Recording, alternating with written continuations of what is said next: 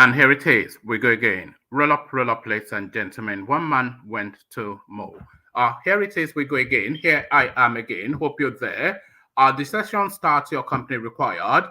That thing that happens sometimes twice a day, happening in this instance twice a day. So twice as nice. So here I am. Hope you're there. The usual protocol, click on the like button as you're coming in. If you're not already subscribed, then correct that as well. We're looking to push the subscriber figures up, as you can see from the ticker scrolling on the screen. So there it is. And here I am. Join me. One man went to mow. The eagle has landed. Another Savior, holy, holy, holy, holy, ADEYANJU. Another Savior, holy, holy, holy, holy, ADEYANJU. Well, this is Mobien. This is dedicated to the gallant heroes of the Nigerian Biafra War and IPO families all over the world. I remember the Nigerian Biafran War, in the thickness of the Biafra genocide. Hey, one man revived the vanishing hope to life. Let the great Biafran army to fight, and they were singing out, holy, holy, holy, holy, all the men will do is another Savior. They were singing out, holy, holy, holy, holy, all the men will do is another Savior. Holy, holy, holy, holy, all the men will do is another Savior. Many years after the genocide, whoa, yet another great leader has risen up now. Oh, and he's leading the Biafrans to victory. In your madika, yabika kokwa namno wow. Hey, anamekele maduche mefo. Manemo, it's an honor having you on board. When I'm singing along, holy, holy, holy, holy, Nandekano is another Savior. Sing along, holy, holy, holy, holy, Nandekano is another Savior. When I sing along, holy, holy, holy, holy, holy, holy, holy, is another Savior. Getting moving right and getting moving fast now. Holy, holy, holy, holy, is another Savior. Holy, holy, getting moving right, holy, fast, for freedom. Is another Savior. Yeah, for freedom. Holy, holy, holy, holy, Nandekano is another Savior. Another Savior, holy, holy, holy, holy, ADEYANJU. Another Savior, holy, holy, holy, holy, ADEYANJU. Well, this is Mobien. This is dedicated to the gallant heroes of the Nigerian Biafra War and IPO families all over the world. I remember the Nigerian Biafran War, in the thickness of the Biafra genocide. Hey, one man revived the vanishing hope to life. Let the great Biafran army to fight, and they were singing out, holy, holy, holy, holy, all the men will do is another Savior. They were singing out, holy, holy, holy, holy, all the men will do is another Savior.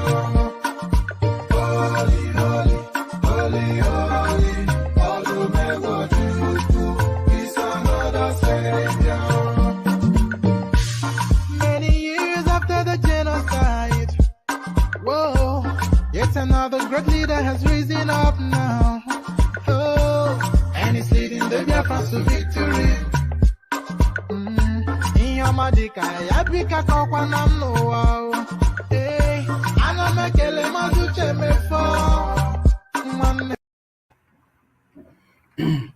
And there it is, the Holy Holy song from the East. The Holy Holy song from the East, Holy Holy. So, Holy Holy, the first headline is a throwback in time. And a lot of people, they were quite surprised when this information came to light. And a lot of people also shared the views of this headline. INEC allocated 33,000 votes to me in 2019. No prices for guessing. Omoyele Sowore as kicking it off. And of course, there absolutely categorically no way that guy only got 33,000. There's nobody in the history of that country that has campaigned as vigorously and as rigorously as Omoyele Sowore. He traversed the entirety of the plains of that country, from the deepest interior to the most dense, from the deepest exterior to the most dense interior. Every single blade of grass that guy covered in that country, interacting with any and everybody he came across.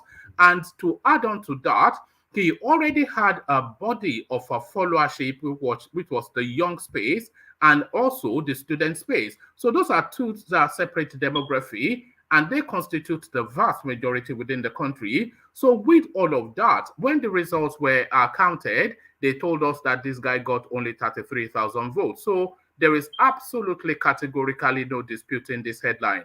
INEC allocated 33,000 votes to me in 2019, Sowore.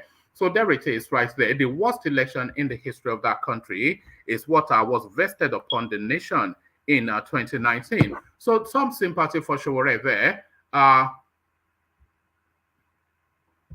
Okay, let me just line up the two Sowore headlines together so we sweep them up in the same flow. 2023, Peter Obi is part of the old system. Sowore still.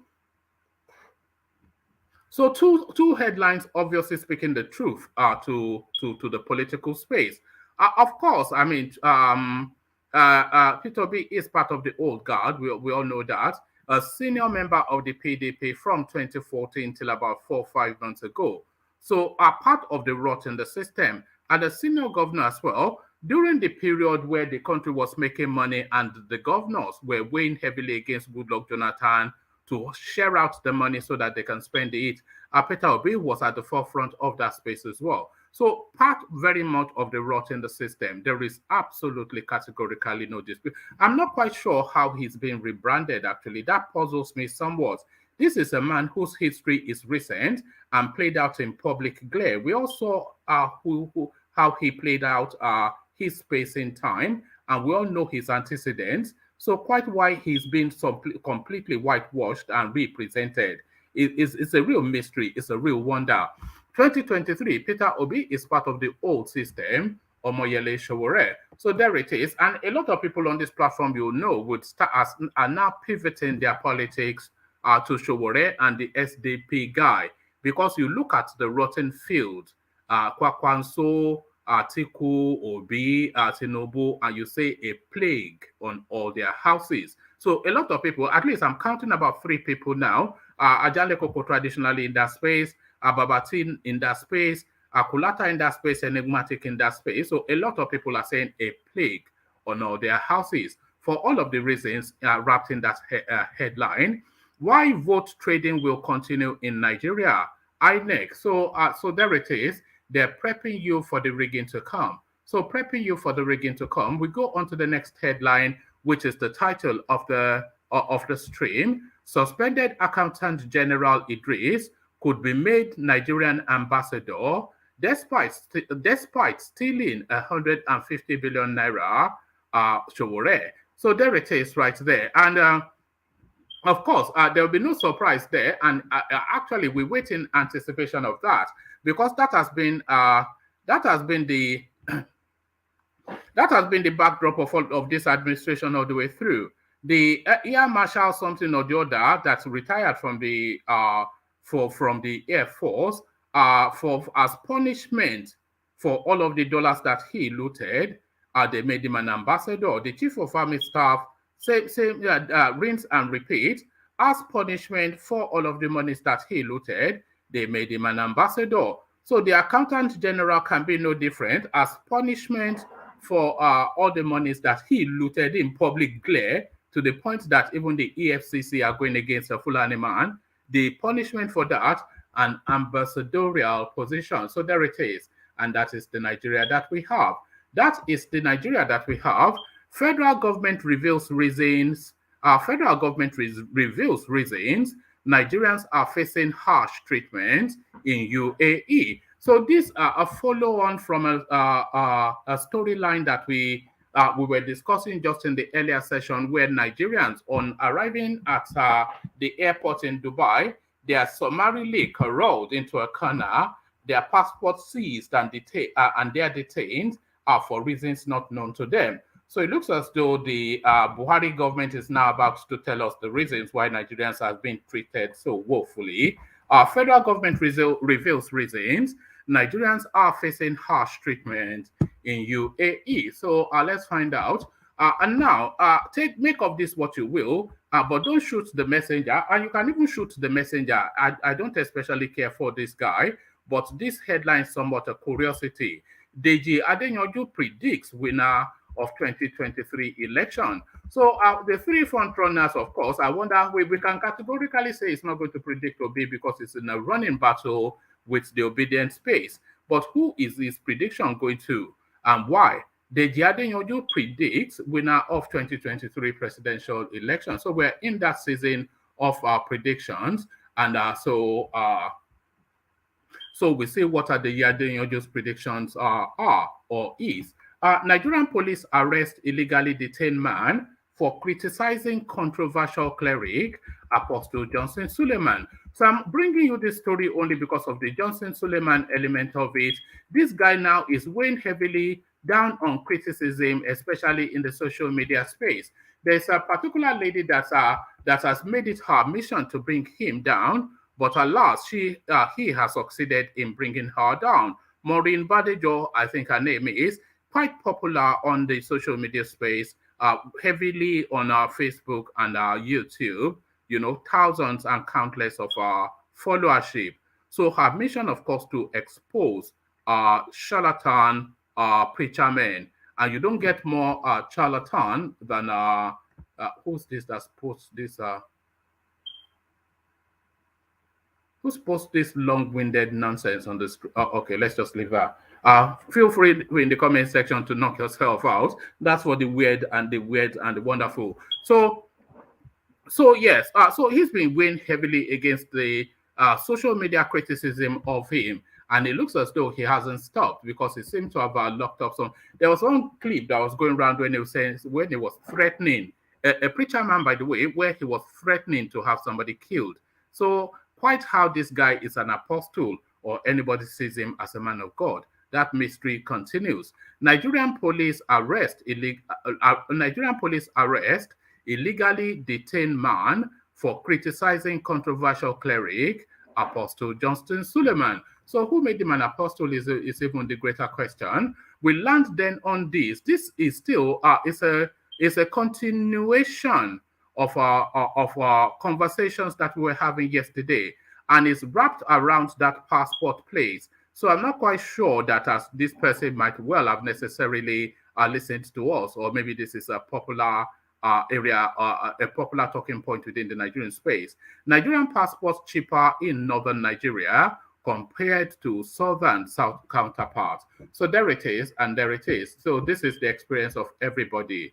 We are running an apartheid system within the Nigerian space. One rule for the Abokis, a different rule for the Nyamiris. One rule for the Abokis, a different rule for the Nyamiris. So whether you are an Aboki or a Nyamiri, make sure you have clicked on the like button, and the subscriber numbers, you know how aggressively we are pushing that. So every single person that is listening to the stream or listen to the playback, because I know we get an equal number of listeners in the playback as we do on the live stream. So every single person that is interacting with this stream must be subscribed. That's the least you can do. So make sure you are subscribed. So click on the like button, click on the subscribe button. And if you feel sufficiently emboldened, if you feel brave enough to take it on, if you feel that you have the oratory skills to have a conversation around the talking points, and you feel that you have sufficient enough of a knowledge base of Nigerian politics, click on this hyperlink that I'm sending into the comment section now. There it is highlighted on the screen. So click on that. Now, that will bring you into a studio space. Soon as I finish reading out the talking points, I'll let you onto the screen and engage you in a conversation around the talking points. So that is how it works. It's an open microphone session. The open microphone being the hyperlink that you're looking at on the screen there that says StreamYard. So click on that, especially if you're a new voice and you want to interact with the platform. So there it is. Click on like, click on subscribe, and at your discretion, click on the hyperlink that says StreamYard. So doing all that, let me provide you with a little bit of a musical inducement. Dancing shoes and a drinking vessel will join the K guides. Water, only water, only water, where they see ma. Water,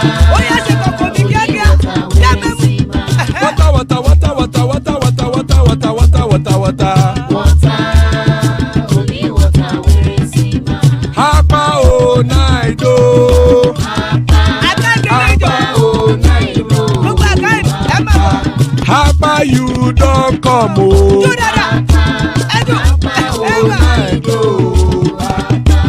Hapa o naido.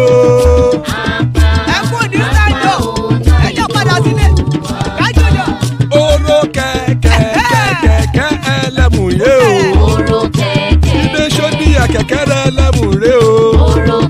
Bobby master kẹ̀kẹ́ rẹ̀ ẹlẹ́mù rẹ̀ o. Chifu Faila ti kẹ̀kẹ́ rẹ̀ ẹlẹ́mù rẹ̀ o. Eruku lẹ̀lẹ̀ ẹlẹ́mù dé. Eruku lẹ̀lẹ̀ ẹgbẹ́ ẹlẹ́mù dòde ojàre o. Eruku lẹ̀lẹ̀ Ghana ti dé ẹgbẹ́ bọ́dì o. Ọmọ ẹlẹ́yẹ ẹ̀yẹ o ó dilé o. Odúyẹ̀lá ẹ̀yẹ o ó dilé o. Petrosonama ẹ̀yẹ o ó dilé o. Petrosodunke ẹ̀yẹ rẹ̀ ó dilé o. Ẹlẹ́kọ̀ ọ̀run mú ìní o.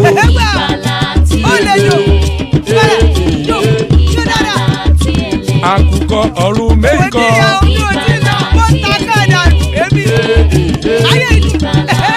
Ikú kò ní ríwà gbéṣe o.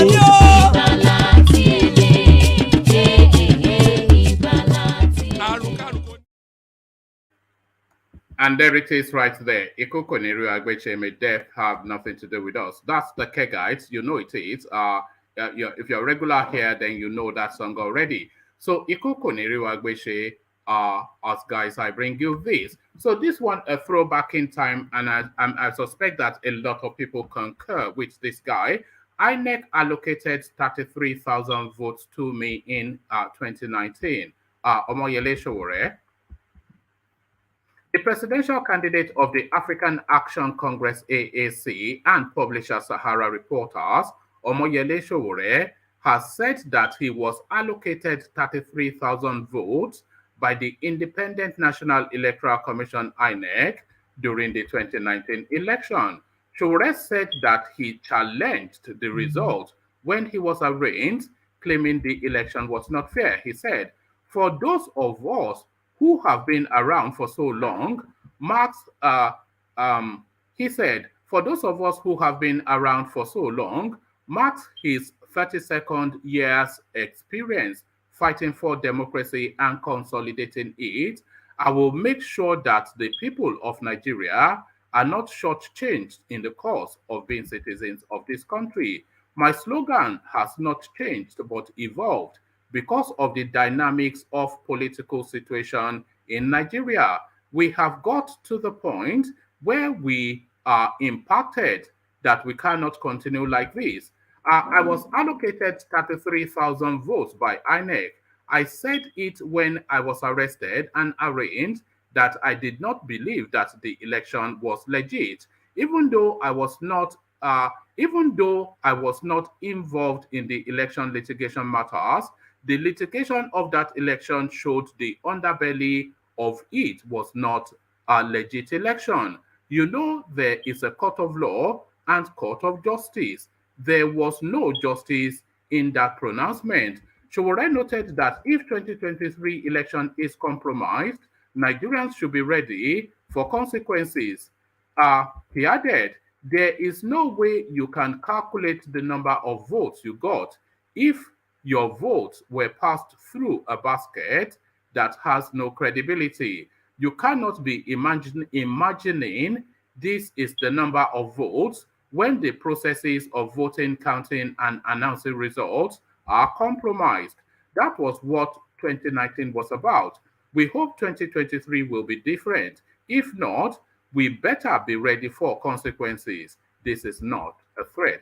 So this is not a threat, but I'm not sure that Sowore has the followership to be threatening, and that was a threat, by the way. I'm not quite sure Sowore has the followership to be threatening consequences, but he does have the point that I think the 2019 election was probably the worst election in the history of Nigeria. They just wrote figures and announced Buhari as president. They told us that they had well in excess of 1 million votes in Borno State, a state with about 5-6 million population, completely subsumed by banditry, terrorism, and kidnapping. Everybody in an IDP camp in Borno State, and they told us that 80%, over 80% of the registered voters in Borno are voted. Even where did they get the million plus eligible voters? When they said it's a farce. What happened in 2019 was a farce. So still staying with Sowore, I think he had this big interview with some platform. Pardon me. 2023, Peter Obi is part of the old system, Sowore. So we know this already. Presidential candidate of the African Action Congress, Omoyele Sowore, on Friday said former Anambra State Governor Peter Obi is not the change Nigeria needs. Speaking on Channel Television's Politics Today, Sowore said Mr. Obi was part of the old system that has crippled the nation's fortunes. Mr. Obi is also running for president in 2023 on the platform of the Labour Party. Peter Obi is part of the old system that I have always fought, Sowore said. I understand where he's coming from. It is 1999 repeated. Nigeria wants to change. Some young people are genuinely interested in change, a different direction. And then they are presented with somebody who worked for the establishment, somebody who has been in PDP, APGA, come back to PDP, now Labour Party. So I think there's actually a clip of Sowore saying this. So I'll just I'll purloin it. Let me just download it. Then I'll play it for you at the tail end.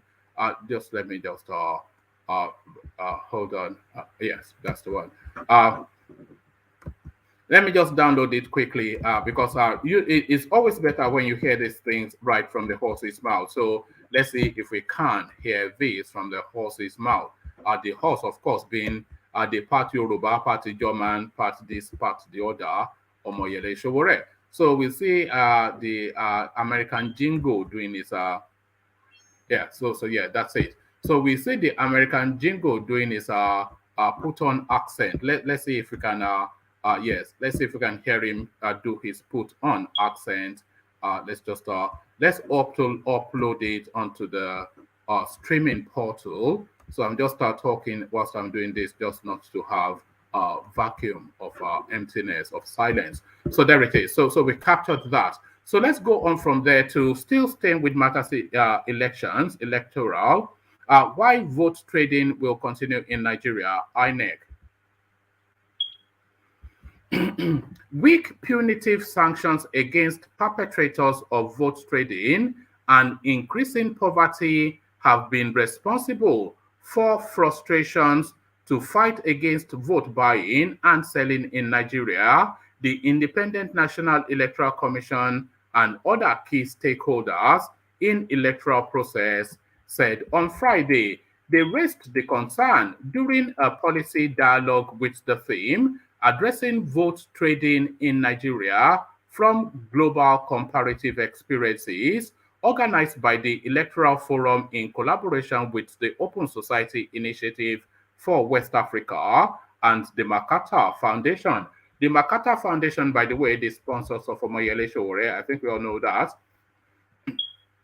The Deputy Senate President Ovie Omo Agege, Ovie Omo Agege, represented by his Chief of Staff, Otivi Ibuzo, said that vote trading had become an unusual democratic experience which served as a clog in the wheel of free choice and democracy in Africa.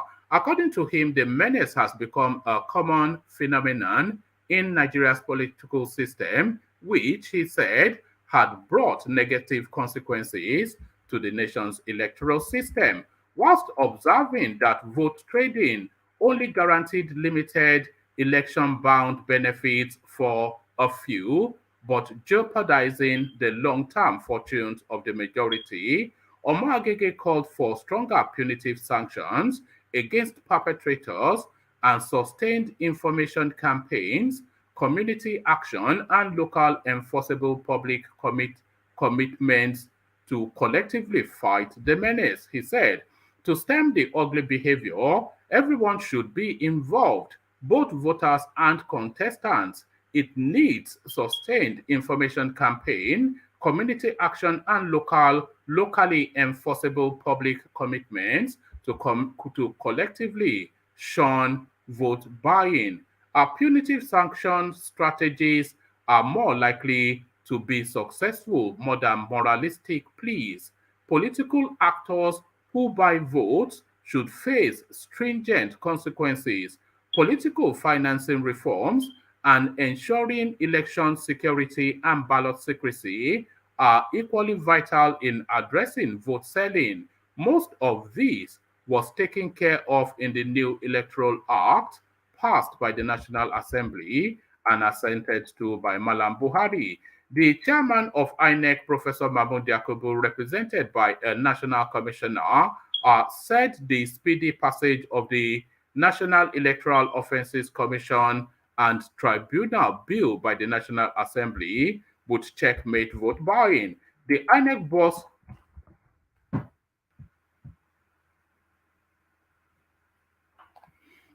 Pardon me.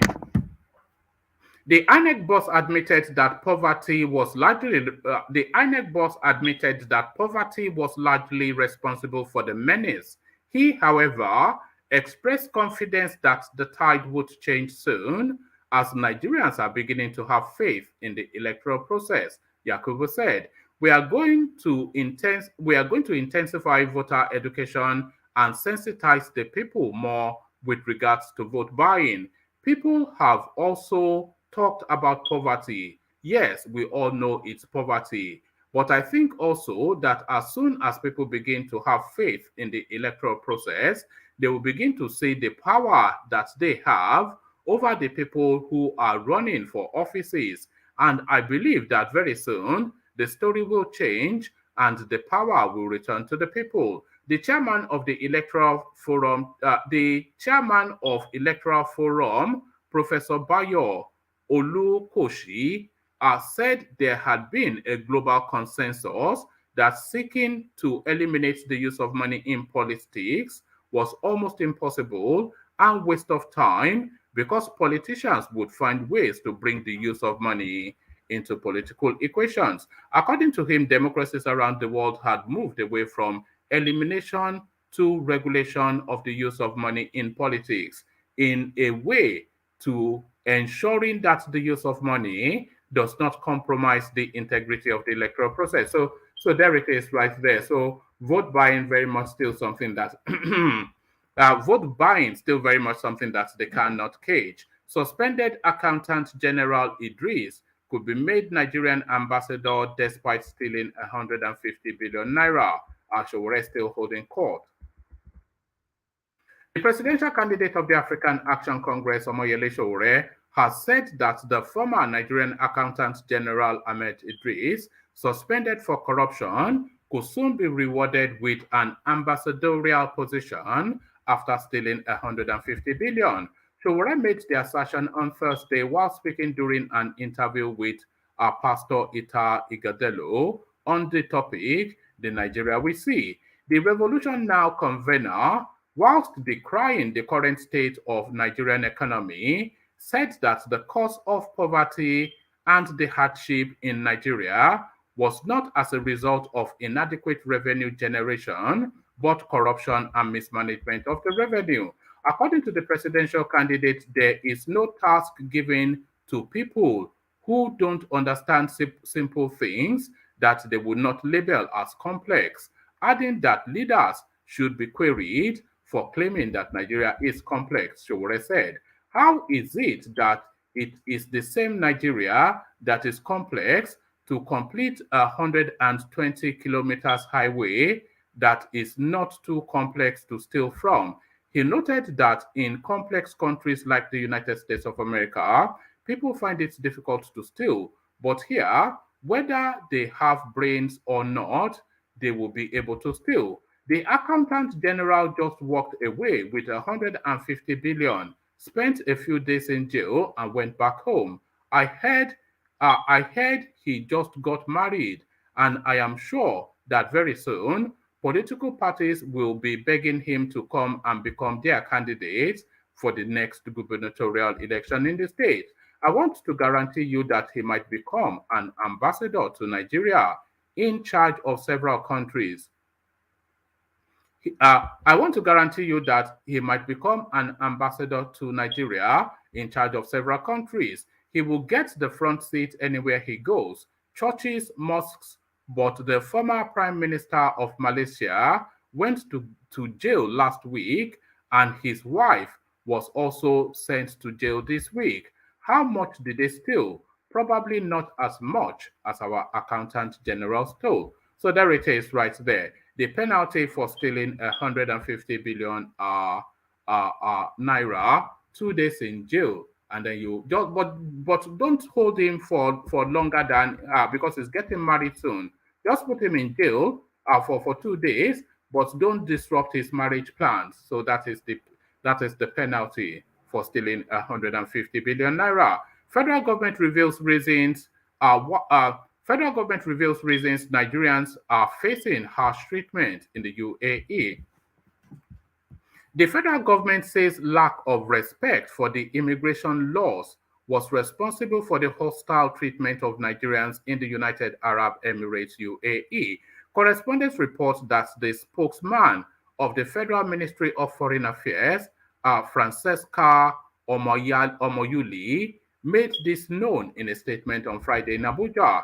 Correspondents recall that a video showing some Nigerians stranded at the Dubai International Airport surfaced on social media, with at least 20 Nigerians stuck at the airport and their passports seized. Reacting to the development, some Nigerians took to various social media platforms to condemn the treatment of travelers in UAE. In reaction, the chairman of Nigerians in Diaspora, Abike Dabiri Arewa, said that some Nigerians who were sent back from Dubai tried to manipulate the new UAE visa rules.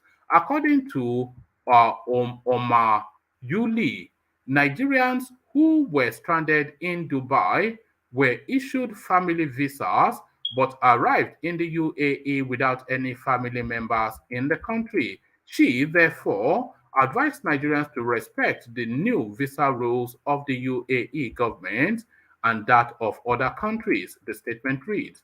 Consequently, they were denied entry and advised to return to their country and apply for the appropriate visa. However, those persons allowed entry into the country have their family members in the UAE, whilst those who claim their family members were on another flight were told to wait at the airport pending their arrival. The general public is invited to note and be guided that the government of the UAE has introduced a new visa regime and has stopped issuing tourist visas to persons under the age of 40 years, except for those applying for family visas. It is therefore instructive for prospective visa applicants to indicate clearly their visa preferences without any ambiguity and also respect the immigration laws of other countries so as to avoid unwarranted treatments. So there it is right there, and there it is right there. I think we actually happened on this story in an earlier session, and one of the panelists was indicating that there was this new visa rule that Nigerians no doubt were flouting. So you turn up, they always want to use wuru-wuru with everything. That the average Nigerian is criminal minded. That's just a fact. The average Nigerian, we used to say most Nigerians, they are criminal minded people. Most Nigerians, 90% of that country, they are criminals. 90% of Nigerians are criminals. DEJI ADEYANJU predicts winner of 2023 presidential election. So this is this Yamed again. Let's see what he has to say this time. This guy, a verulous dunce. Political activist DEJI ADEYANJU has predicted the winner of the 2023 presidential election. Taken to Twitter on Friday afternoon, ADEYANJU said the ruling All Progressives Congress APC will emerge as the winner in the forthcoming presidential election. The activist claimed that the lack of opposition in the country was the reason the ruling party and its presidential candidate Bola Tinubu will win in February. He branded the Labour Party as just noisemakers on social media and slammed his former party, the People's Democratic Party (PDP), for only issuing press releases. So this is the quotation from him. There is no opposition in Nigeria, but just noisemakers on social media and another issuing press releases from time to time. That is why the APC will win in February, he wrote. And then this tails on to another completely different storyline, which is Omokri. Omokri speaking about Peter Obi, but let me abandon that because we want to avoid Peter Obi somewhat if we can. It just gets too out of control. So let me take you to this space instead. Nigerian police arrest illegally detained man for criticizing controversial cleric Apostle Johnson Suleiman.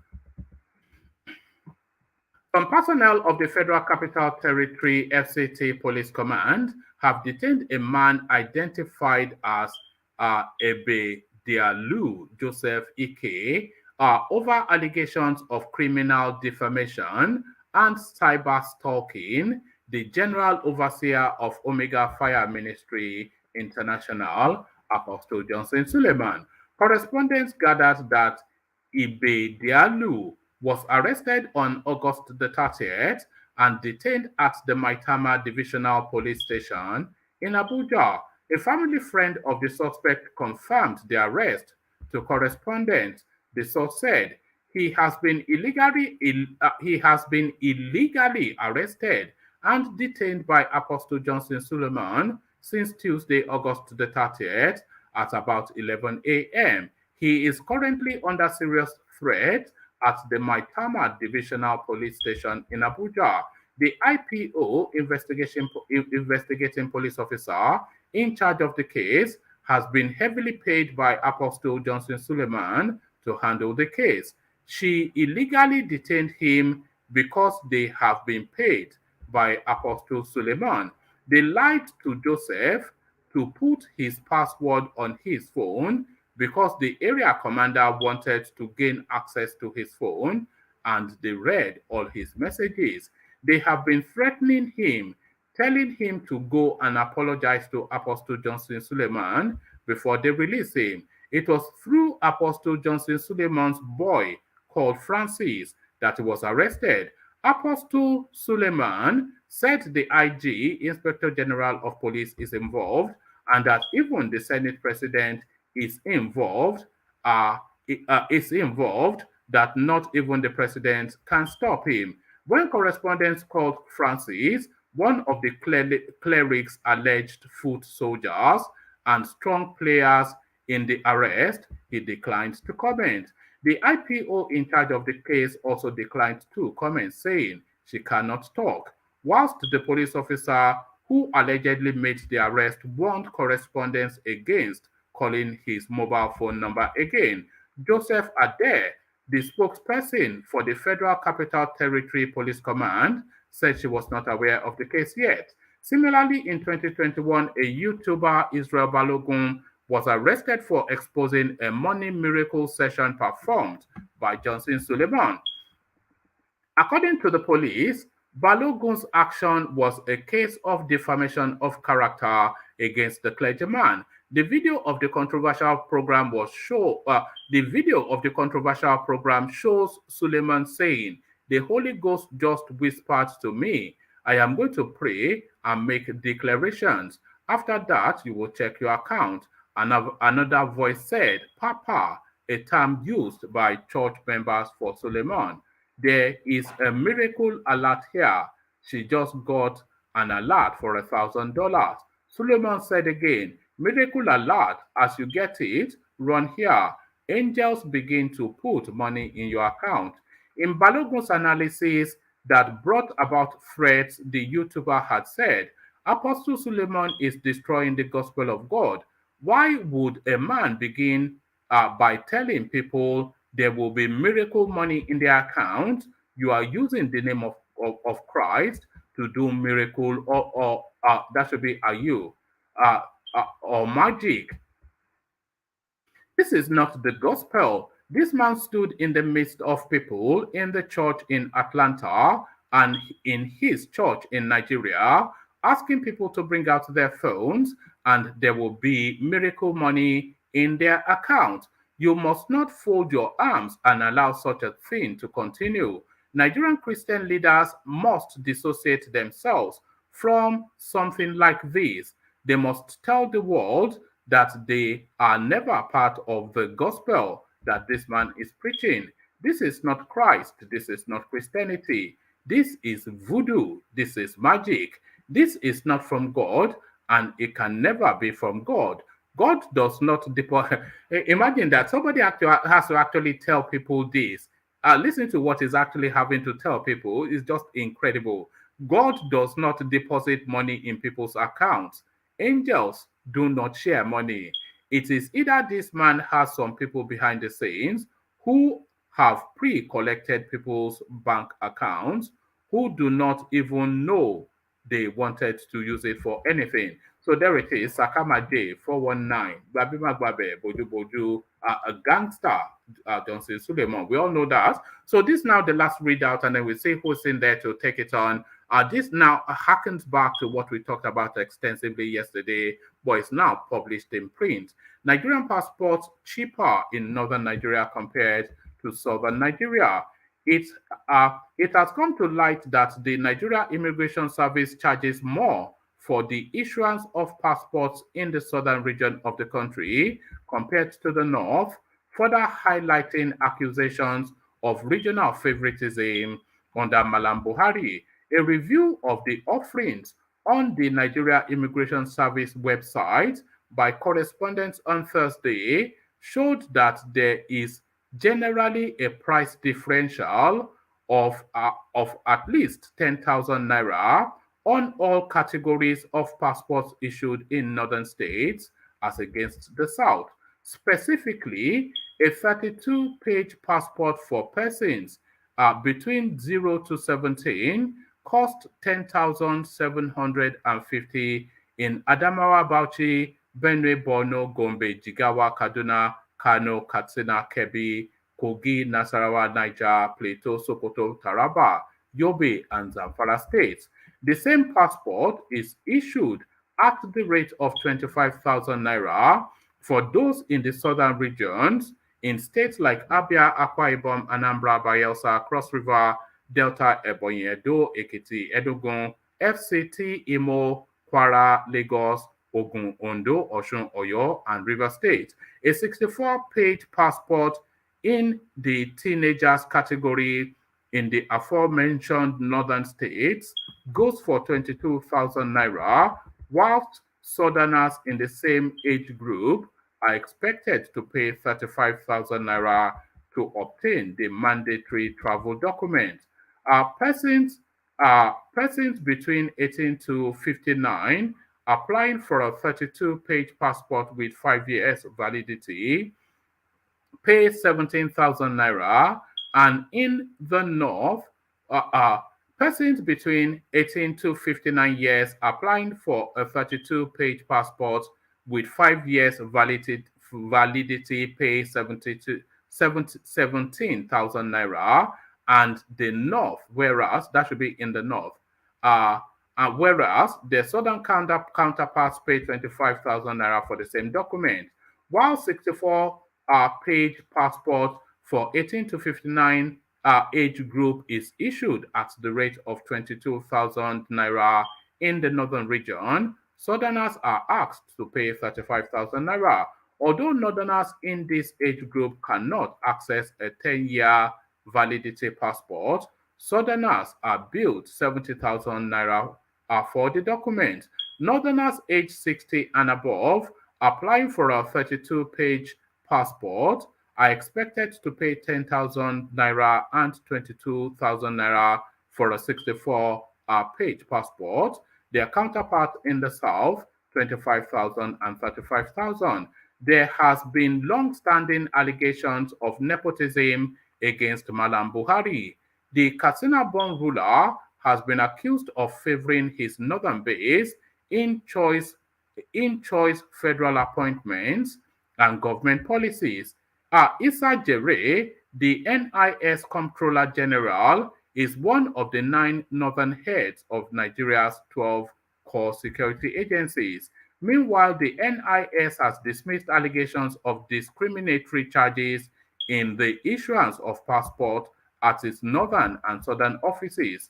In a post on its official Twitter handle on Thursday, the service claims that the noticed cost disparity is facilitated by the different passport regimes being concurrently run at its offices. They are the electronic passports and enhanced electronic passports. The latter is an improvement on the former. It is a product of the latest technology in passport issuance. It has improved security features, a polycarbonate data page, and comes in 3 categories of 32 pages, etc., etc. The service further explains that it was unveiled sometime in 2019 and in 7 passport centers, including Ikoyi, Abuja, Alausa, Festac, Port Harcourt, Kano, and Gwagwalada, that were immediately migrated to enhanced passport regimes.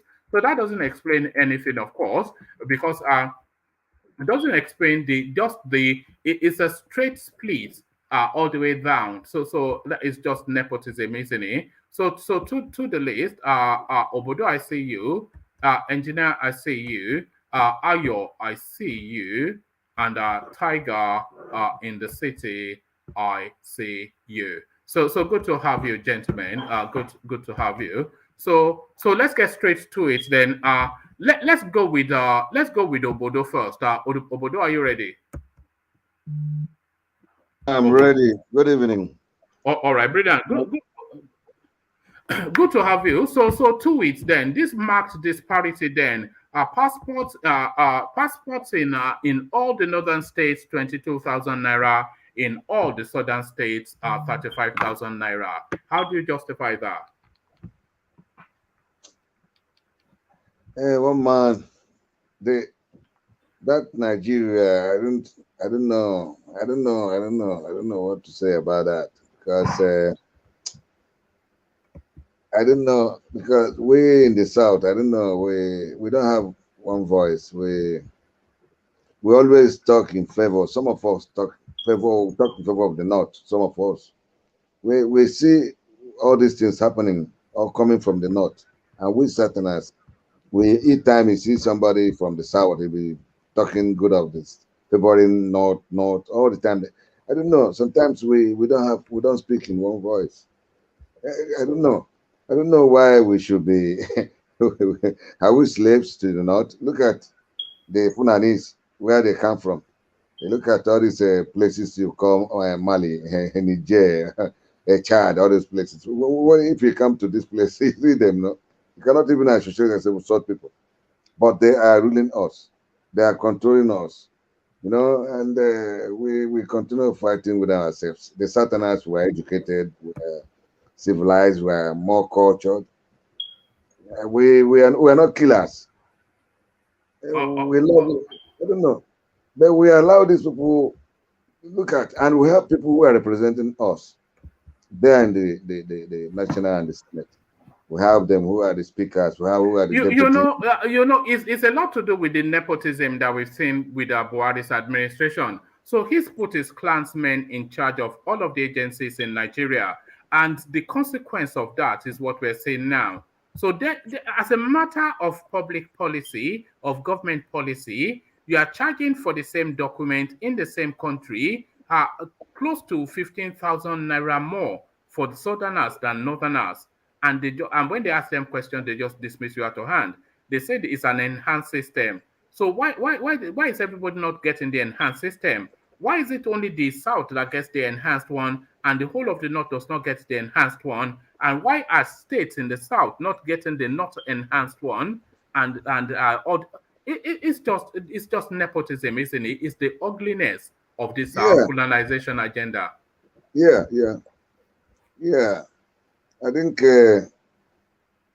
let us see what is going to happen in 2023. You know, because we can't continue, living in this way without this. I mean, I don't know why we should always. I don't know why. Look at our people everywhere in the world. Go to America, you see Yorubas, professors, Naibos everywhere. All these middle belt people everywhere. I don't know. You go I don't know why you come to Nigeria, you see Nigeria. Look at one man. Look at Buhari. Buhari, a retired general, no certificate, nothing. Just like what we are saying now. But if you look at our own general from the south, they all attended school. Some of them attended school. They have their certificates. But those in the north, you see how we're being favored? Being favored. I don't know. I don't know why this is it tribal, ethnicity, or all these problems. Why? I don't know why. A person like Buhari in where I live, he cannot even win a council. He cannot even win. I don't know. But the whole country with about 250 million. With all elites in the south everywhere. Look at our people scattered all over from the south and doing well. Then they not keep on controlling the for almost 40, 50 years. They've been ruling us. And there's nothing moving. And they cannot even remove hand from the power. They cannot give the power to shift. Look at what happened to Goodluck. And the same thing that happened from our own people, the same thing, they had to fight against Goodluck. Our own people too. And then they gave power to Buhari. Tinubu gave power to Buhari. Buhari took the power. Now, one man, I don't know. What do you mean Tinubu gave power to Buhari? Tinubu did not give power to anybody. Why are you going to with that one man, sorry, you're my brother. Okay, you said something about Sowore. Sowore is a Yoruba man. Okay, such a gentleman, such a man with a vision for the country. A young man. Okay, that 2019, the Yorubas, why didn't they follow Tinubu to vote Buhari? Why did not vote their own young guy that has a vision for the whole Nigeria? So this is what I'm saying. One particular person in the south must betray the whole Southerners. Now, Buhari. Now, do you know why they put Tinubu there? Look at Tinubu. I have to say the truth. The same why they put Tinubu there. Tinubu now, look at him. It's not where. Why now Yorubas are supporting him? Many of them. It's not all the Yorubas. But you see, very soon, if I thought as Jaya Okoko said it, Tinubu wins the election, maybe. You see, he will not last there. Maybe he will be sick. Chetima will take over, and they will control us. Because they know quite well, because I listened all these street gist in the north, I think in Kaduna and some areas. All the youths, no one, they're all saying against Tinubu. They say no, the Tinubu is good, but he's old, he's sick, this and that. They will not vote. That, you know, a lot of them are talking of Obi. But the thing is that we in the South, I am an Igbo man, but I'm from Imo State. I'm not from Obi's. I don't even know his Obi. But I only love him because of the way I see him, the way I see him, the way he's talking, and the way he wants to change something for us. Besides that, as an Igbo man, I can never vote Rogers. Kano, what do you call them? What do you call that man? It's Oji Carlo from Aba or something, or from Ade. I don't even know. The way we vote in that area is different from the way they vote in Yoruba land. Yoruba land, sometimes they vote like communists. Like if you come to this place now where we live, there are some areas you have to like Toscan, Emilia, that's Bologna, when you hear all these places. If you put a monkey, don't put a monkey, communist, in those days, even up to today, they will still vote communist. It's not like Yorubas. A lot of Yoruba majority always vote towards that. Somebody is seeing such a situation, you still vote. And the problem will come tomorrow. So I don't know. You see, all these are the things in the South. Why can't the South come out and say, forget about all this Igbo, Yoruba, Ijaw, this and that. After good luck was voted, Ijoma. The Igbos gave him my vote, even from the West and other places. No. He did not even win. Good luck did not even win the North, what they call the Northeast or North, whatever you talk. But he won the election. So why we cannot come out and when we see the moving trend, that is what is happening now. What is happening like Obina moving everywhere in the world, everywhere, people supporting him everywhere along the street. We cannot do that. We say we are trying to avoid Obi somewhat now, because when you say things like that, and then of course that we all know is not true, then we start to argue back, and then it turns out it gets out of control. I know you say Obi is not a moving train. He's a candidate of his own people, and it's good to see them join politics. But it's certainly not anything outside of just a regional figure. Well, I thank you for saying that, but I am not against Tinubu, neither against Atuku, but I'm trying to make my own narrative. I am saying about the Southerners. I'm not the Southerners should unite. We cannot unite for Tinubu, because if we unite for Tinubu, not for Muslims. Let me just tell you one thing, one man. I'm an Igbo man, you're a Yoruba man. But if you and I live in Lagos, and you and I, as Christians who attend one of the Christian churches, we are like brothers, And you see another Yoruba man, Igbo man, they attend one mosque, they're Muslims, they are brothers. You see, your own faith, the same. Well, we have the same faith. I can come to your house and eat. We go together like more brothers. But you see, the Muslims, they are also brothers to themselves. So that is why I say at times that's not true though, because in Lagos, yes. what used to be the tradition and always still remains the tradition is, I a Christian, you a Muslim. During Christmas, but we are friends. During Christmas, you come to my house to eat turkey, and then during Salah, I come to your house to eat ram. So there's never been any religious. I don't think any real consideration has ever really been given to religion in at least in Lagos. That much I can say. Nobody cares whether you are Muslim or Christian. No, I am not saying only in Lagos, my brother. I'm only trying to tell you that you and I will have the same faith, and we worship, in the same way. We have this worship the same doctrine. But you and I were more brothers than the Muslims, whether you're Yoruba or Igbo. They all go to their mosque together. And I'm not saying when you talk of Christmas is only Christmas. I'm talking of continuity of all this Islam, Muslim.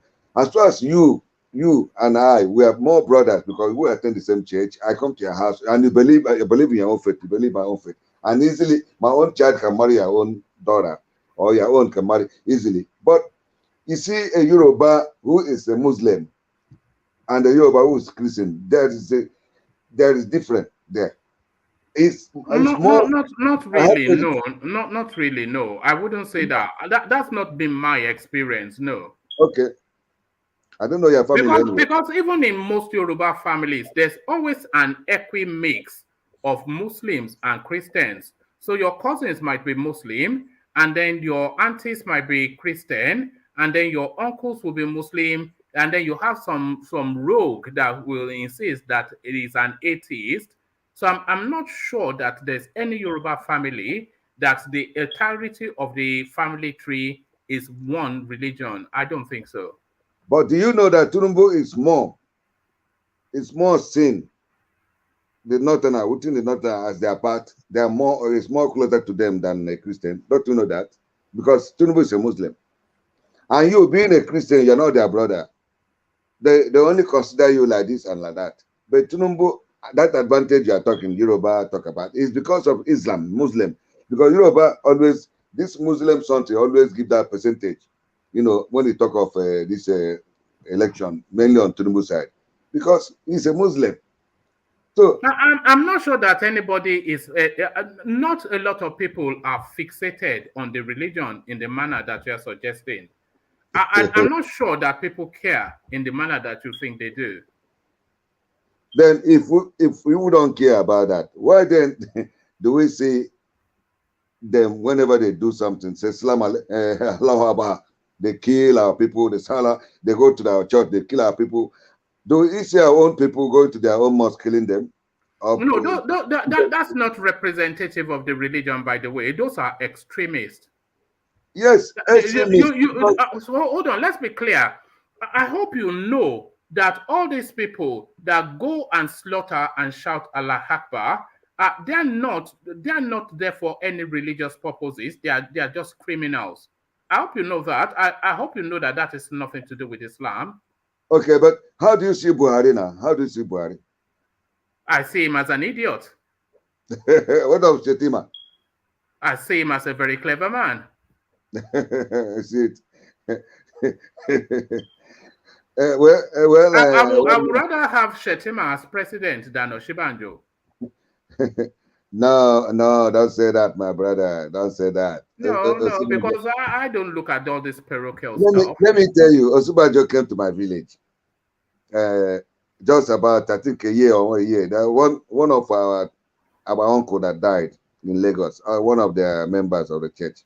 This man flew to our village on a helicopter. He came to our village. In my own village. There's no road to your village, Abi. He has to come in by helicopter.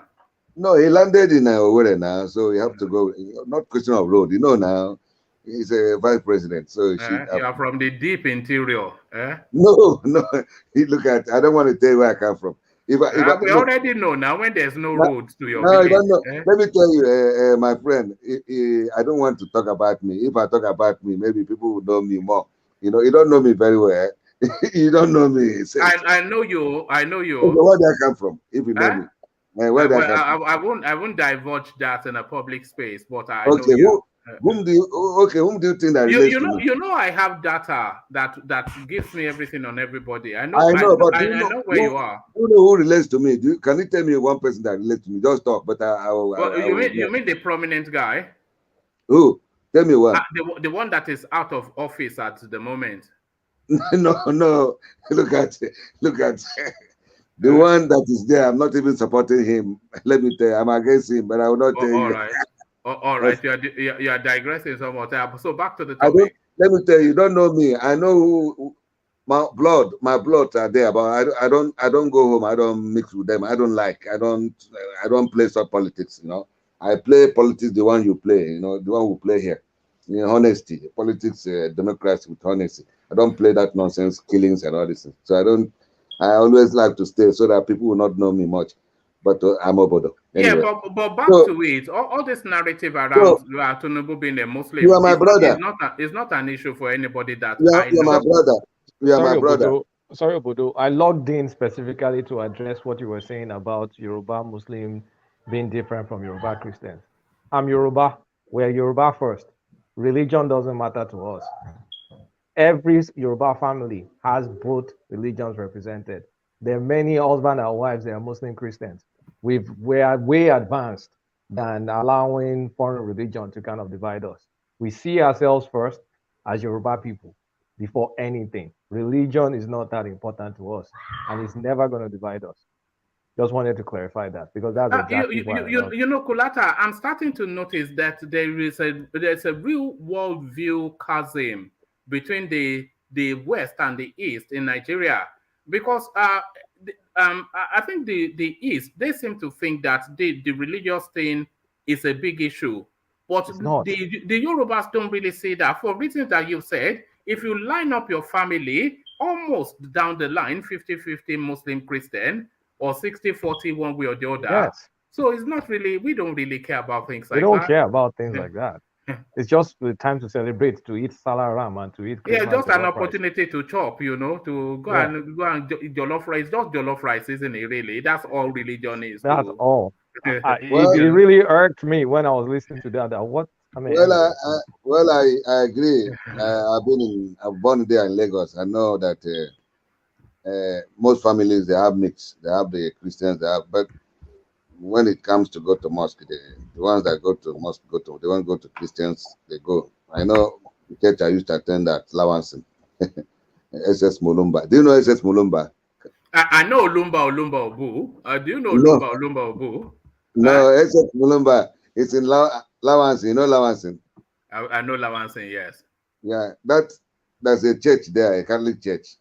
You know, that's that Catholic church there. We used to attend it with the Lord. I know you are from in Kewere. You are from in Kewere. You think I don't know?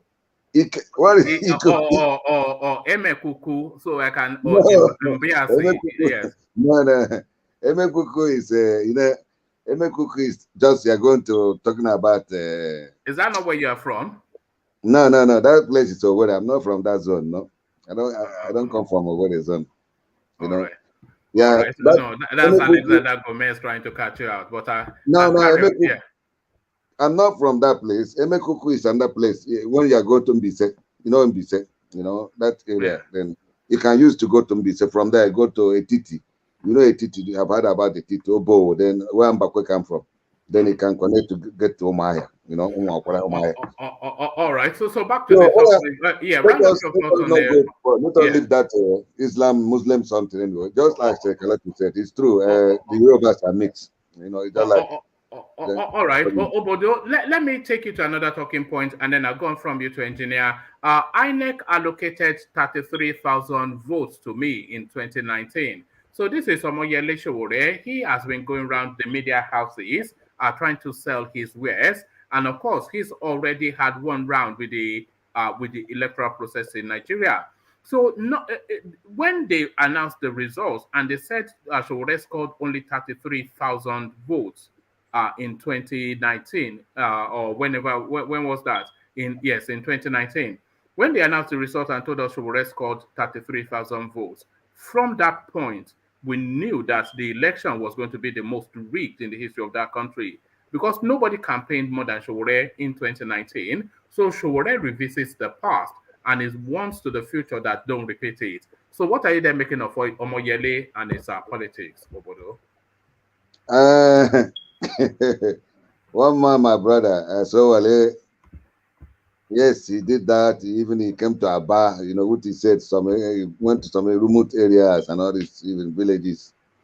But the matter is that this guy, when you people talk of structure, at least he has not even, is not, nobody know him much, because if you talk about this politicking we are talking, I think you should have said, okay, he has once been a councillor of one local government in Ondo or whatever, or been a member of the State Assembly, Federal House of Representatives, or Senate. He has never been, or even a governor. He has never been. He's just somebody who just come, a young guy who just come from nowhere, and he said he want to change Nigeria. He want to change Nigeria, move up and down from scatty. Youths will gather and they praise him and not. In fact, he cannot get more than that. He cannot get more because one, for example, I want to tell you. Oh, you think that was the genuine vote that he got, that 33,000? Yes, so he cannot get more than that. You can't compare this guy with all these people we are seeing. For example, Tinubu have been a governor of Lagos for 8 years, senator, and so on. Buhari, which you know very well, Obi himself have been governor, this and that and that. So we cannot compare to Atiku. Oh, good luck. This guy has never been anything. He cannot. In fact, why can't you ask if what they call AAC, somebody AAC from Ondo, anywhere where he come from, win even state assembly, even a councillor? Nobody want that. Then what vote they expect him to have? From where? From where? Okay, for example, now Obi, people are sponsoring Obi from all corners. Today they formed a kind of 11. Excuse me, one man. Can I interject 1 minute so I can give chance for other people to get in, please? Yeah, carry on. Sorry, Obodo. Yes, let's hear from Bartholomew. Yeah, go on. Okay. Thank you very much, and good morning, good evening, and good afternoon, everybody. All around the world. So you see, sometimes we the people always like to castigate another man's effort. Okay, it might be that one way or another, Omoyo Sowore would have been supporting Buhari or Tinubu or whatever it is. But listen, this guy that called Omoyo Sowore has been fighting all a long time for the people, for the masses. So if me and you coming to this very platform to castigate Omoyo Sowore, telling him he's not going to have 20 votes, he's not going to have 30 votes, he's not going to have 40 votes. Shame on you and me that saying it. Hold on, Bartholomew. Okay, I'm sorry. Okay, let me bring it back.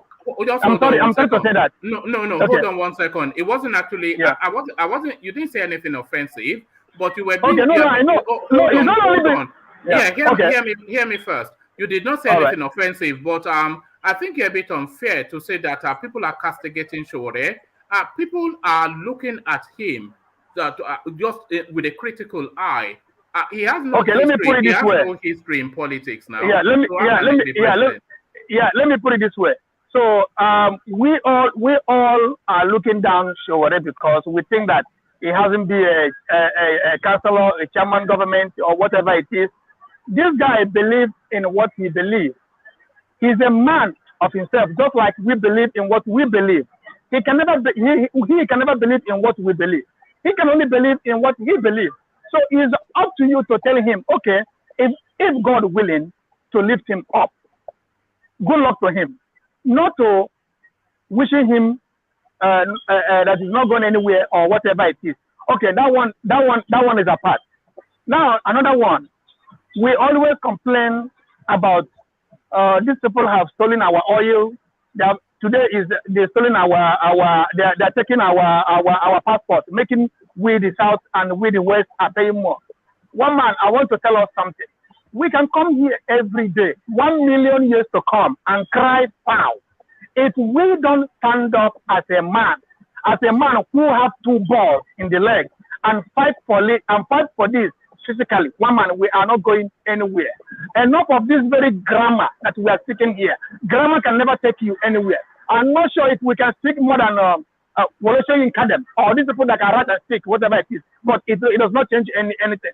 The only thing that can change something, it is to stand as a man and face these very people face to face. Is that not what we are doing? Is that not what we are doing? No, I'm saying one man, they always tell us that we are the youth that stand by on the social media and fight, which cannot do anything. Sunday Boho come out and fight, and we blame him. Nnamdi Kanu come out and fight, and all we do is to come out every day and mock them. And no, we are fighting. Are we not fighting? Yeah. Are we not fighting? No, we're not fighting. No, one man. There is the difference between physical and just ordinary speaking. We are just ordinary speaking. Even the one that help us, these 2 boys that help us fighting these very people, Igboho and Nnamdi Kanu. What do we do? What do we do? It's not Igbo and then Nandekano are the one that go to church and massacre people. It's not Igbo and then Nandekano and went to Easter land and massacre people. Even when the Easterners. Hold on, Bartholomew. Do you not think we are sensitizing people to the goings on in the country? Are we sensitizing people? Is that not part of the fight? Is that not part of the fight? One man, you understand very well what I'm saying. You know that we can say, you know we can say this 1 million times. They are not going to change this very passport something. We know that we can say this 1 million times. This very barrel of oil that has been missing, it will still missing more. One man, we cannot do anything. Instead, the people, our brothers in the river Rhine will be hating the Igbos and the Yorubas more and loving the outside. So our Mumu never do. But I'm not gonna take our time much. I love you guys. Before you go, don't go yet. Well, what are you recommending? What are you recommending, that we all go on the streets and start to wave placards? Is that what it is? No. That is the way we can do it. You see, Igboho have now run away because of his life. Because a lot of people are saying that he is there to make money. Yes, some say, oh, it was in Agboro before. He already make money. Now the guy fight for his life and run away. I'm not sure if this guy will come back and fight the way he fight before, because we the masses are not supporting him. Nnamdi Kanu is there now in the dungeon where they stole him or kidnap him or arrest him. No one is talking about it. What we're talking about again now is another election. And who do we support? We are supporting the same people. Again, what is it called? Peter Obi. I'm from Anambra State. If Anambra State, I don't care about him. He don't care about me. Tinubu has been there for over decades. What has he done? And we are here to say, oh, you know what? He changed Lagos and he changed Anambra State. Did he change Lagos with his own personal money? The answer is no. How many times will something happen to us, we will stand up and speak like a man? All they are doing is to work with our own money, and they swear an oath to come and serve us, not we to serve them. And what we are here talking about, Atiku has been there before. He have the money. Did Atiku come there to make his own personal money? He stole my money and your money. That's why he's rich today. Wike is screaming and shouting with our own money and his own people's money. One man, these people are not they have still not finished. One man, we can only go on the social media and shout. That's why me and you run away from our village and come to America and come to England and hide to talk on social media. So if we cannot stand up we cannot stand up in our feet and do what we're supposed to do, then we sit here and play us. So I'm not trying to disrespect anybody. I'm not trying to talk down anybody. But I'm just saying, if we don't do something, nobody will do it for us. This thing will still continue until our children will grow up and meet it. So thank you, everybody. If anybody have a question, I can answer before I go. I have a question, and maybe others do as well. Everything you said, I don't think anybody on this platform disagrees with. But our choices in terms of how we go after these people is somewhat limited by what is available. So who can viably be the Nigerian president? The viability is limited to 4 people. It's Peter Obi, Tinubu, Atiku Abubakar, or at a further distance back, Wakwanso. So that's the viability. Sowore is not viable. The SDP guy is not viable. You see what I'm saying? You only dare to castigate Sowore. No, I'm not in his mind. Him now. Sowore is a man like you, one man. I will not let someone else stay by the side and castigate you. No, you don't know what this guy. We don't know what this guy has in his mind to do. We can only try him. We can only give this guy a try. Just like as we're giving other people now a try. We have already tried Tinubu. We already tried Obi. Obi said he built the school. Yes, I agree. What happened to companies? What happened to football stadium? What happened to airport? What happened to other things he's supposed to do? This is not his money. He's doing it with his own money. And they took an oath and vow to work for the masses, not the masses work for them. As far as they enter that very seat, They forget everything they say. The only thing, and now I see other people now trying to praise Buhari. Say if Buhari will allow this very election, will go free and fair. It will be at least one thing he do for Nigeria. But shame on us because 20 or 30 or 40 people they kill in the church. This very election is not bigger than them. Shame on us. Thank you. I'm waiting for another question. All right, take a question from Solly. Yeah, Solly, come in. Yeah, go ahead. Go ahead. So what? Sorry if I may sound rude, but what is the point of this rant? I'm asking because it just seems like you are just doing the same thing Obi supporters do. He's not an Obi supporter. I know, but what he's doing is very similar. Aggressively trying to make us support. Sorry, okay, I'm sorry. It wasn't a rant, but it was an impassioned speech. This is my point. But wait, I've not finished asking the question. Oh, go ahead. Sorry, go ahead. If you are trying to make people support Sowore, you have to convince them.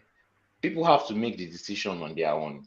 If they are not following him, then there's a reason why they are not following him. But what you are doing, I don't think helps Sowore's case. It just makes you seem like one of those Obi supporters. All right, I think you missed what Bartholomew was doing.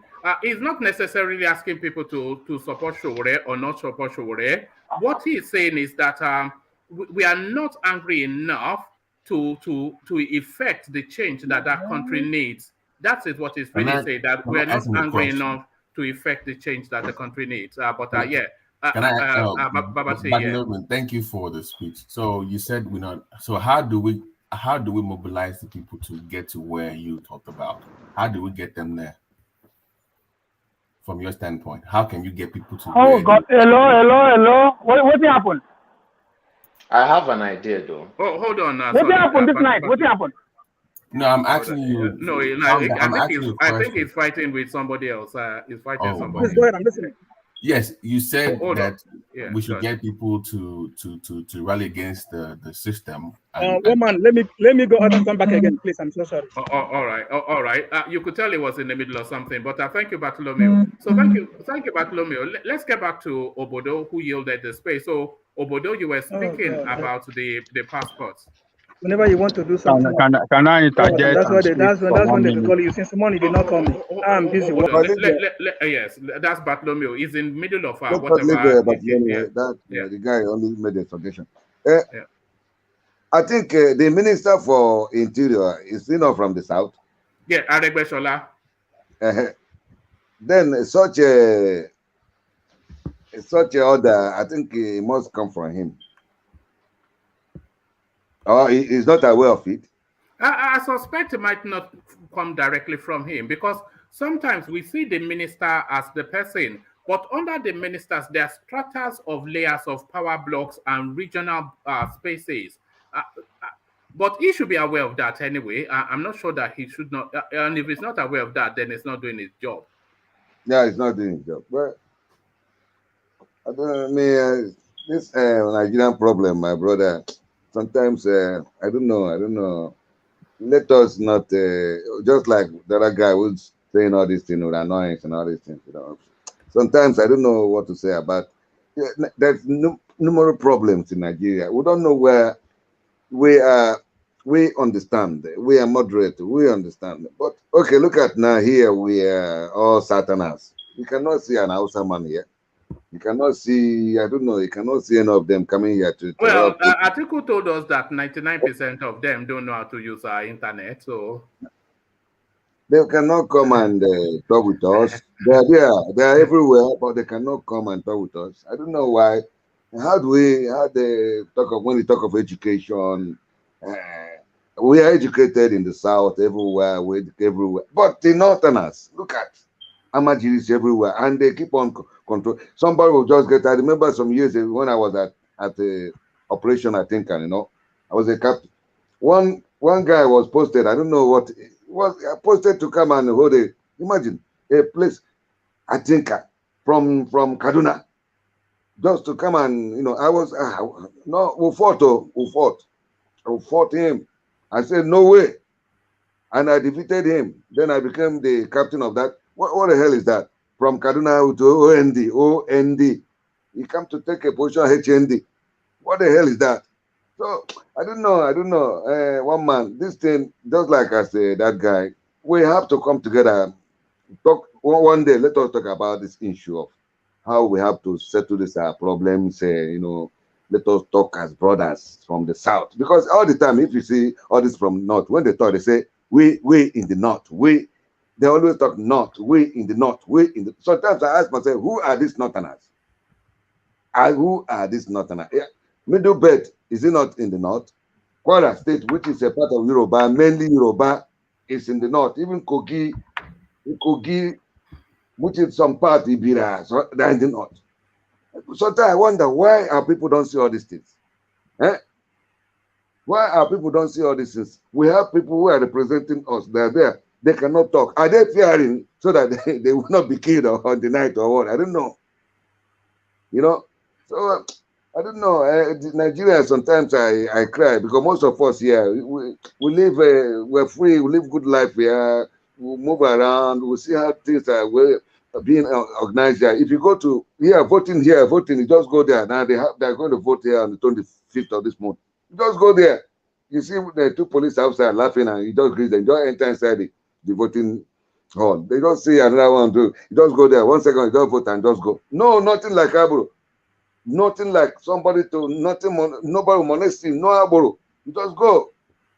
But I don't know why all these things should not stop in Nigeria. I don't know why most times the things that are important, just like that guy, we should talk. Then we continue talking about ourselves, killing about ourselves, this Igbo, this Yoruba, Trumbo, Obi, this and that. I don't care. Whoever can change Nigeria, let him win. Whoever can do better for us, let him win.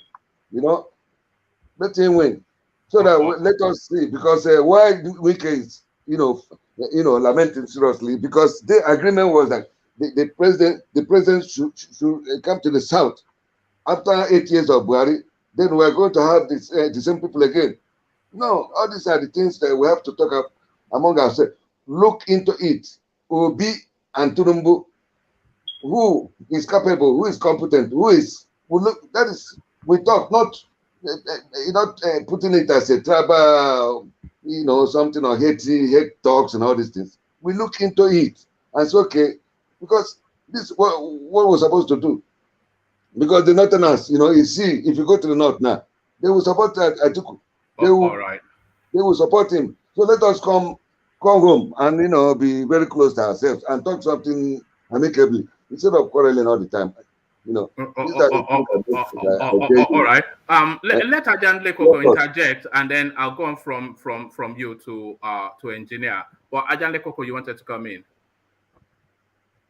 Yeah. Thank you, woman. I was just trying to. Unfortunately, this Bartolomeo. It's back. It's back. Is it back? Yeah. I'm back. I'm back. Ajan Lekoko. So if it's possible, let me flip my. Because I'm not going to spend maybe 2-3 minutes, then I can step by the side and watch, please. Yes, Ajan Lekoko wants to put something to you, so just hold steady. Yeah, Ajan Lekoko. Hey, Bartolomeo, I just want to praise your courage for what you have said so far. I want to thank you that somebody like you and really put your position right before everybody here. I think you have the same mindset with me that all these politicians that we are talking about, it's like, it's like a waste of energy. Let me put one or two things. Every day in this our platform, I'm very, very tired of hearing every day, Tinubu do this, Atiku do this, Obi do this. If Muhammad Buhari we let this our election go free and fair, at least it will be one of. So now Nigerians are too soon to forget what happened to our children, our mothers have been there. Sometimes I ask myself, where do we put food? Sometimes where do we breathe? Because many of us have small opportunity to go to Oyibo land and find job to serve Oyibo. No matter where you're born, in London, in America, Oyibo will tell you you are African American, you are African England, and you cannot do anything. At the end of the day, we are too soon to forget that our brothers and sisters go to church and they massacre them. So what are we doing? I'm not saying that we should go there and fight them. And our lovely governor in that very state stand up on his feet and tell us all that the people that come and kill them in the church, they are not from Nigeria, they are strangers. Shame on us. I'm so sorry. Go ahead, Ajala. So I was just trying to thank you so much for your position and for expressing and advising us here and our people around the world to look away from all these crazy politicians, Obi, Atiku, Tinubu, and all the rest. These are the people that are causing serious division among us, along ethnic line, along religious line, along any other thing. And, you, particularly being an Igbo man, saying this on this platform, saying that we should do away with Obi, I think I praise you strongly for that, because I've never seen any Igbo man that said this on this platform. And this is what I have championed on this platform. I'm a Yoruba man, but I don't give a damn about Tinubu. But a lot of my people doesn't have that courage. A lot of our people here on this platform, they stick with one of these people somehow. They stick with them. If they are not with Tinubu, they're with Obi. If they are not with Obi, they are with Atiku. Yes. How long will we continue to destroy our lives and the future? Forget about our sisters and our widows out there that are selling pure water on the street. Yes, and the best alternative that we have, like Sowore, we don't want to talk about it, but we want to continue to complain that, oh, Nigeria is destroying, oh, Buhari is not doing good, oh, Tinubu is a criminal, hey, Obi is a criminal. But what is the way out? We don't want to, we know the way out, but we never want to be courageous to go the way out, because that person that we know that look like us, that is as young, or, because he's not rich, he doesn't have, they say he doesn't have momentum, he doesn't have this, people are not supporting him. Those people that are not supporting him are we the people, we that are educated, are supposed to know better, to enlighten our people to go a different direction. We are the real problem, not those Nigerian voters that vote for these politicians, but we the people, we are not doing enough to enlighten our people. So I thank you so much, Bartholomew. I thank you so much. Do not allow anybody, to bully you. I can see Soli saying that, oh, you are chanting or you are ranting. How can you say that to him? Because it's so, because it's just expressing it. Small boy. I'm playing. I'm joking. Let's call out one man for don't allow anybody to bully you.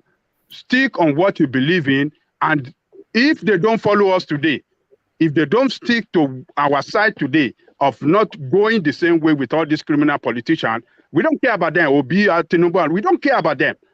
Sowore stand a very best alternative for us, and that is where we're gonna stick with. We don't care whether we are minority. We will stand by the truth. So, Bartholomew, I really thank you so much. Hold on, Ajale Koko. Let me play you a Sowore clip and listen to this.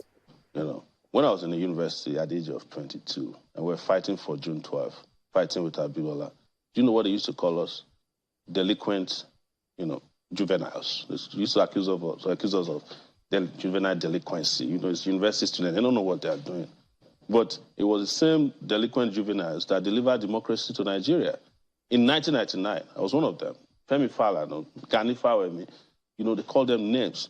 Fela Anikulapo Kuti, they say, oh, he's always on drugs, Bekor Rason Kuti, they say it's a doctor who doesn't want to practice medicine because he doesn't know medicine. There's nothing they don't call us. That comes with the nature of our calling. So what is useful exuberance in asking for democracy or asking that the thieves in the country... But perhaps you're not the only one asking for such, no. But perhaps your approach. That's why I brought up the issue of approach. The question of approach is conviction sometimes. It's a question of how quick and how fast you want to liberate yourself. Let me take you up on your social media engagement. Yeah. You seem to be all out against supporters of Peter Obi. No. The obedience. No. I mean, and your comments on social media as being regarded as harsh against the obedient movement. Why so? No, that's not true.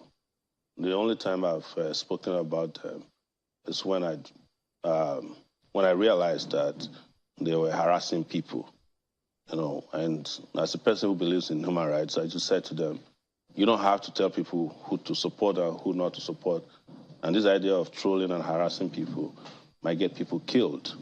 And one of my first interventions that is considered harsh was even in support of Reno Mokri, somebody who has done everything in this world to lie against me. But, when it comes to his fundamental rights and he has a 1-year-old daughter who he said was genuinely threatened, I came in and said, this is wrong. You shouldn't be threatening a 1-year-old girl. And nobody should be threatened because... So you don't see Peter Obi as a threat? No. Why would I see Peter Obi? Peter Obi is part of the old system that I've always fought. I understand where he's coming from. This is 1999 repeated. Nigeria wants to change. Some young people are genuinely interested in change, different direction, and then they are presented with somebody who works for the establishment, somebody who has been in PDP, ABGA, come back to PDP, Labour Party. Is not new to a rotten system. Somebody who was 8 years as governor of a state. You can be emotional about it, but that's the truth. They didn't, build any schools, didn't build any industry, didn't have a power station. It's not my kind of progressive. So anybody that is in government, as far as you're concerned... Anybody who's been in government for 8 years and has nothing to show for it, it's not my right candidate for... There are a few people who have been in government that are running in this race. The candidate of the PDP is there, the candidate of the APC is maybe there. You have not been following my social media postings. That's why you said maybe I'm against obedience. I've been after Atiku. I've been after Emilokon, Bola Tinubu. I've been after Kwakwanso, but less because, I don't have much. Why do you go after them? I go after them because we need engagement in elections. Elections are not just about espousing ideas. It's about telling people who they can vote for and who they shouldn't vote for. Whose turn is it this time around? Our turn. The people's turn. Our look on. And there it is. So I think Tinubu might as well embrace it and use that Emilokon as a campaign slogan. Bartholomew. Why are you being this? No, let me call you out on this one. I need to call you out on this one. Okay. Because we've both agreed that both the two monsters in Nigeria are not good. They are bad for the country. Then when people come out to run for office, you dismiss them and you question their viability. We should be here encouraging those movements, even if they are small. At this point, it's not vested in reality, is it? But it starts from somewhere. What will a vote for Sowore result into? No. It's not the point. We've been doing this for the last 23 years. At some point, there has to be. It talks based on jealousy. It's a reversal because you've said that the PDP and the APC is not working. So why would we continue to engage in it, even though we know it's a daunting task? We should start somewhere and not keep feeding the beast. So don't question their viability. Viability for what? To run the office or to win? So to win, for both to win an election. So Adewale cannot run the country. No. So Adewale cannot run the country. Well, there is nothing in its history to just because you run a successful law firm. That's not grounding. So a lot people of people have come from private. No. People have come from private industry to run the government. Trump. You want to use Trump? No. As a matter of fact, I would prefer someone that actually employs people in the private sector run my own government than have people that have so-called government experience. You know what that means in Nigerian space. You know, you might well have a point there, but there's just not it doesn't have gravitas. There's okay. So in terms of viability, you're discussing the political viability, not in terms of running the system itself. I'm discussing both. On that one, I'm saying that the viability to run the country, I would say I'll disagree with you on that one. The political part of it, they must do a better job. What is in Sowore's antecedent? What is the backdrop of his CV that says he's viable candidates? I'm discussing candidates. Okay. Same question to him. What is his antecedents that suggest that he's equipped? Okay, number one, because it's run a business, and number two, it has what business? Law. No, it has his own media company. It has some investment as well. But I'm saying that I have some investment. I'm sure you do as well. But one man, let's not compare investments. But this is what we're talking about. He also has experience in law itself. Those are abstract. Those are abstract and vague. One man, can I ask you a question? Wait. Is it very core? Is it because it's the very core essence of the country? A very firm. You need somebody experienced in that field to come in and change the system. But we cannot question their viability to run the system. We can question that. No, you can't, though, because if you look at Sowore, who is a young man, but is documented 5 decades on this planet, so that's sufficient a period of time for him to have a body of achievement. So you cannot say Sahara reporter. Can you give Sowore credit that the man has vastly improved in his story? Is improved in the way he delivers his the pace of the improvement is slow.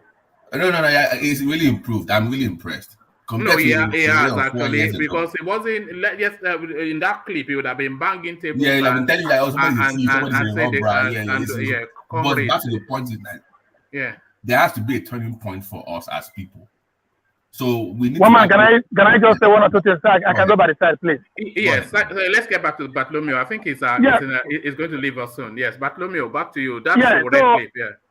Yeah. So this very Sowore clip that you show now. Thank you very much. I hear something that you say that probably he's not whatever perfect. But my question to you, and I don't want you to answer now because I will still leave you guys and go by the side. Is there anyone who is perfect in this life? I think for my own answer is no. But if it is, tell us later. So I want you guys to use this very Sowore now that we are rolling on the ground, that he's nobody. I agree. I want you guys to go back and watch Arnold Commando, which is Arnold Schwarzenegger. When they come to this country at the age of 12 from Australia, his father is a policeman. He was a bodybuilder. From there, he become a motivational speaker. From there, he become an actor of a movie. And before he run first governorship in California, people mock him. First of all, he doesn't know how to speak English. Second one, his English sound jaganjin jaganjam, and he tell them that those people that are saying that to him, that he give them name called no sayers. Whenever you want to move forward in this life, someone must surely pull you back. Now it is up to you as a human being to do what? To kick them back and move forward. Two things will happen. When two things involve, one thing will happen. Either you fall or you raise. And if you fall, it doesn't stand up. Now means you fall forever. But you can fall 20 times and get up 40 times. Now Commando becomes two times governor in California, a whole biggest state in the United States called California.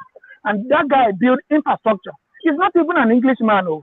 He came here to learn English and go to school and do other things. So if someone like Arnold Schwarzenegger can migrate from Australia or Australia to come to a whole biggest country called America. Austria, thank you. Austria, and come to America and become 2 times governor.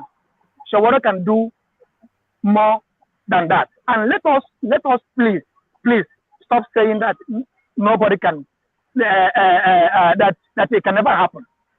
Never say never. Never say never. I came to America today. I know how much people mock me. One man, if you like, I'm not trying to share this to people. The same name I write here, Bartholomew. You can go to Google there and see me and watch my pictures as a bodybuilder. I started this thing from from Cotonou to Togo to Nigeria to Ghana. People was mocking at me, doing me all kind of bullshit. But today I came to United States with a sports visa. So if I can do it, I promise you someone else can do it better than me, because no one is perfect. You can only try your best, and no one is the best. Thank you. All right. Before you leave, Adekunle Adekeye, he sends a super chat and is pointing it in your direction. So listen to Adekunle's super chat, because it's pointing it to you. So it says, thank you, Bartholomew. Well said. At least someone else spoke like Ajanle Koko. So he's elevated you to the highest space, comparing to the mighty one. So thank you, Bartholomew. Well said. Thank you for being objective. At least someone else spoke like Ajanle Koko. So that is Adekunle Adekeye somewhat agreeing with you. One man. Yeah, carry on. One man. Yeah. I want to tell that guy. I want Bartholomew. Yes, yeah. You know what he said about Schwarzenegger? He forgot that guy became a governor. Obama was a senator. Obi was a governor. Turumbu was a governor. Atuku was also a governor. Also a vice president. Now, if you come to Italy or you go other places, you cannot just come to become a prime minister without, something maybe passing, or maybe being a member of maybe a Senate or member of the Federal House of Representatives, or even a governor of a region or state. Or you cannot. If you check all the people who are... Obodo, I think you are. I'm so sorry to say this. I'm not going to disrespect you. I'm an Igbo man like you. I'm Igbo. I think you are the one of the no say people that always say that someone cannot make it, or someone cannot be what the person plans to be. You are not God. Anybody can be anything the person plans to be. As far as your hands is clear, and your God, and you believe in God, and your God is alive, you can be anything in this world. That is my belief. Thank you. All right, Bartholomew. Okay. Hold on, Obodo. Bartholomew, before you leave, do you have a screen? Do you have a screen in front of you? Me, I don't check Bartholomew. It's very muscular. Yeah. Is this you? It is me. Is it you? I'm asking, is it you? Is this you? One man, I just told you my story. I say when I start doing this, plenty people are mocking me. They say, "Oh, you cannot be anything." My first competition was in Ohio. My second competition, I also went to powerlifting to represent Nigeria in Las Vegas, 2012. They give me nothing, but I go with my money, and that I win, and I still win. One man inside going to the gym. One man.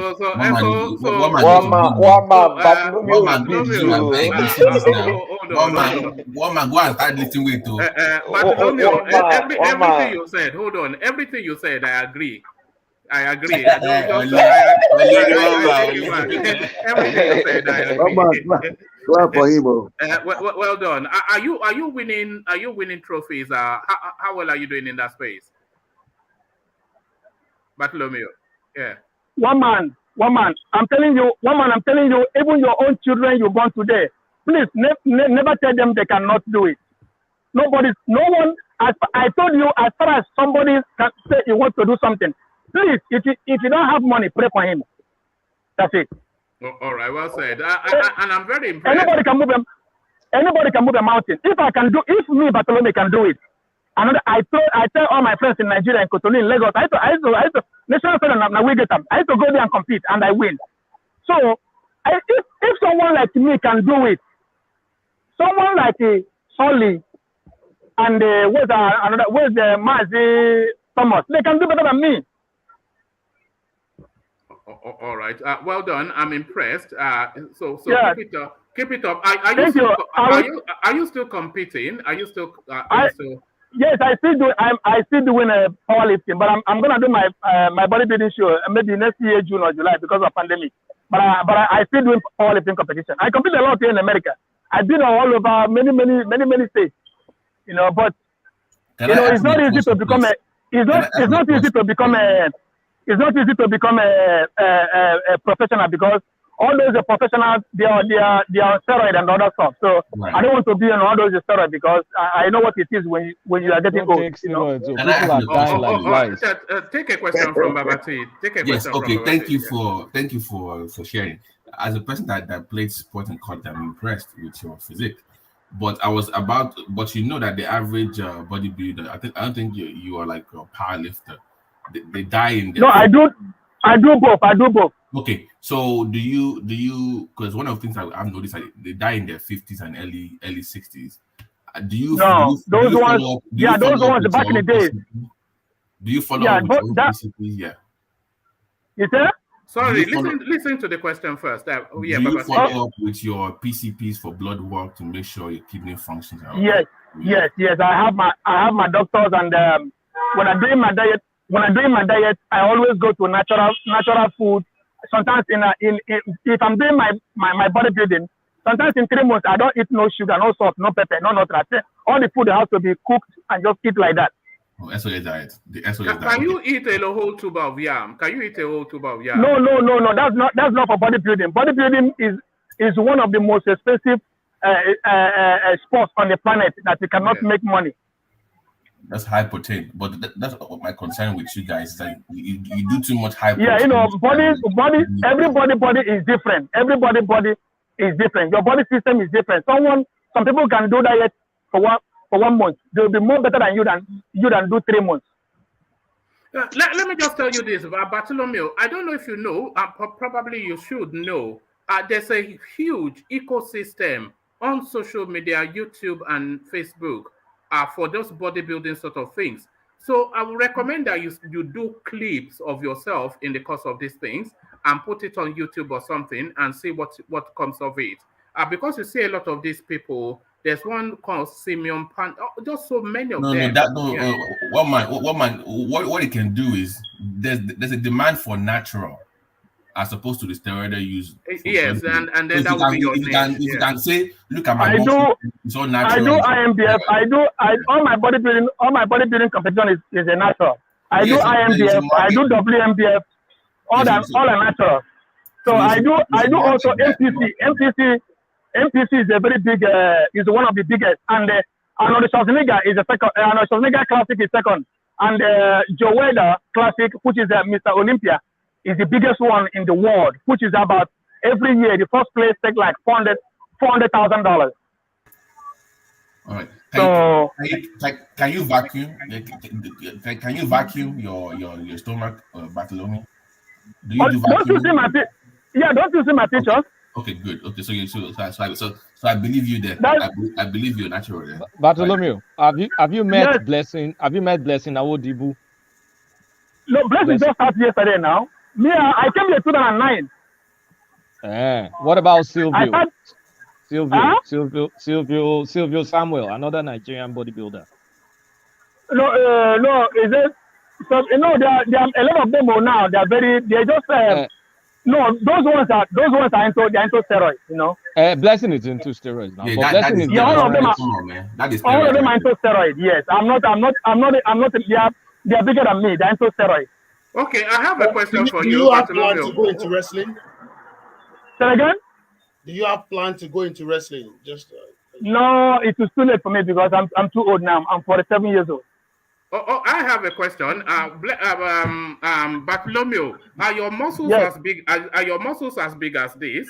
Do you want to? Do you see? One man, that is a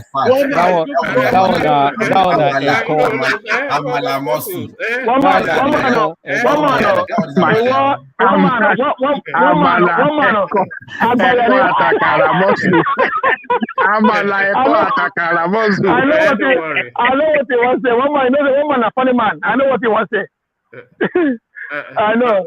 No, well done. I am impressed. I am. You know? No, so that's why I always. So sometimes when I see many of our youth, they follow other people for back because of their money or because of one man. I was nobody. I was in Cotonou. I work with the Cotonou former president's son, Mathieu Clerical. I was a bodyguard in Cotonou before, and I was working in the seaport. They make me special guard in seaport. In the seaport, I'm the only Igbo guy only Nigerian guy that work with them. So through there, I start this. I was lost you so much. Yeah, go on. They do powerlifting in Cotonou, and that time, what did they give me? One Italian guy. He came to watch us, and he gave me the flags just to do make. I was so happy, you know. You know, I'm impressed. You know what impresses me? It's not the body; it is the discipline to get it. You know, no, one man is. I've been trying to get into exercise. It's just the discipline to do it. No, one man is just really, yeah. It's just gonna take one man. It's just gonna take you. My advice to anybody: it's just gonna take you 10 minutes in one day. Just one day, give it 10 minutes. In 2 weeks, you can start giving it 30 minutes. Don't be calculating when you have to go and spend 1 hour in the gym. No. Just go to the gym, visit the gym, give 10 minutes and go home or go to work. It's something that you like. It's something that you love. It's something that you will cherish. You have to like it, love it. Now you will now cherish it. Let me give you tips. I beg. Let me give you tips. Okay. You know, I played DB in college, so I still go to once in a while. I still try to make up for lost time. So let me give you tips too. I was a DB, so you know what that means if you played American sports. So get at me, one man. All right. We don't know what DB is because we don't know. Sorry, defensive back. Defensive back. All right. That makes even less sense. Well, I think it's American football where they group each one man. Leave this at no. Is it not where they put their heads into each other's bum? And you know, it's very odd. It's American football. Gay behavior. No, what are you talking about? Yeah. You know, I've never really understood the American football and rugby. It's about willpower. It's about will. You're breaking somebody's will. I can move you. You cannot move me. That is a sport. It's a very militaristic sport. All right. Football that you guys play. All these soft, girly soccer. Yeah, my leg. Oh my God. All this girly stuff. All right. A final question to you, Bartholomew. How long does it take? What if you want to have not so much a six-pack, but for your chest to be above your belly? How do you get there? This is for engineer. This is the question for engineer. I'm sorry, one man. Can you go back to your question? I'm sorry. Go back. I'm so sorry. No, I was asking, how do you get a six-pack? What's the easiest route to get it? Okay, your stomach is very stubborn. Stomach is very stubborn to do. So I will advise you if you want to get your six-pack, it's very easy. Only thing you have to do, first of all, in the morning, you have to start exercising how to drink like green tea in the morning. 1 week time, now you start eating like fresh vegetable, which is only cooked, like something like asparagus or broccoli, or eat like if it's like what is it? Okay, I eat a flounder fish in the morning, then I go to gym. When I go to gym, because listen, when you first start to do your stomach, don't go crazy. Do like 10 minutes, 15 minutes, go home, because if you don't do that, if you do it too much hard, it will hook you, which is a cramp. Now, just try to stay with water, stay away from sugar, little by little. Then after 2 weeks, you have to increase. Like if you are doing 5 sets, you have to force yourself to increase 10 sets. After 3 weeks, you have to increase to 15 sets. You have to force yourself in everything that you do. If you don't force yourself, you can never get there.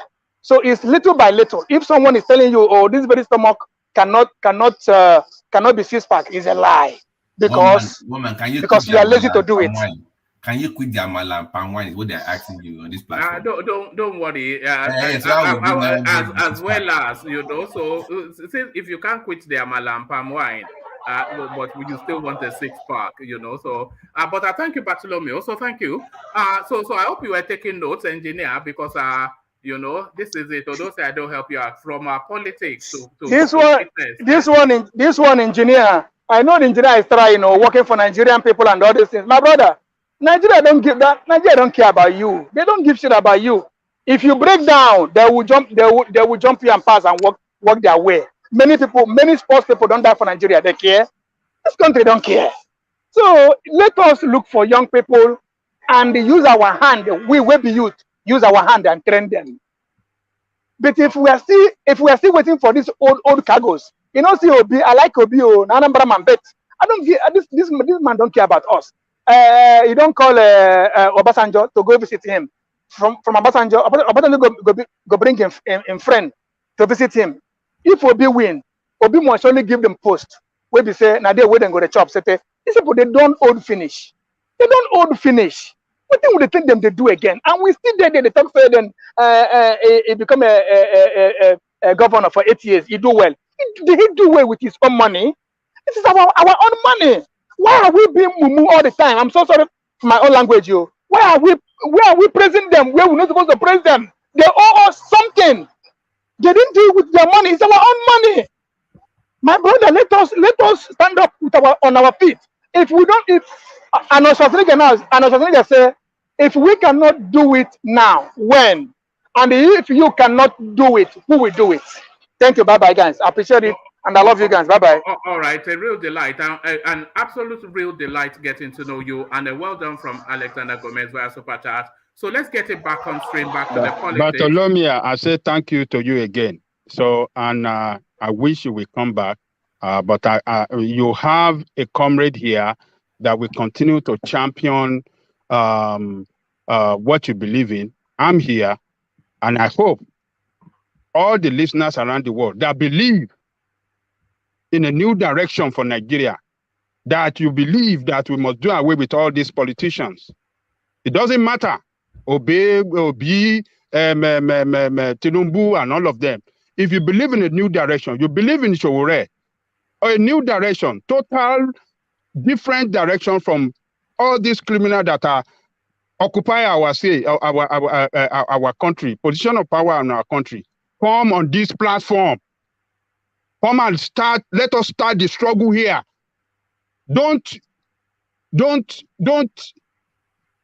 look at people on this platform that champion some of these criminals as a stumbling block for you to come here.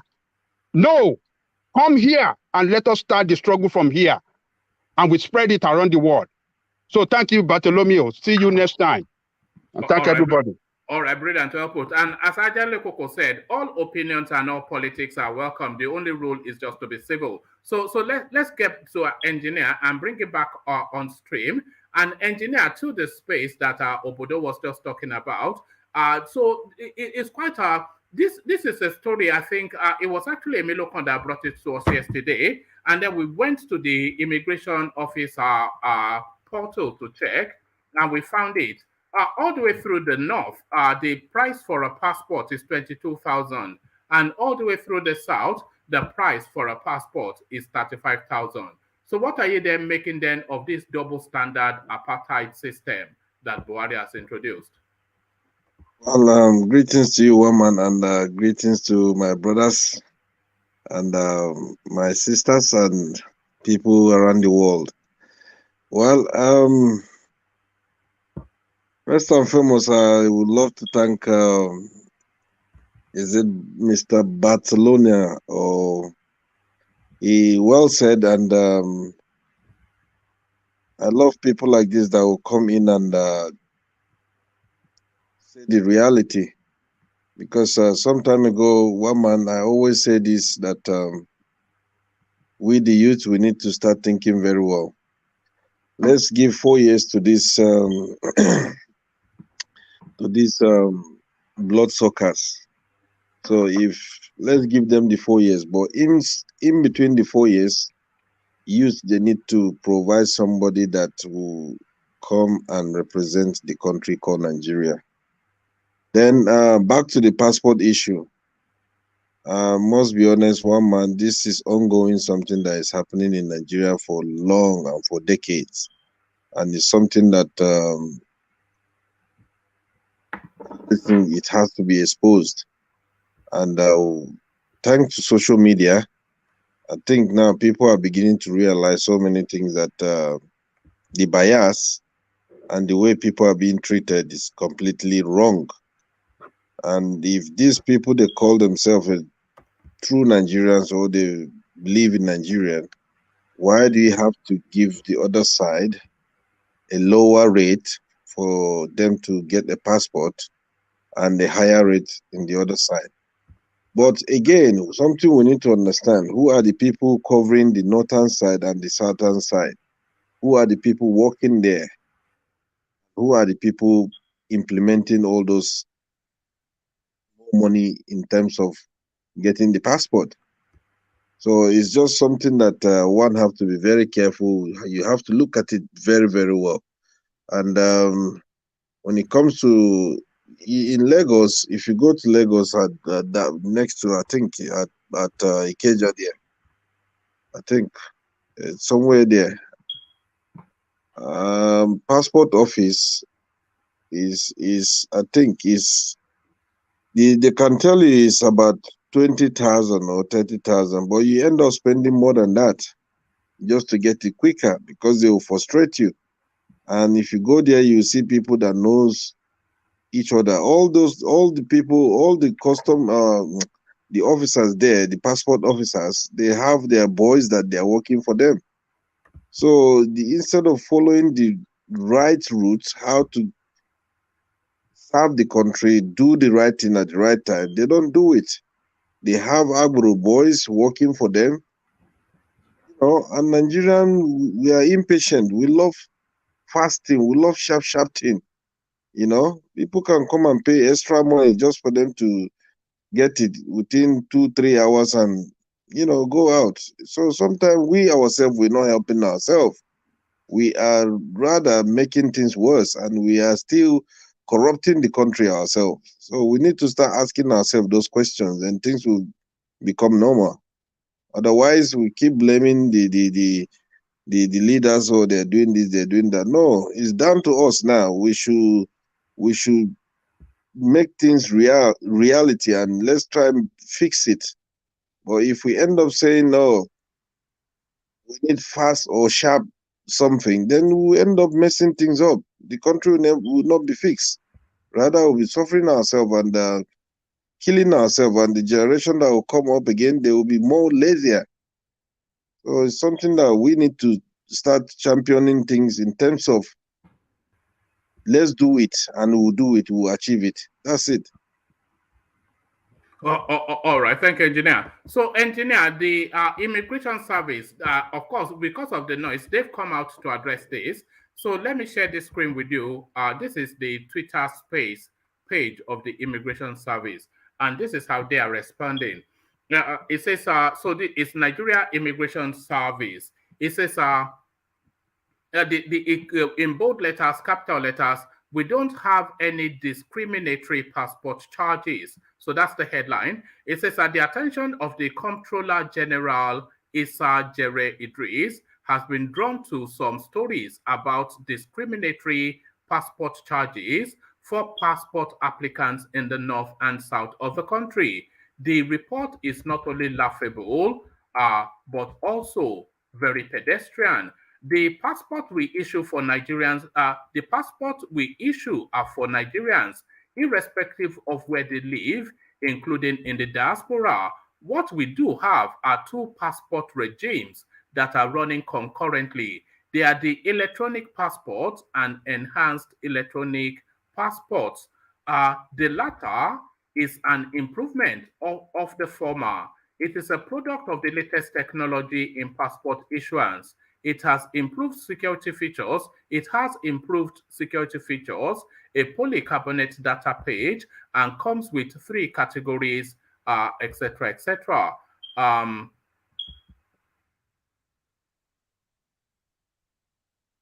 Okay, and comes in 3 categories of 32 pages, 64 pages, and 64 10-year pages validity.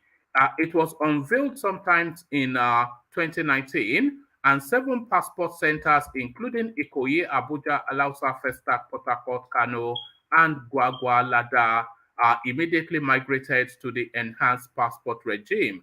Meanwhile, the electronic passport is the usual one we have been issuing. Since the introduction of e-passport in 2007, the fee chargeable range from 8,700 to 17,800, depending on the age of the applicant and category of passport. At the moment, the service is steadily migrating all its passport centers to the enhanced e-passport regime. To this effect, all the centers in South-South, Southwest, and Southeast, including our desks in UK and USA, have been fully migrated to the enhanced regime. In the work plan, centers in the Northwest, Northeast, Canada, and others are getting ready for migration to the enhanced passport regime very soon. We therefore like to reiterate that there is absolutely no discrimination, no discriminatory passport fees anywhere on our platform. We advise those peddling such empty narratives to get educated by this clarification, please. So that is the rebuttal from the Immigration Service. So they rolled it out in 2019, but the totality of the South have been migrated to the more expensive ones, and the Northerners, they're still getting a deal. So what does that explanation, does it satisfy you? Yeah, it satisfies me, but not really 100% one man. Like I said to you, in the Southern, and they will prefer something to go quicker than any other thing, because nobody would like to go and sit there and spend 4 hours waiting for passport. And apart from that, who are the people in charge of those offices? Those are the things that we need to still think about it and make some corrections or adjustment there, because most times, like I said, these guys, they have their own agent outside. Because if you one day just try and visit and do research, some of the passport office in Nigeria, once you arrive there, before you even go there, you will see some guys who come and approach you, and they will say, do you need your passport quicker, or do you need your passport very fast? If you need the express delivery, this is the amount you pay. But the immigration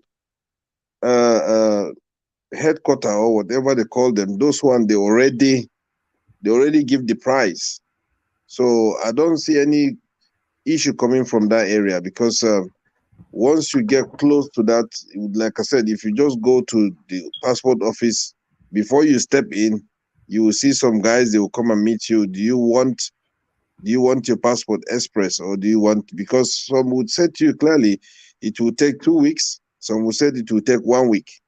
So it depends on how you need it. And if you look, impatient at times make people, do things that they're not supposed to do. And Nigerians, we are very, very, we need something quicker and sharply. So most people, if they go to places like this, they will rather prefer to pay higher price than lower price. Then down to the northerners, to the northern part, they will just go there. If it's going to work, they will tell them, they will say, okay, we have no option. Because if you come and say, no, you have to bring this amount of money if you need it quicker, not all of them can afford to bring that money out. And so it's only few northerners that they are dying to travel out. They too definitely spend any big amount of money. But if you go to the southern side, come on, we all know that everybody is sharp thing. So at the end of the day, the passport office general, what they said, they're right. It's true. It's all down to the people that they want their passport to be served quickly. All right, brilliant. Let me take you to a different space. There was this conversation we were having yesterday about Nigerians that ended up in Dubai, and they were detained at the airport for reasons that was not made especially clear to them.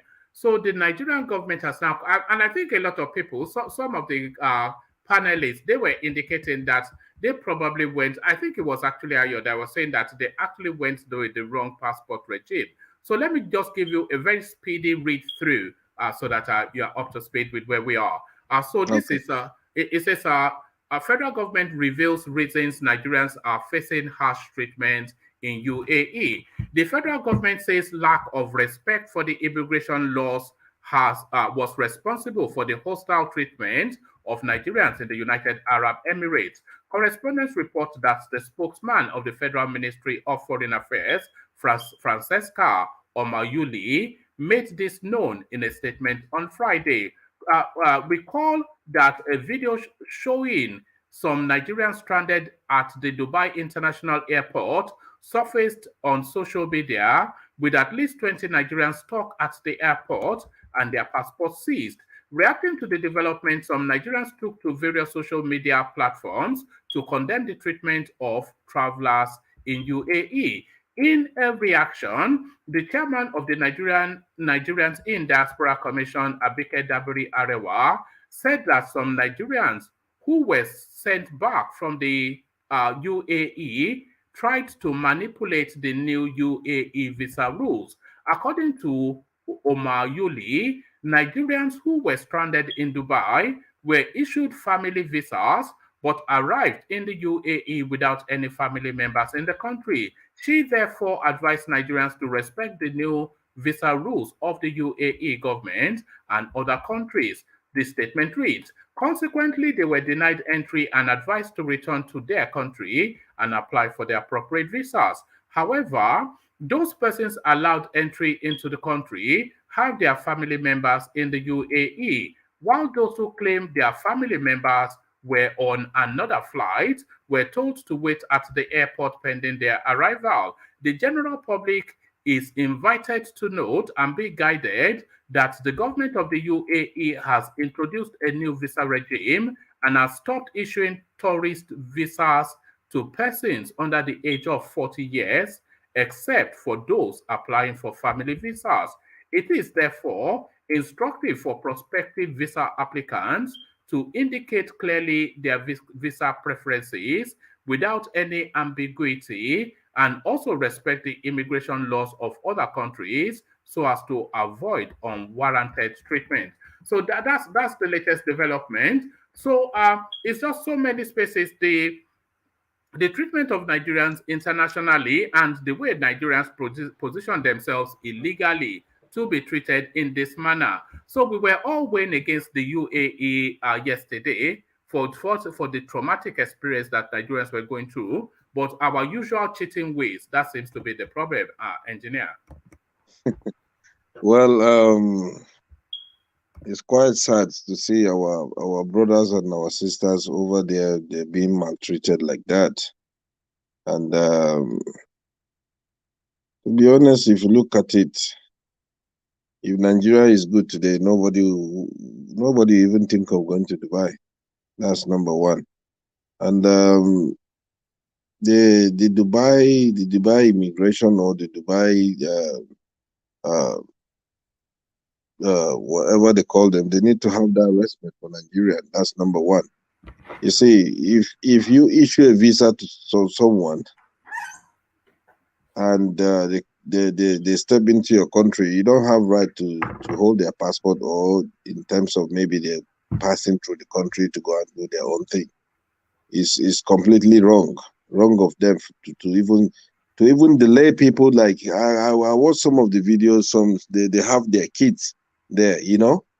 It's just like they don't have respect. It has gotten to that stage that you see some with their children and they're hungry, you know. You should respect humans. That's all you need to know. You know, holding their passport or delaying them, that will not solve the problem. If you issue the visa, you issue the visa. So it's down to your own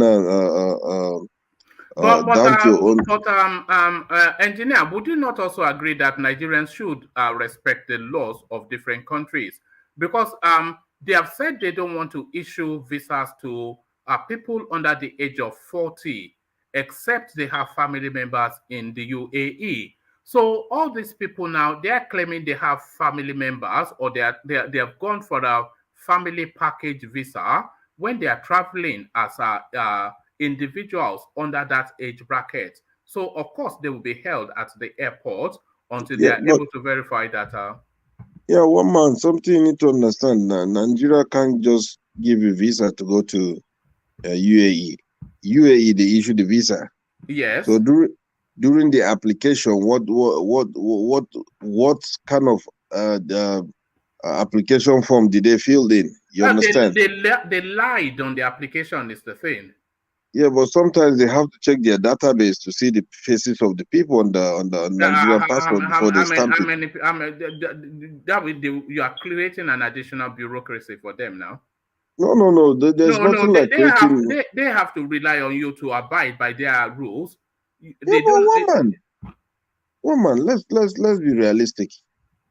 Before they issue you visa or before they stamp your visa, they must have seen some photocopy of Nigerian passport. Right. So, if you see the passport and you see the person is the same person, the same age, what's bad about it? Is there any crime there? No. I think let me.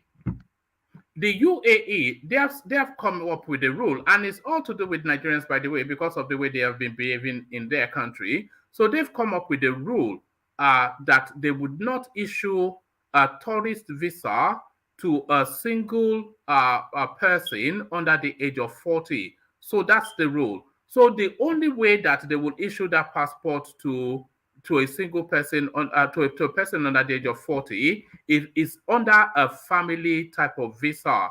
So that is to say you are either traveling as a family group or you have family in the UAE. So that is the only way, if you are under 40, that you can get a visa to that country.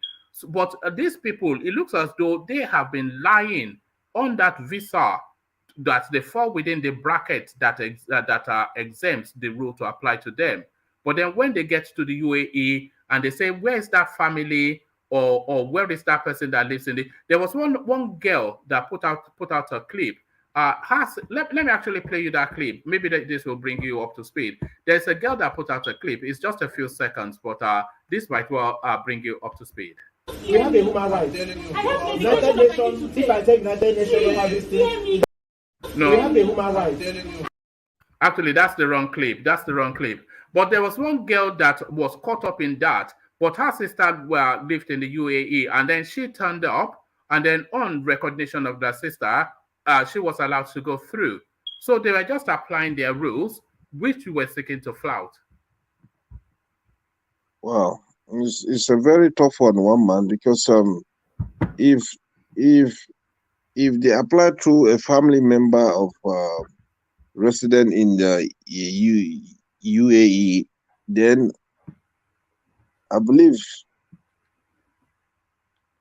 it's a tough one. It's a very tough one. They should have contacted the family members before allowing them to check in. That's number one. Number two, if you suspect anything, it's just to verify. If you verify things, then obviously, then if you're lucky enough, your family members are there. But if you lie, you said you have a family member, and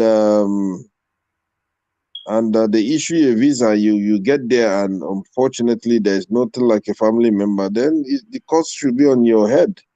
You know, they should take their own laws into their hands. But if you have a family member, or if, let's say, a group of family are traveling together, you guys issue them the visa. So sometimes they need to work hard too. They need to verify things, because with all this thing now that is happening, it's like kind of like waking those people up as well, because they need to tidy up their immigration services, or whatever they do there is something that they have to upgrade. They have to check things.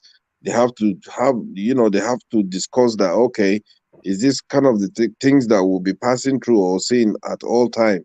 So we have to make sure now, if they don't have no family member inside there, then we can't issue them visa, apart from maybe if they are 40 years above.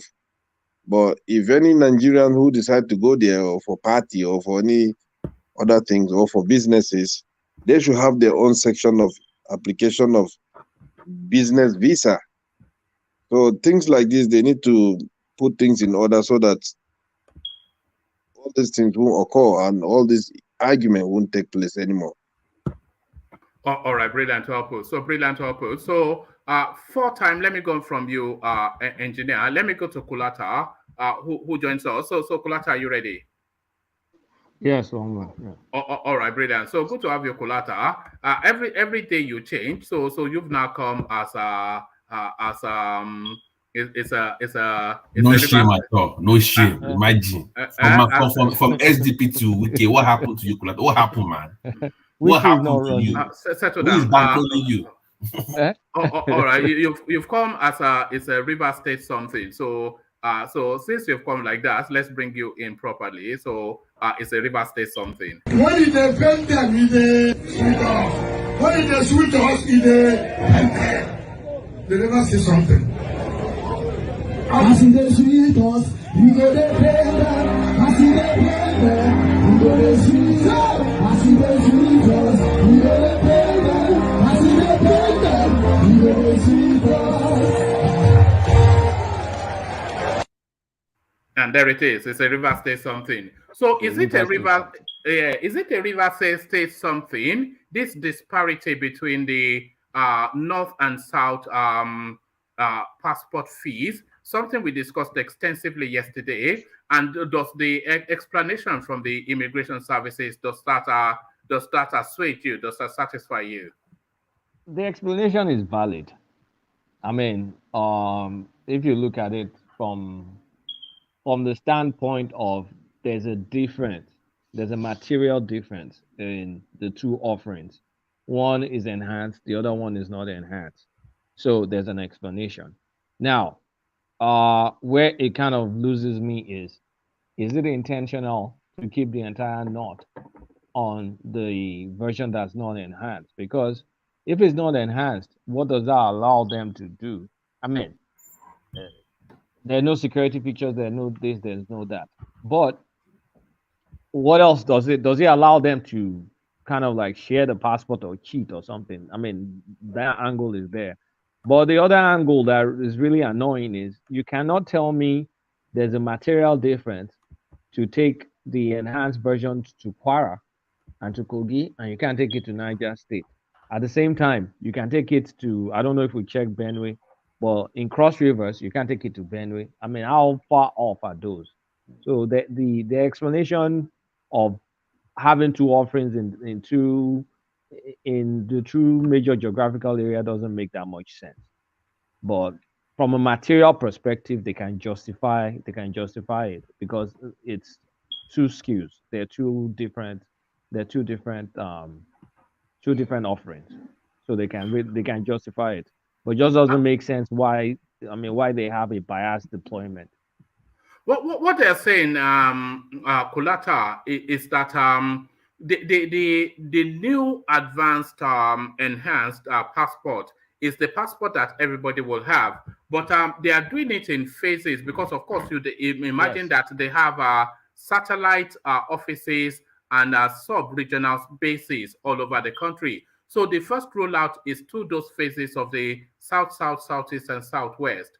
But then the next phase will be the northwest, northeast, etc. So that's their explanation. So we hold that is not really that tenable, but we hold that. But what happens to the person in the northeast that goes to take a 10-year passport, and then by next year you phase this new enhanced system to his space? Who does he get to run that old passport for 10 years? Or does the new enhanced passport invalidate the old one? And who bears the burden of cost for replacement? I want to think if there's no international mandate to kind of like get on a certain standard, they will allow the old formats to stay for 10 years. But if there's kind of like an international mandate that henceforth all international passports need certain features, which the enhanced ones provide, then the people in the north are going to get shafted because they have to upgrade their passport because their passport will not be allowed. I mean, it will not be allowed for international travel. But if the intention is just to use it for identity without international travel, they probably don't need to upgrade it. So at this point, it will be valid within Nigeria. It should be valid outside, except there's a directive outside to mandate change. And even if there's a directive, they normally give them like a long leeway, which I believe, 5 years, 10 years will be sufficient. So at the end of the day, they're still getting the cheaper passport. All right, but because you see this enhanced passport, I think this is part of a global sweep up. You know, there's a global movement to shrink the world and to gather all our data. And those enhanced features is that as soon as you tap it on some scanner, all of your data is registered in some central space, and they can easily. So I think it's for trackability globally. So it's almost going to be mandated fairly soon. But I'm just really querying if the people that you issue the 10-year passport, that passport becomes invalidated. Are you then going to ask them to spend money again? They will have to, if that is what the standard is. Like I said, if like an international security issue happens again, I mean, I think after September 11, we had to upgrade our passports to another standard. So this is yet another standard. So if something major happens again, the people that are running around with the cheap passports will have to pay they will have to pay fees to get it upgraded to the enhanced copy. So they may be penny wise, pound foolish based on their deployment strategy. So, but I mean, government had explained that this is the way we're enrolling. They're doing it in phases. You cannot question that. I do projects too. We do it in phases. So, but at the end of the day, the Northerners may have to pay twice if within the space of 10 years, there's an international mandate to kind of jump on the new version. Because at the end of the day, all our biometric information, all our identity, at the end of the day, where this is headed to is headed to microchip. So at some point, maybe we won't be even carrying passport again. It could be our, chips. Yes, you know, I'm not far from you in that. Yes, it's going there. It's going there. It's going there. There's way too much money to be made for it to not go there. There's just too much money to be made, and there's too much control that needs to happen because, they already put in the spin on all the excuses that will drive us there. They're jumping on global warming bandwagon. They're jumping on international. There's this guy in Germany. What's his name again? That brings out all this kind of like global initiatives. He's not that far off from the Davos people. So they're doing a lot of things to make sure we all get on a global identification system. We will all have social scores. China is already doing that. Everybody will look at the camera and your face is with every agency in the world. Over time, we will all get on some sort of global rule. Eventually, we'll get on some sort of global rule. And the excuse will be to resource control, that maybe the world population is going too big. But it's going to happen. It's going to happen. And the thing is very, very similar. It's very, very similar to the revelations in the Bible. But it's going to happen. Even though I'm not a religious person like that. But you cannot deny the uncanny similarities with the story in Revelation. We're heading towards that model. What is the story? What's the story in Revelation for those of us that are now? Mark of the beast. Oh, right. Okay. I was just going to say, you know, they are trialing some supermarkets in the UK now that you just go in, you pick up your items and you walk out, and just on facial recognition or some whatever, the cameras just you are scanned to come in, and then the items that you are picking are being scanned as you pick, and as you leave with your basket, you just walk away, but your account is debited. Yeah, it's some sort of like, is it trust-based system or honor-based system? No, it's not trust-based system. It's not trust-based. Yeah, it scans you. Okay, it scans you. It scans you as you walk into the supermarket, and as you pick up your items, it's because it's totally cameraed, all these supermarkets, and it's totally unmanned as well. So it scans you as you come into the supermarket. So it already knows you and your profile, and then it scans you as you pick the items. And then you leave with the items, and then it invoices you, and then you can pick whichever format you're using to pay. Yeah, but oh, wow. It's quite but like you said, one world government, you know. Yeah, it used to be some madness. What's that guy that was banned on social media? Oh, that guy, the conspiracy theorist. Oh, the guy from Austin, Texas. Is it Alex Jones? Alex Jones. Yeah, this used to be something like that Alex Jones used to scream and we used to call him a madman, but we're fast tracking there.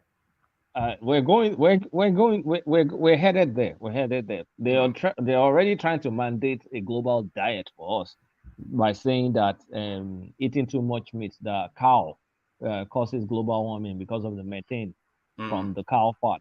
I'm like, are you crazy? I mean, there's so many things that are kind of recommending so many stuff, and it's going to first start from all these wacko liberal people until it becomes mainstream. And when it becomes mainstream, it just goes on and on. And look at it this way: we have European Union.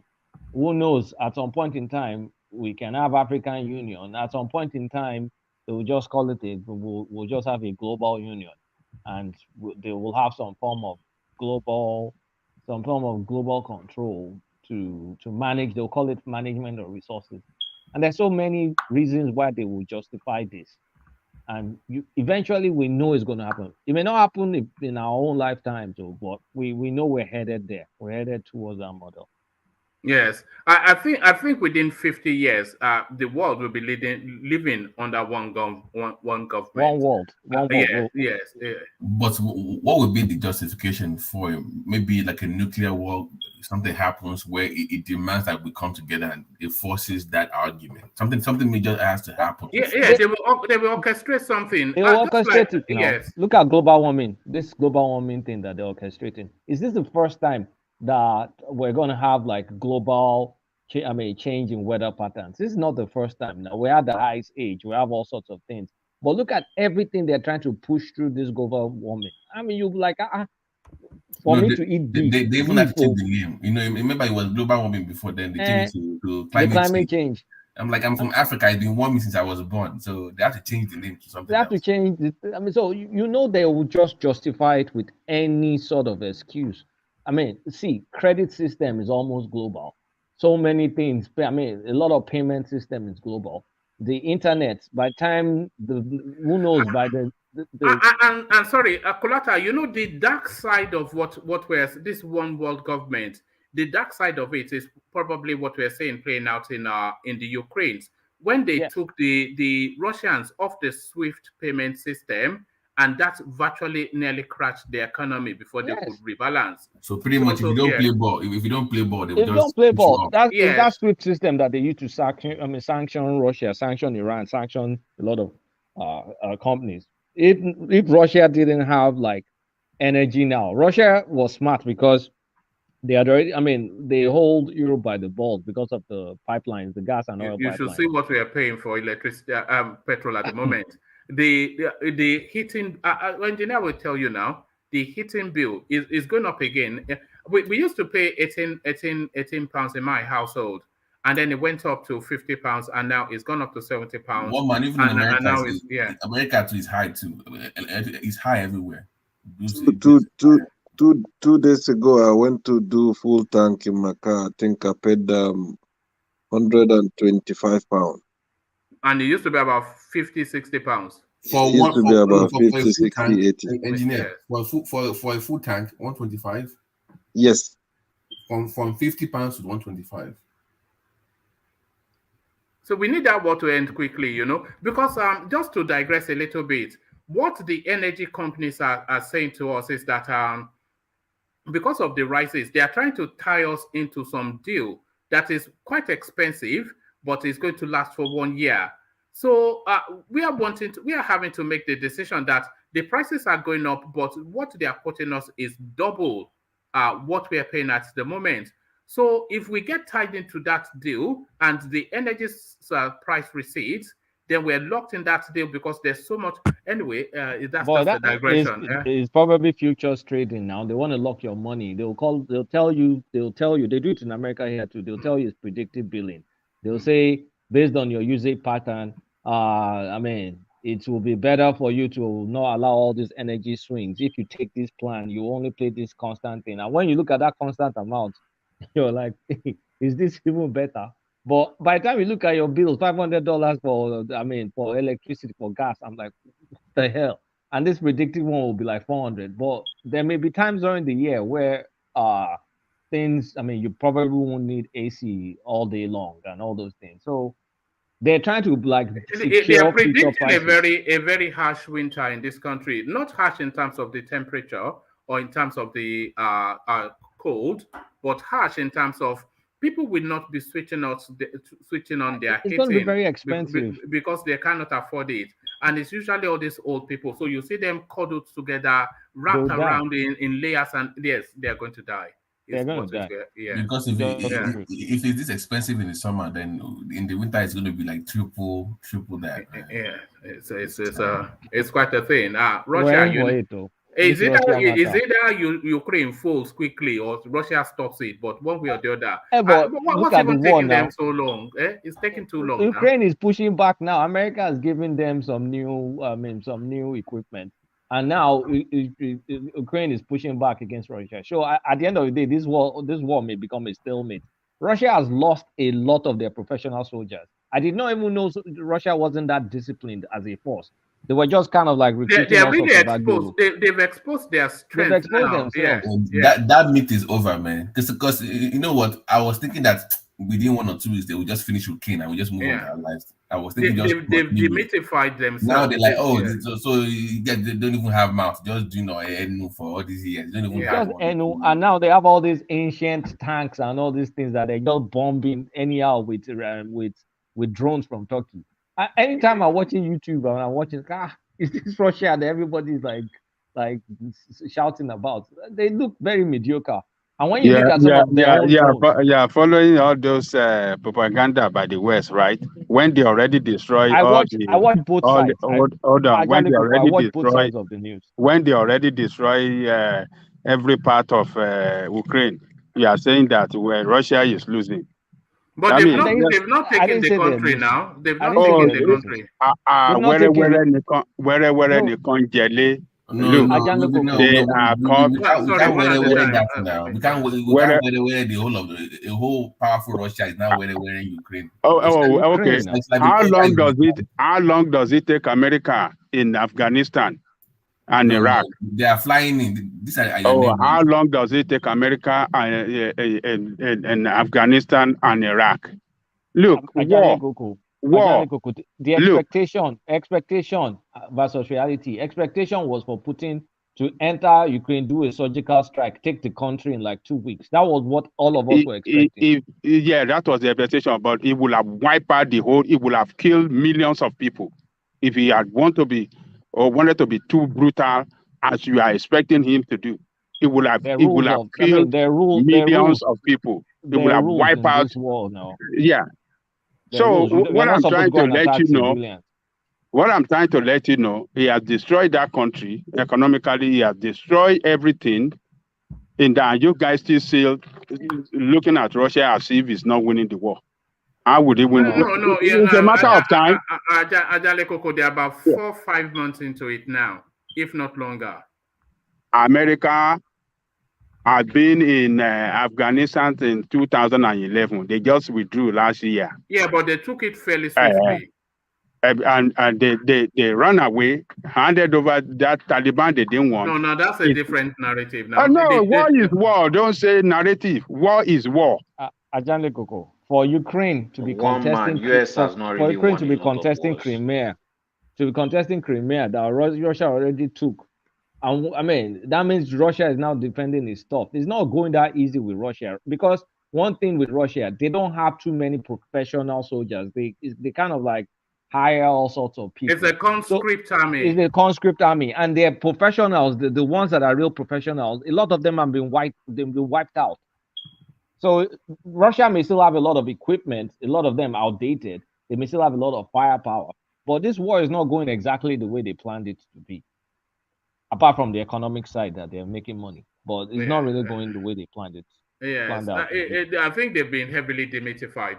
But let me take you back to the politics of it. The Nigerian space, the goings on in Dubai, Nigerians are usual flouters of rules and regulations, And this seems to be, because we had a lot of sympathy for them, and we were even calling the DUBAIANS ragheads just yesterday. But alas, it's the Nigerian again and their wayward ways, always wanting to cheat their way through. What are you then making then of this explanation from Abike something or the Arewa, whatever she's called? Abike Dabiri. What did she explain? Yeah. What did she say? She was saying that there's a new visa regime. So were you here yesterday when we were talking about the Nigerians that went to Dubai, and then at the airport their passports were seized and they were held at the airport, and all of them were crying that they had valid visas. Let me give you a micro clip of that just to bring you up to speed and the rest of the audience. So it's something we spoke about yesterday. Let me just give you this. We have a human right. United Nations. If I take United Nations over this thing, it doesn't make sense. I have a human right. They approved my visa before I came here. I used my money to buy my ticket. I came to visit. I'm not asking to stay. I don't want to stay anymore. Go outside. Tell her to go outside.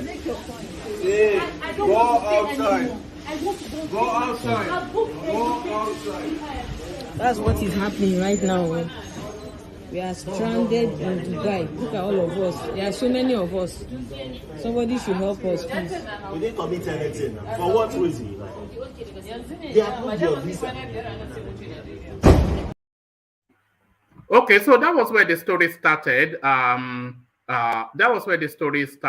Kulata. But this is where the story is now. So let me just give you this quickly. So this is the Abike Dabiri Arewa now saying, in a reaction, the chairman of the Nigerian in Diaspora Commission, Abike Dabiri Arewa, said the same Nigerians who were sent back from Dubai tried to manipulate the new UAE visa rules. According, let me just, the statement reads, consequently, they were denied entry and advised to return to their country and apply for the appropriate visas. However, those persons allowed entry into the country have their family members in the UAE, whilst those who claimed that their family members were on another flight were told to wait at the airport pending their arrival. So the general public is invited to note and be guided that the government of the UAE has introduced a new visa regime and has stopped issuing tourist visas to persons under the age of 40 years, except for those applying for family visas. It is therefore instructive for prospective visa applicants to indicate clearly their visa preferences without any ambiguity. So essentially, these people, they tried to con their way into Dubai, apply for family visas when the Dubaians have already said they don't want any under 40s in their country for reasons of Nigerians being savages. Well, we did this to ourselves. Like we did this to ourselves. Like, you don't blame United Arab Emirates for changing their visa rules, especially for targeting Nigerians. Because, I mean, they're a serious country. They attract business. They attract people from all over the world. You can't have a certain group of people, in this case Nigerians, going there with unruly behavior, cult-like behavior, and not expecting some form of repercussions. I mean, unfortunately, some of these people may be innocent. Like, when I say innocent, maybe I won't say they're ignorant of the new visa rules. Maybe they know about the visa rules and they're just trying to skirt the issue, skirt the laws. But they may be going to Dubai for a valid reason, and now they will be sent back home. So it's just Nigerians behaving badly all over the place. It's like, I mean, it's bad enough you want to run out of the country. And then when you get outside, where you have a new, you have new opportunities, new lease of life, sit down, act right. I mean, put your education to use, put your hard work to use, make a decent living. No, that's not enough for them. They have to do all this criminal, illegal behavior. And it's not just, once in a while, because every country does have bad eggs. I mean, let's not lie. But we do it in a very noisy way. And you know, the Nigerian group think, once someone is doing something and is successful, then, everybody now joins the bandwagon. So I think I was hearing on this platform about the healthcare frauds that they do in America. When I first got into America, early 2000s, I was in Dallas then. There were a group of Nigerians doing Medicare scam. A ton of them making money with wheelchair. They'll be supplying people wheelchair, people that don't exist, people that won't use those wheelchair. The government will have to pay back. And at the end of the day, there was a sweep by the FBI. A ton and ton of Nigerians got arrested. They got put in jail. I mean, they got released after 4 years, and they went back to be doing the same shady Medicare fraud business. So we're just, I mean, we're doing this to ourselves, and we're kind of like, it's unfortunate because a lot of us are in professional settings. I mean, a lot of high-profile settings, and sometimes you wonder how these people are looking at you, because when you're talking about sensitive financials or sensitive information, you don't want them to kind of like tag you with the general tag that may be given to Nigerians. But thank God, like, we have way more Nigerians doing the right things than the wrong ones. So I mean, do you think that gets highlighted enough? Nigerians doing the right things, because globally the reputation of the Nigerian is always this sort of imaging that we saw, held in some airport, shouting at some foreigner, being weighed upon and being pressed down. Do you think we get enough good imaging for Nigerians? I mean, as a group, I won't say we do, but as individuals, you bring your own merits to the table, and your merit cannot be denied. They can see you in meetings. They can see how intelligent you are. Like, you kind of like outthink everybody in the room. They can see that. And one thing I like about America, they will not stop talent, regardless of your background. If you're going to make them money, if you're going to help them fix problems, they will recognize you. So I think it's our individual merit that is kind of like carrying us through. But as a group, I mean, if you hear about, I mean, I can bet my life, if you hear about some credit card this, some insurance fraud this, in my back of my mind, I was like, that's one Femi or one Coyote there. If you hear about some arrest in India or something, you say, that guy is probably from Anambra State. If you hear about some prostitution ring in Italy or some black acts or something, you're back in my mind, oh, that's one Edo guy. And we do it all the time, all of us, all. It's ridiculous.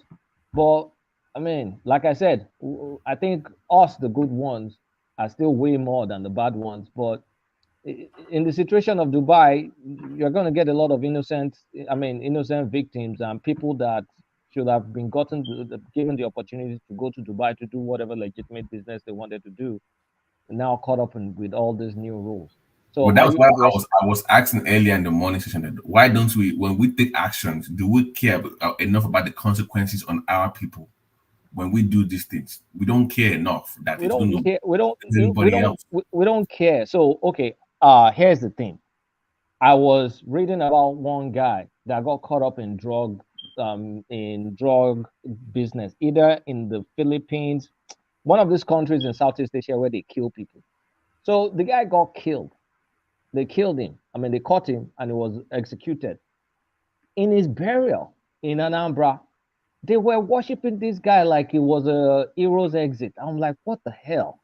Like, this guy got caught for drugs and I mean, they killed him. I'm also looking at one guy in Canada, one Yoruba guy. I don't know whether it was insurance fraud or whatever fraud, buying all sorts of designers. Think of any tailor in Napoli.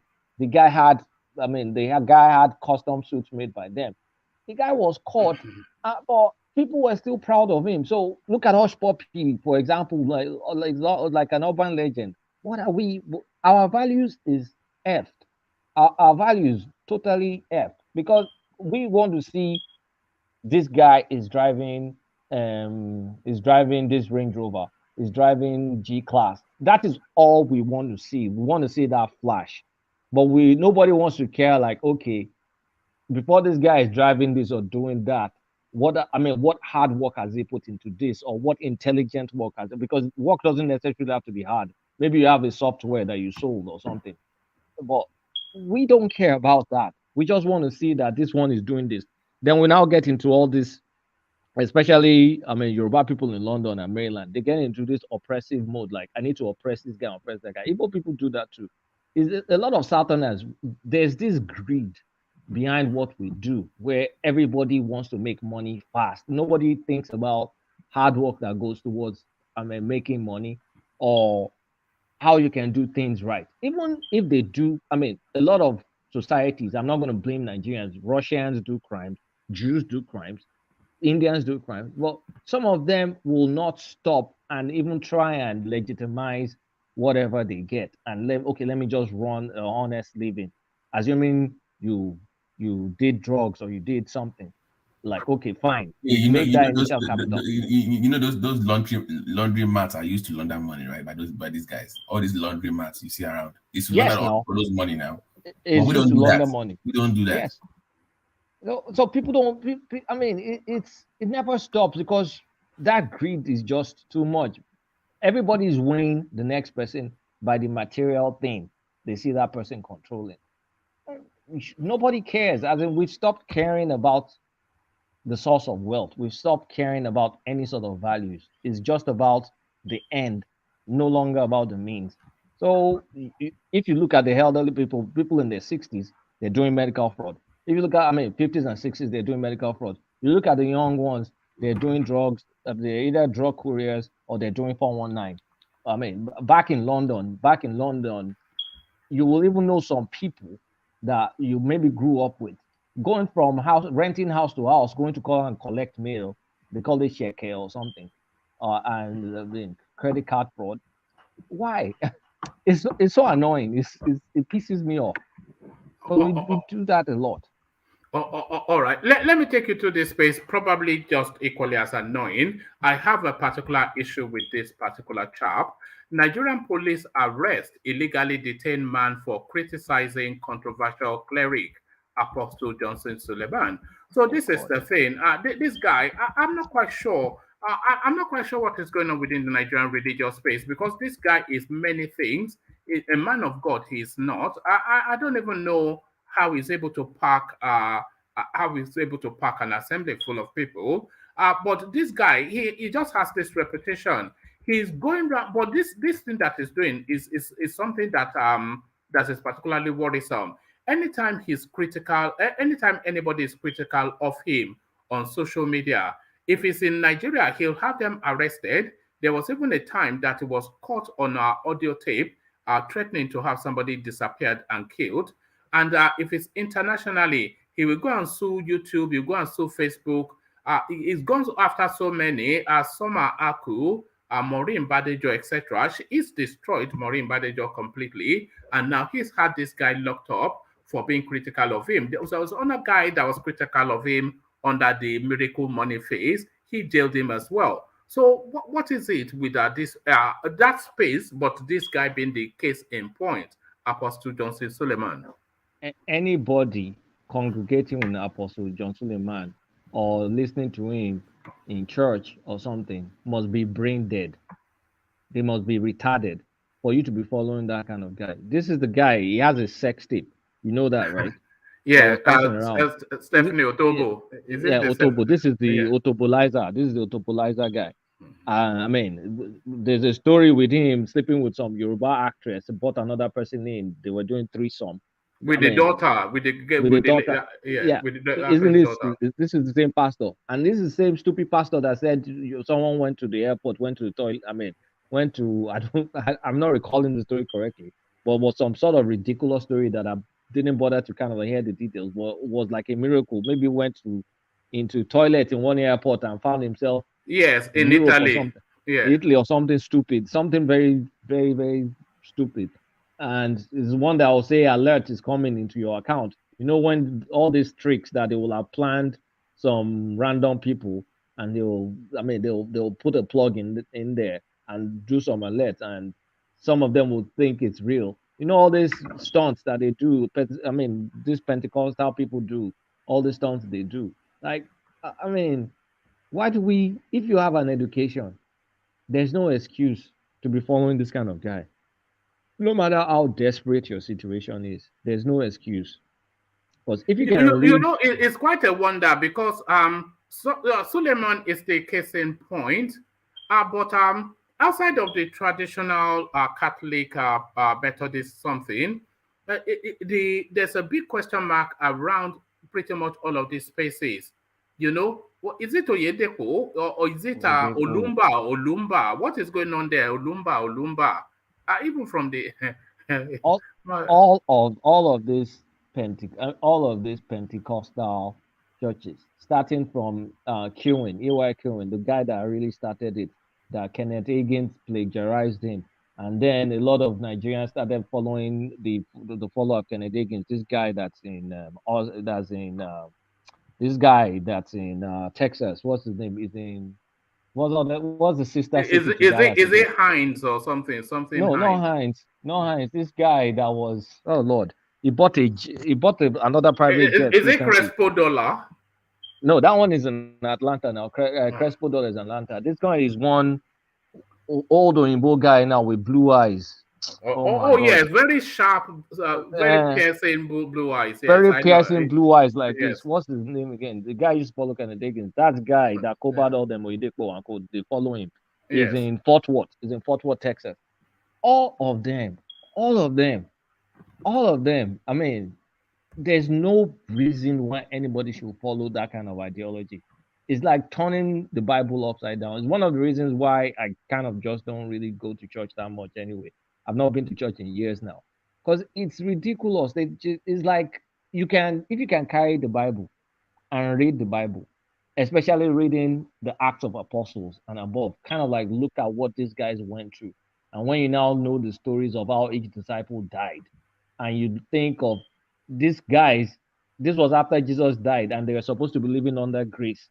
And this is what grace meant to them. They were suffering. You are now saying your own grace is to be driving, is to be flying jets all over the place and be saying, I mean, I don't want to get there.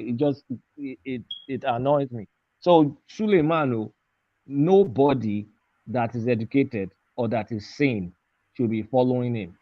I mean, if he's not gagging people, gagging them on YouTube, gagging them on social media, or pushing threats, like you said, is trying to block naked pictures. And you now say, oh, that's my daddy Gio, that's my pastor. You brain dead. It's ridiculous. Under the C19 space, he said C19 was good for him, that he was able to purchase his 5th private jet under C19, and he didn't want it to finish. Yes. He has 5 private jets, and his church is in Edo. I think we're in the wrong business, Kulata. How is your Bible knowledge? Let's go and start a church. My Bible knowledge is, I only read it whenever I want to argue or something. Bible knowledge is not the strongest.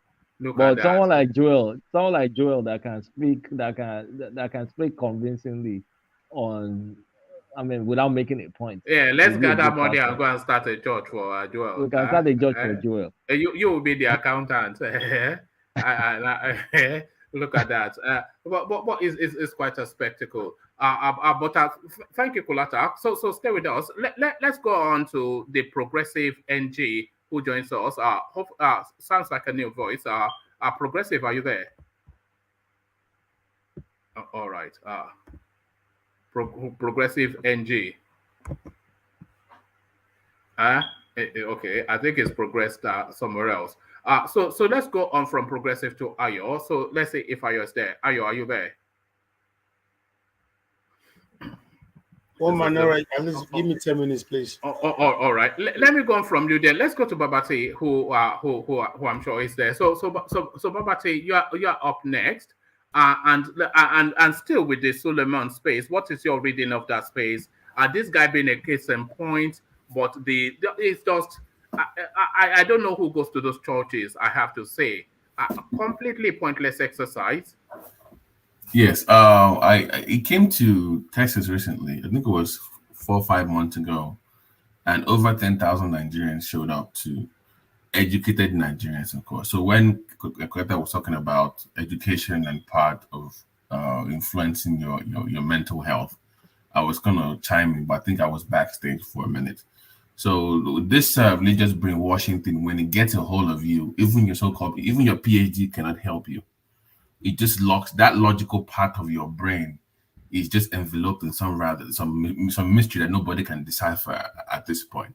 So, but him misbehaving that way, you have to understand that it has backing from the political and class in that country. There are powers that be that knows the value he has into people's hearts. It's like a trade-off. He gets to manipulate people, and in turn, they get to use him for their own political or whatever economic purpose. So it's like a trade-off between the political class and the business class. But I won't discuss the cultural, the kinks. They have their roles in this trifecta, everything.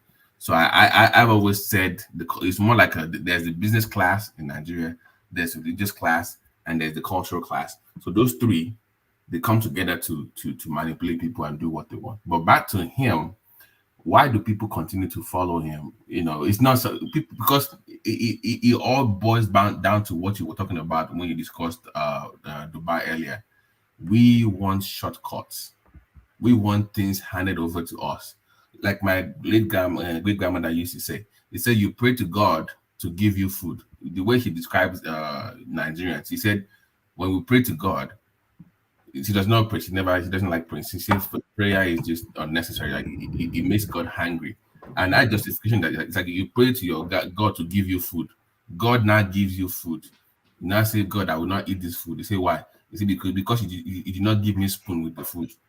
That is prayer. That's the way she saw prayer. Like just asking for a spoon when the food is already in front of you.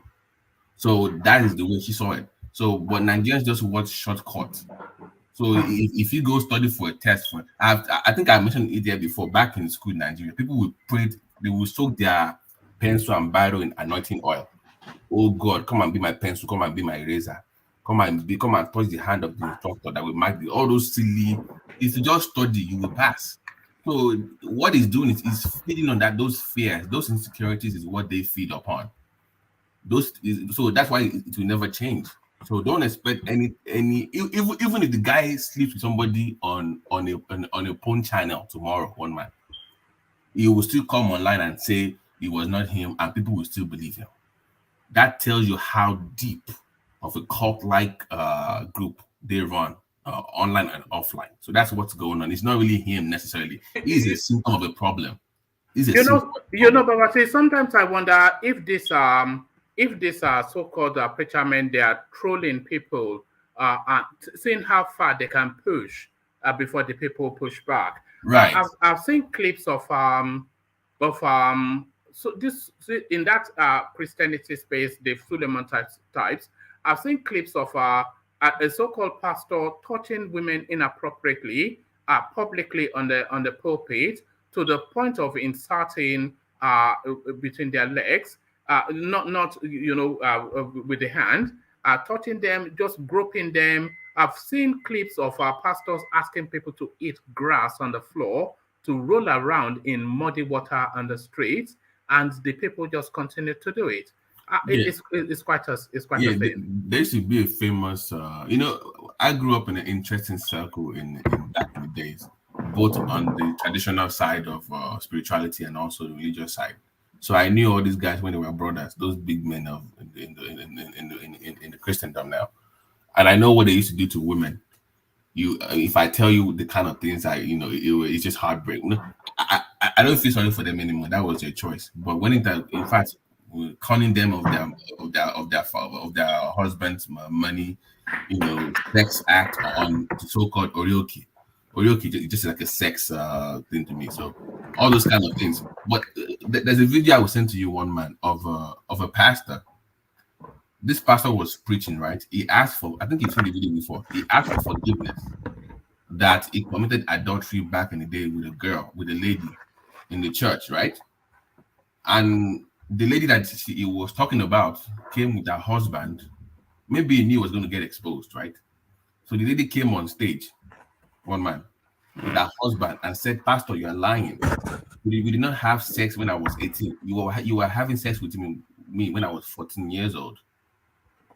So you were having, and And the pastor that said, okay, it's true.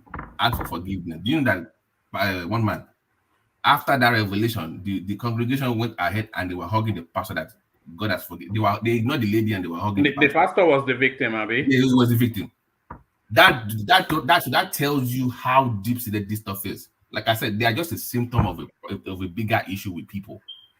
They know people are very vulnerable. Did that happen in Nigeria or where? Oh, that was in America. I think it was Nigeria actually. Let me get the link. It was you can. It's like about 15 minutes long. You will see the whole thing, how the whole thing went. How she said the pastor was even having sex with her on the table, on the altar, on the.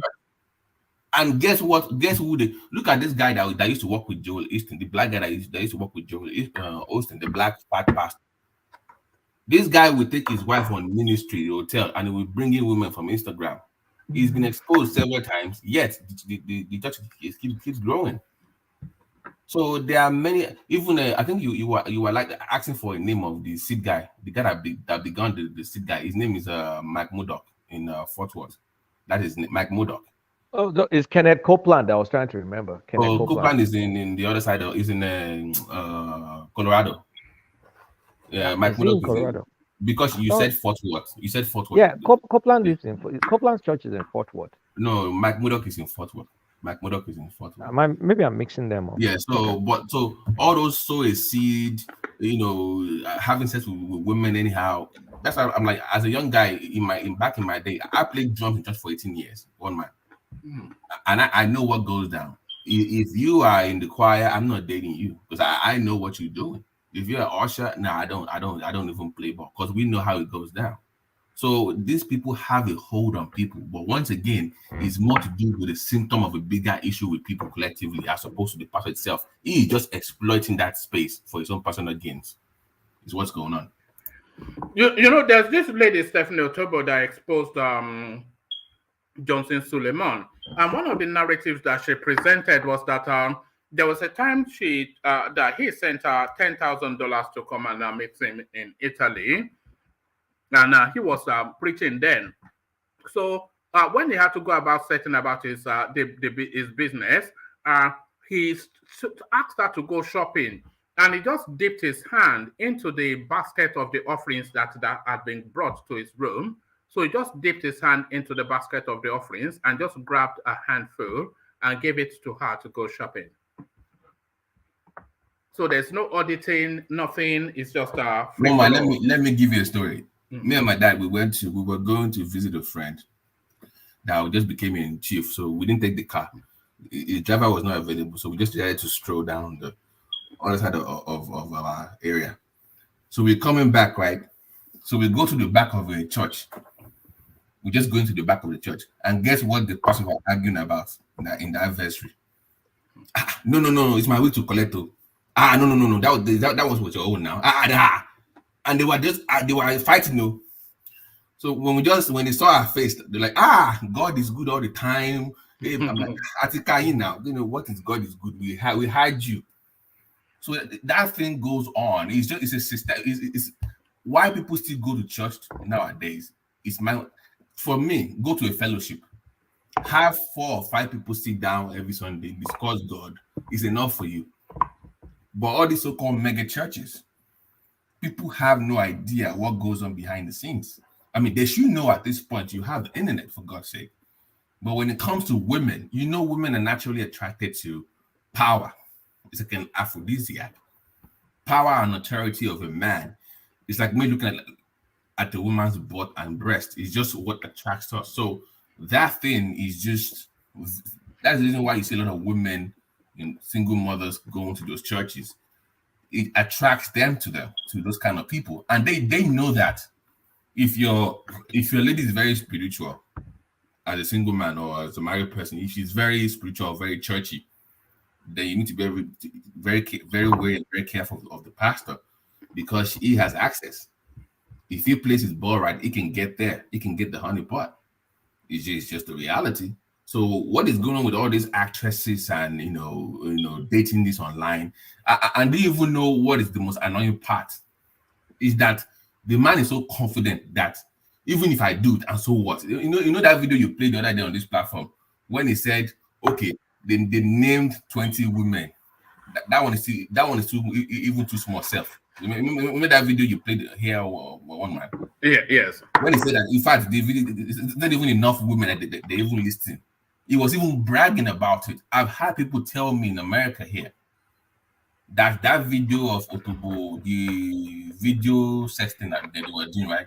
That it was doctored, that it was a fake. It was a fake. And this person is a very educated person, and they were saying that it was a fake stuff. So, I used to argue with people in that sect before, but now I don't even bother to argue with so-called religious people anymore. I don't even bother myself. It's a waste of time. It's a cult. Until you leave that space, nobody can help you. That's just the reality. Until you leave those kind of cult-like movements, nobody can actually save you. You must save yourself. Maybe God opens your eyes and you see one thing one day and you leave. That is the only way you can be saved.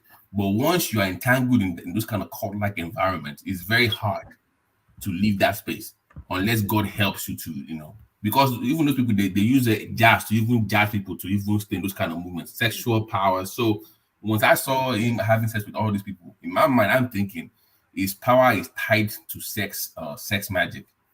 Once he starts to do that more and more, I think that was the thing being levied against TB Joshua as well. Right, they have some kind. Because I've seen, like I said, I grew up in a very interesting environment. Let me put it that way. So I've seen people come around to come and do some extracurricular activities. So they tie it to some things. Some people do a lot of things. So maybe his own stuff is tied to sexual. So that's what's going on. But I don't feel sorry for anybody caught up in that cult. Stop looking for shortcuts. Do it the hard way. Do it the right way. That's my solution. All right, brilliant. Well put. So to the space, the passport narrative, and now the explanation from the immigration services. Does that somewhat satiate you? Omar, this body, I was kind of angry when I was talking about something similar to that earlier, the fraud. And interestingly, the kid Baba said he grew up in Dallas. Yeah, I grew up in Irving, Texas, Kulata, very close. Like I lived in Irving. I had a condo back there. So really? Yeah, I was. Remember that old. Huh? I got most of my tickets in Irving. Speeding tickets. Growing up very close to the old Cowboy Stadium. I had a condo back there. So yeah, I used to live back there. So when you were talking about there was a new suburb that was built mainly by Nigerians for Nigerians with the money they stole from Home Health. People actually became millionaires and they built a whole suburb. Don't let me mention the name of that area because it's all Nigerians that live there and they made money from fraud and they got away with it. But that's a different stuff for another day. But back to the past. But they've rounded them at least I've known they've rounded them up. That was when Obama came. I'm saying that people that have been doing this since the 90s. Yeah, there was one before I left that Texas. I think around like 2003, 2004. I think they rounded some of them up at that time. Then during Obama, they rounded them up again. That was the medical equipment. The medical equipment, the wheelchair fraud. Yeah, those ones got cut. But I'm discussing the people that did the home health. The home health one. Okay. Yeah, those ones they got away with stuff, man. They ransacked the government. They made millions. And the whole of that area, Grand Prairie, sorry, Grand Prairie. I know. Now. Come on, I know what you're talking about. They just mute the government and became millionaires. So that's a different topic for another day. But back to the topic of passport, I think right now, once I see a Nigerian come online to complain about anything government, I'm always very reserved before even passing any judgment. Because I always ask, what did you do first? And one man did a read up about the government's official response to the official saga. And it has nothing to do with anything. It's just a waste of time. People just blow in air. So we need to be careful when we are defending ourselves against the government, against something like people always have this hidden agenda. Always, like it goes back again to the problem, always looking for shortcuts. We go to Dubai. Dubai is still tolerating it because they know we have the money that we bring there every year. Woman, it's not because they care about Nigerians that much. It's the money that we bring to that country. Have you ever been to Dubai? Me?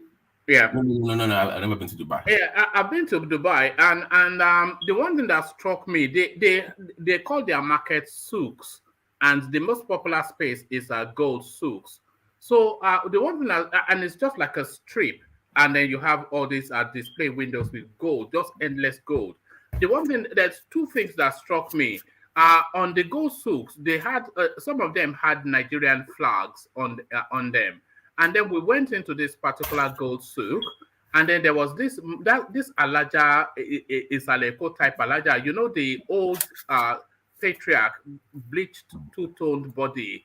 Yeah, you know what they look like. Yeah. And then she was seated, and they were all around her at cake, tea, whatever. And they were bringing all these endless trays of gold. He said, son, I don't like that one. No, he said, madam, I know your taste. You know, so yes, a lot of the economy of that country, I won't be surprised if 10 to 15% of Dubai's economy is Nigerian. Yeah, you're not lying. Let's even focus on the housing itself, like the real estate. You can tell that Nigeria has a lot of stake in that country. Come on. So they have a lot of stake in that country. So the reason that they're even tolerating us over there, not because they care about the way we behave. They've learned to cope with us based on our investment. But so what they are now doing is that it's going to be a case of based on what you own in Dubai or what you can afford in Dubai as opposed to the typical immigration stuff because some idiot has ruined it for somebody else. Why lie? Why lie? When you know that it can easily, okay, maybe you don't know. But those things that people even lie about, it can easily be fact-checked. They ask you to come with the family. That is what they are taking. You go over there, you lie, and you don't come with the family. And I had one person on that video you played talking about it's going to call the UN and accuse them of how ridiculous can you be? It is their country. It is their law. If you don't like what they are doing over there, go somewhere else. But we go somewhere else. We go and do a giddy over there, telling them that this is the way they should run things. And it makes us look bad, one man. It makes us look terrible as a people. And that's what it's my frustration with Nigerians. We go somewhere, we behave badly, we don't care about the consequences on other people. If I'm a genuine business person that I deal in gold and in clothing, you've messed up the market for me now. I have to go somewhere to go shop. I might not get the same quality. I've missed my contacts, but nobody gives a damn about me. So we need to be careful, and Nigerian government needs to do a better job. Don't be proactive. That is the only issue I have with the Nigerian government when it comes to stuff like this. They're not proactive. They're always reactive. They wait until things get out of hand before they react. So they need to be proactive when it comes to stuff like this. The government has said that they only want people of certain class or stuff in their country. It is their country. It is not racism. It is not racism. So we need to stop this trying to blackmail countries to do what we want. And you're going to call the UN. You know what I thought when I heard them say I'm going to call the UN. Is that Nigerian mentality? Is essentially, do you know who I am? Yeah, do you know me? I will deal with you. Do you know my uncle? In Dubai, do you know who I am? Yeah, and that Arab guy, he was quite fast losing patience. So because I don't think he's used to being spoken to or being spoken back to, imagine that person do the same thing in Nigeria. They will have slapped him. What do you mean? We don't have customer service in Nigeria. That attitude, we don't know how to tolerate nonsense. You say one thing, you get 10 things back immediately. So when it comes to visa requirements and then changing visa, I know you talked about the 10-year difference.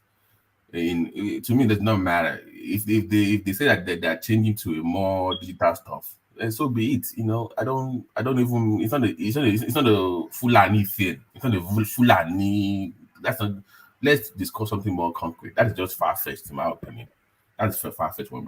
All right. Let me take you to this space. This is we are happening back to the past somewhat to come to the future. So it's back to the future somewhat. INEC allocated 33,000 votes to me in 2019. So this is Omoyele Sowore traversing the media space as he's trying to sell his candidature. And he's saying then, look, the history of the politics that we've always had in this country is not one that is representative of the will of the people. And he's citing personal examples of 33,000. So we've used that to mock him severally on this platform. But really, there is absolutely no way on God's earth that that guy would have scored 33,000, not with the mass of following. Because Omoyele Sowore was Peter Obi in 2019. I mean, it was everywhere. It was in every. I mean, he did the UK tour, this Australia, because I was following him on. Yes. Yeah. All these things Obi is doing, he was Obi in 2019. Yes. So even in Nigeria, the man went to all the local governments in Nigeria. Even the north, it went everywhere. So at least 100,000 should have been to him. So I do agree with him on that. Just so that way, I don't get Babaya attacking that I'm not supporting Sowore. I supported him. But do you guys think they cheated him? No. Not to the point that he could have won. Maybe not even win. Isn't that his actual vote? No, it's not. Do you think it is? I think it is. Right. He didn't win. You know why I think it is? Because it wasn't the only buzz. Feladro Toye too was all buzz too. And also Kingsley Moghalu. And when you look at their votes too, it's kind of like similar tally. Yeah, but you know that they postponed the election by a week, right? It was moved a little bit, so maybe that would have screwed up some of his fans. But because there was no signs he had followers. It was all over the place. So? Wow! I don't think so. No, he did. No, he did. In the north, he did because I was. Remember, I actually gave him money. I gave him money, and because I really believed in his campaign. Go and watch this because he does this Facebook thing almost every day, and everywhere he goes, he gets like not like a huge crowd, but a decent amount of numbers, like giving him at least 100 to 20,000 votes. The way he was moving around Nigeria, but he was not cheated. He was politician on social media then. He doesn't have anything on the grassroots. I agree. He was just shouting on the social media. No. I'm saying that. Remember, on this platform, I've said that one of his failures is that he was unable to transition from the Aluta mantra to the politician. And I gave a case study of who has done it in Nigeria. And I said Oshomole is the man that he should, not in terms of his policies, but in terms of his politics. You should look at that guy. That man went from Aluta kind of thing into politics. So he needs to study his politics, not his policies, to do that transition. I don't think so. I think it's just the Nigerian electorate. I don't think he did anything wrong. You are calling him because if you are unable to connect with the people, you're a failure then. It looks like, I mean, as of that time, there were many youth candidates kind of holding the same space.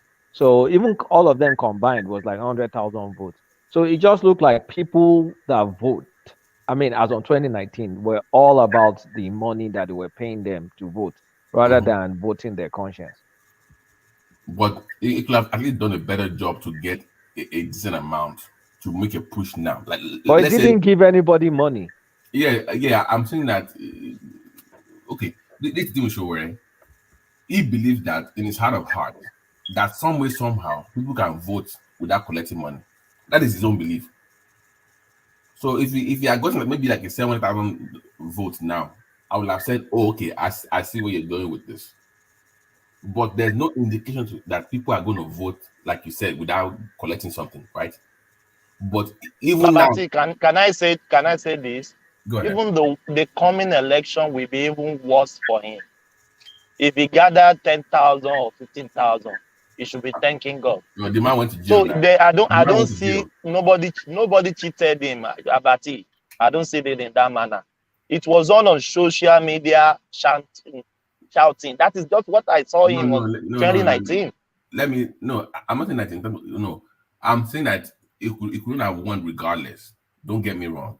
He couldn't have won regardless. I'm just saying that he had more following than we are giving him credit for. He had a decent for a movement. He had numbers. Not that he would have won anyways, but he had, and he's kind of regressed in my opinion. But maybe him going to jail.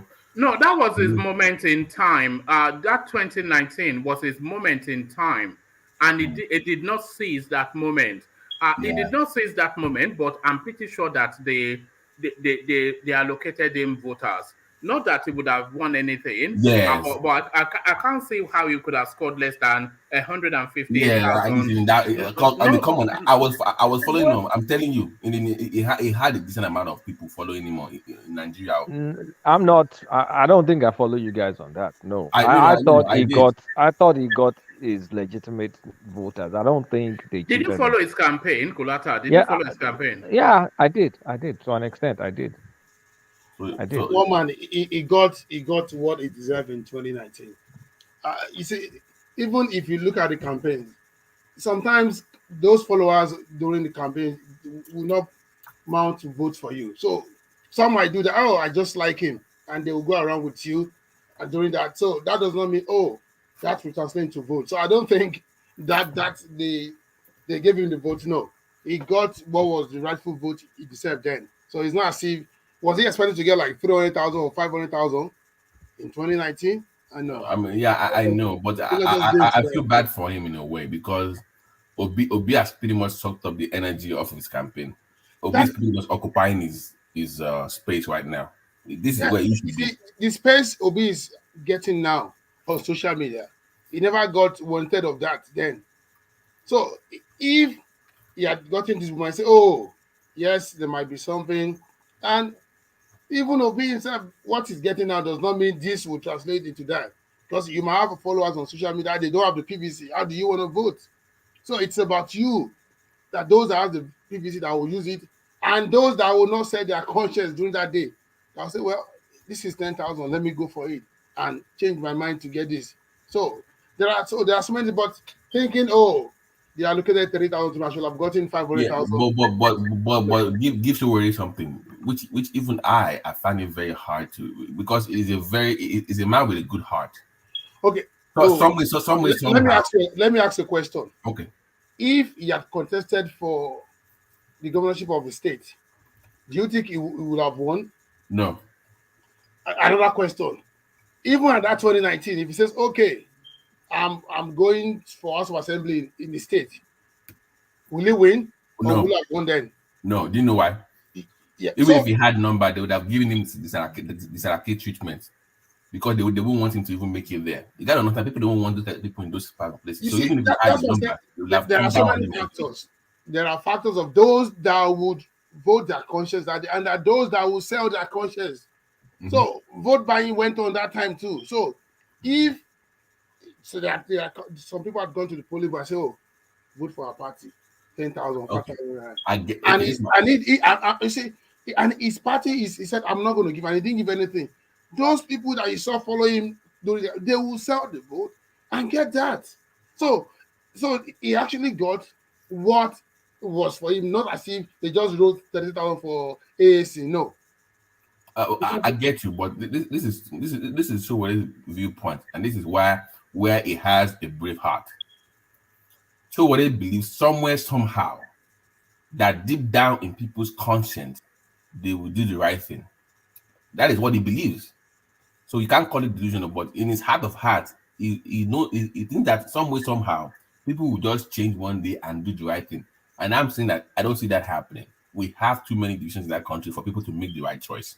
So I feel bad. Babati, do you know some obedience on the day of election? Some will still collect money and vote for this bad politician. Yes, now.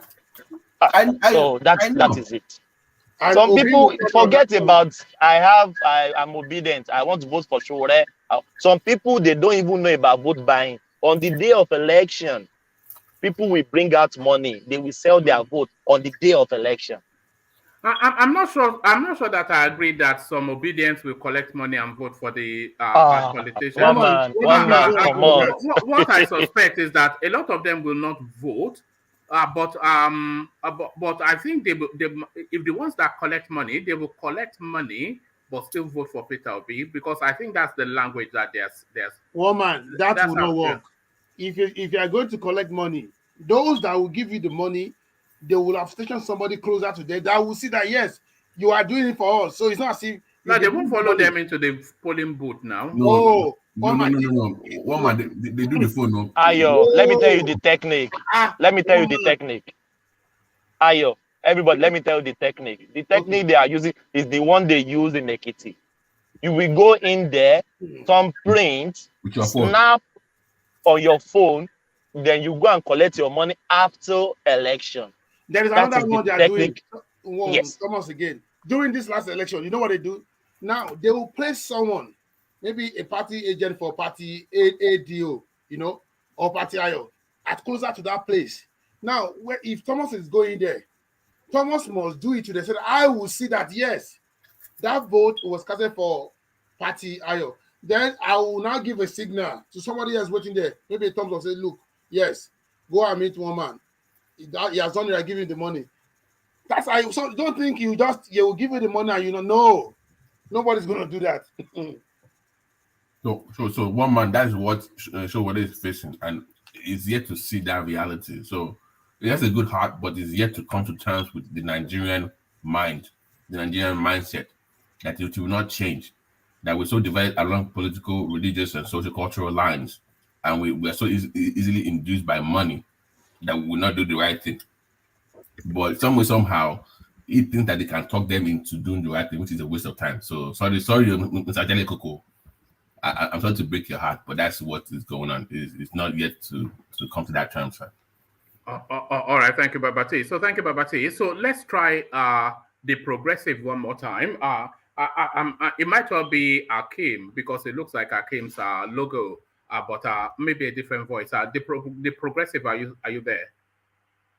Okay, still not there. So let's go to Ayo. So Ayo, let's come to you and let's take you to where we started it all off. You were the one opposing voice in this narrative yesterday when we were talking about the passport situation.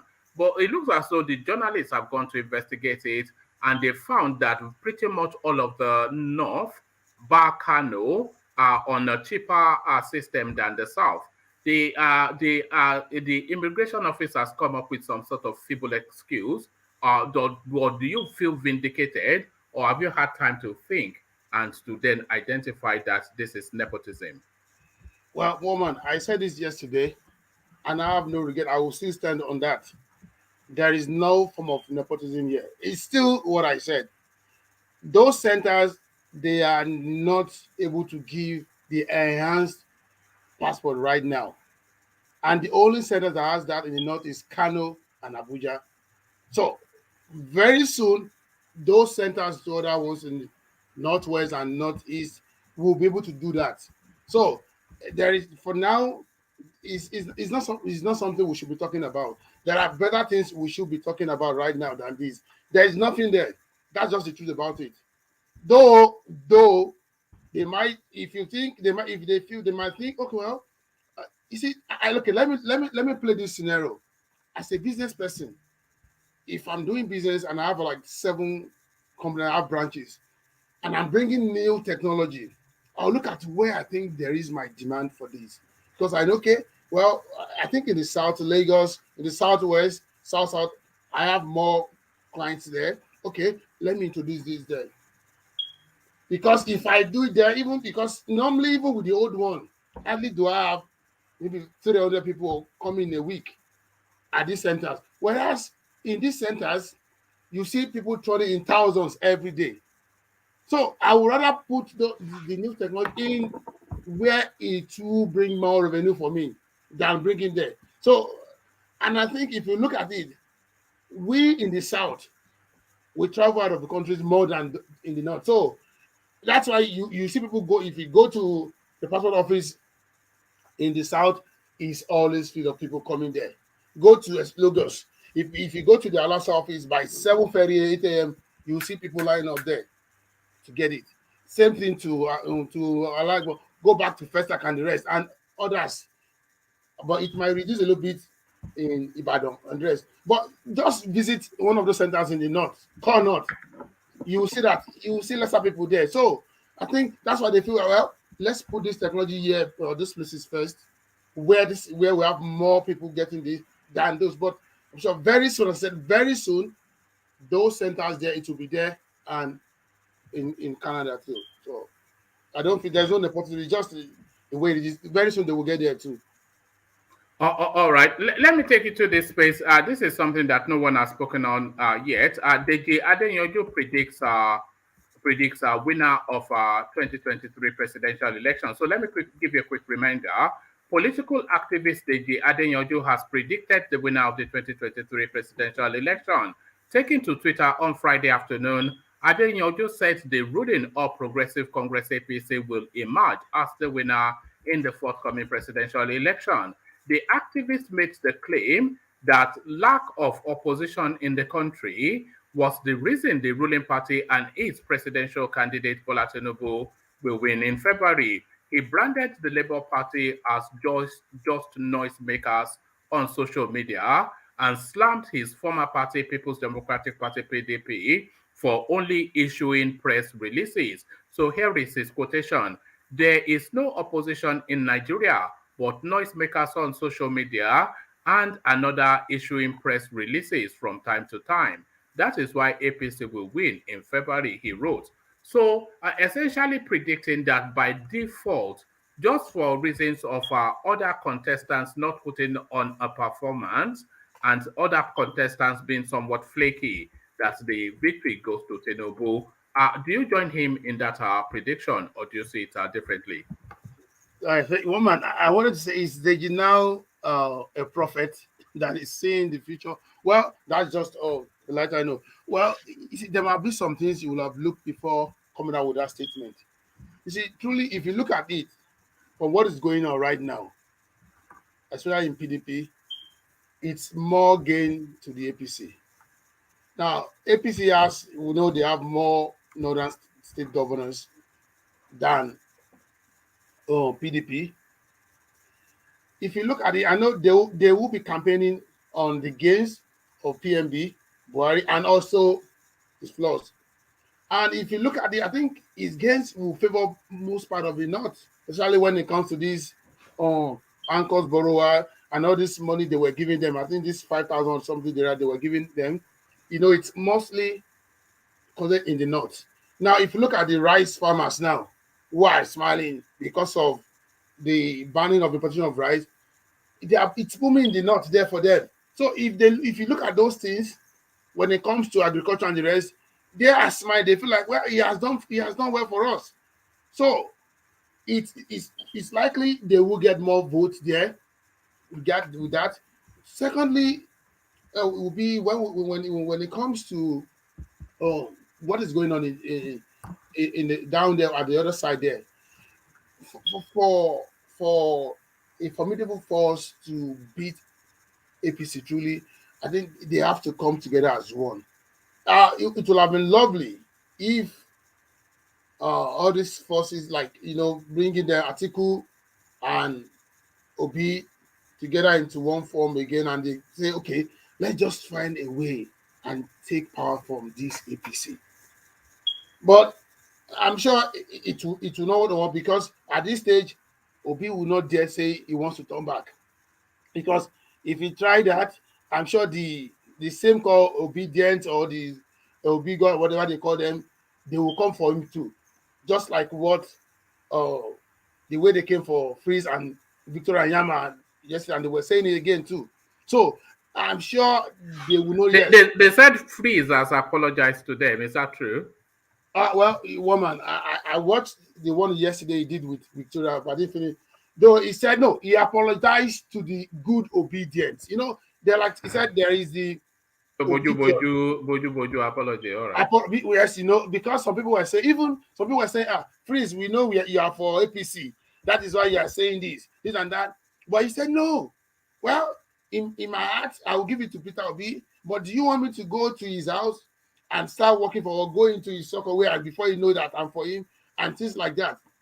So, but he said, I'm sorry, I'm only apologizing to those who are the good obedience, who don't just come to attack you, not those that attack him, the zombies and the big gods, and those that attack Victoria Yama too. Because even yesterday, while he was doing the live, you can see people telling, that Victoria Olosho, that her career is over. That's why she went to the UK and things like that. And you know, she was like, okay, well, she's less concerned with that. That they even came after her kids. Some of them were saying, you your children that she beats the husband. And why they were doing live with Freeze. And Freeze was like, do you know what they just said? And someone said, oh, see that one where they beat your husband. So it was like, what is beating the husband has to do what we're talking about? Somebody even say maybe Victoria is Freeze's girlfriend. You know, and they were attacking him, and it was just blocking. Is it not on his third wife now, Freeze? Well, I didn't follow that space, so I won't know if it's the third wife or the second one. But I think maybe it's the second one. I don't know if it's the third one. But somebody else might check and find if it's the third one. But I think it's the second one from what he used to say. Apart from what I read. The second one. Okay, the second one. So but back to what was so there is still going to be so many things that will come. But they just saying it because I see that there is more bond going on in APC than what is going on with going within PDP. So if you look at it, that will be as an advantage to APC, and probably that's the angle where they just seeing it and say, okay, well, for what they see, this is how it will play. But there is still more time. The campaign starts fully by September 28th. So by that time, we will see everybody will roll out that. Jingles will go on. Then we'll start seeing what goes on from one state to the other and the rest. But time will tell, woman. Time will tell. All right, brilliant. And to the Nigerian space in Dubai, first we started off with outrage, but now the blame seems to be reversing on these people, not following the rules, thinking they can act Nigerian everywhere they go. So what are you then making of the explanation coming out? You see, I will never blame UAE for doing this. That's just the truth about it. You see, we've caused them. I'm not saying there are so many bad, anywhere you go, just in the States, you see bad people from other countries too, not just, but it seems we have taken ours to be prominent, especially in Dubai, where you see young guys going houses, hacking people, hooking them, shooting, saying on the name of Curtis and the rest. So a country that knows that, yes, this is our country and it's a tourist country where people come all around all around the world, they wouldn't want such things to keep going on. And I think maybe that's why they reversed their visa policy and say, okay, well, if you are under 40, you want to come in, then you have to get a family visa. We are not giving anybody below 40 a tourist visa again, because maybe they did their demographic and feel that, well, those guys, they are in that age bracket, so let's find something to block them from coming so that we will not get more of them again. So, and any country can decide whatever they feel. So it's not as if they are witch hunting us or they feel like, but they just feel like we need to sanitize this. And the best way we can do this is to say, okay, now we are reversing this. If you are coming in to the country, if you are applying and you are below 40, you have to apply with a family visa. We'll give you, and you must come, not a tourist visa just for you. So unless if you are above 40. So they should have checked that very well before going in. So they cannot now cast the blame on, say, oh, I'm reporting to UN. What do you want to report to UN? Were you beaten? You weren't doing anything. You weren't called names. They only said, we cannot allow in because what you applied for is different from what you are bringing in. So please, you have to go back. So, but we caused this because, this is not the first time. Last year, there were videos where we saw online trending about Nigerian guys forming Curtis, fighting, killing themselves. And it came back again this year again. So they will have looked at it and said, no, if we don't control this will affect tourists coming in and feel like, what is going on? And if, okay, now we don't want to put a ban to it. Let's do this. Below 40, you have to come in through a family visa. If you're above 40, I think maybe you might be able to control yourself. That will not happen. And then you can apply for tourist visa. So to me, I don't see anything bad with that. It's just that we need to change our way so that now those that cause this will make this to affect good Nigerians, young guys who want to go there to exploit there and do things. Because I was watching a video from a guy about a week ago, 2 weeks ago, Stevie, when he went there are younger guys there, younger people going there doing well in so many sectors in Dubai. I watched so many story of a lady who said, oh, when she got there, She was doing so many jobs. She worked at this. She was working the store. She worked in the hotel. She was doing cleaning. She went to school. From there now, she earned more money. She saved and she started her own business. And the business is booming. So that look, Dubai is a place for you. It's a dream place for you. And most of those that spoke in that video, I think most of them are below 40. And they are saying good things about Dubai. Say, look, this is a dream place to come. You can always explore. You will do well as long as you do the right thing. But those, now they've used this to affect those that have those good intentions to come there. They've denied them. So it's just that we need to change our ways so that those bad things will not affect those who have good and genuine ways of going there to transform their life and to do better. All right, brilliant. Let me take you to the space, Johnson Suleiman. Oh man. So this guy now, I'm not quite sure what is going on there. He's from Ovie's part of the world, Johnson Suleiman. It's just there's this YouTuber that called him out on his miracle money. He destroyed him, and there's one other YouTuber that she actually built her space off the back of Johnson Suleiman, Somaku. He nearly destroyed her. There's another one, Maureen Badejo. He's just destroyed her completely. He's wiped her off social media space.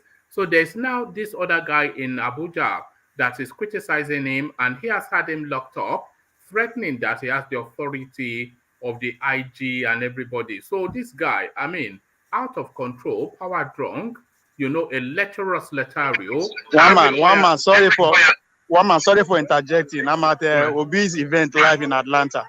Oh, brilliant. I'm at Obi's event live in Atlanta. Yeah, so this is what we are seeing for now.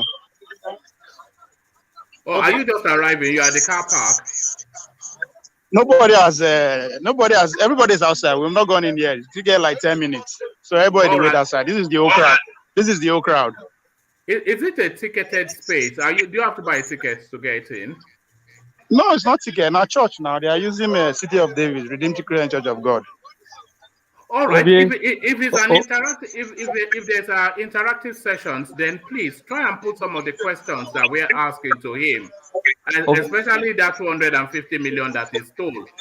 Put the address. Put the address. One man, you know if Kulata is here. I'm here. I'm not at the event. You're not there now. You are fine. Come. I know they put the address. Let me see if I can still go. Put the address. No, but on a more serious note. Nobody here. People know they here. Maybe like 100 to 200 people. It's a church. That's it. Maybe I show you. Let me turn my camera and show you. This is everybody. Oh wow. That's it. Do you want to go up to them? Do you want to do like somewhat of an interview? Do you want to interact with some of them and just ask them questions about Obi, why they support him, what they think of his? Do you want to try that, or is it? I have that in mind too. That's why I have to save my battery. For now. But I'm just waiting for the man to show up for the event to start. Then so I'll know who to talk to.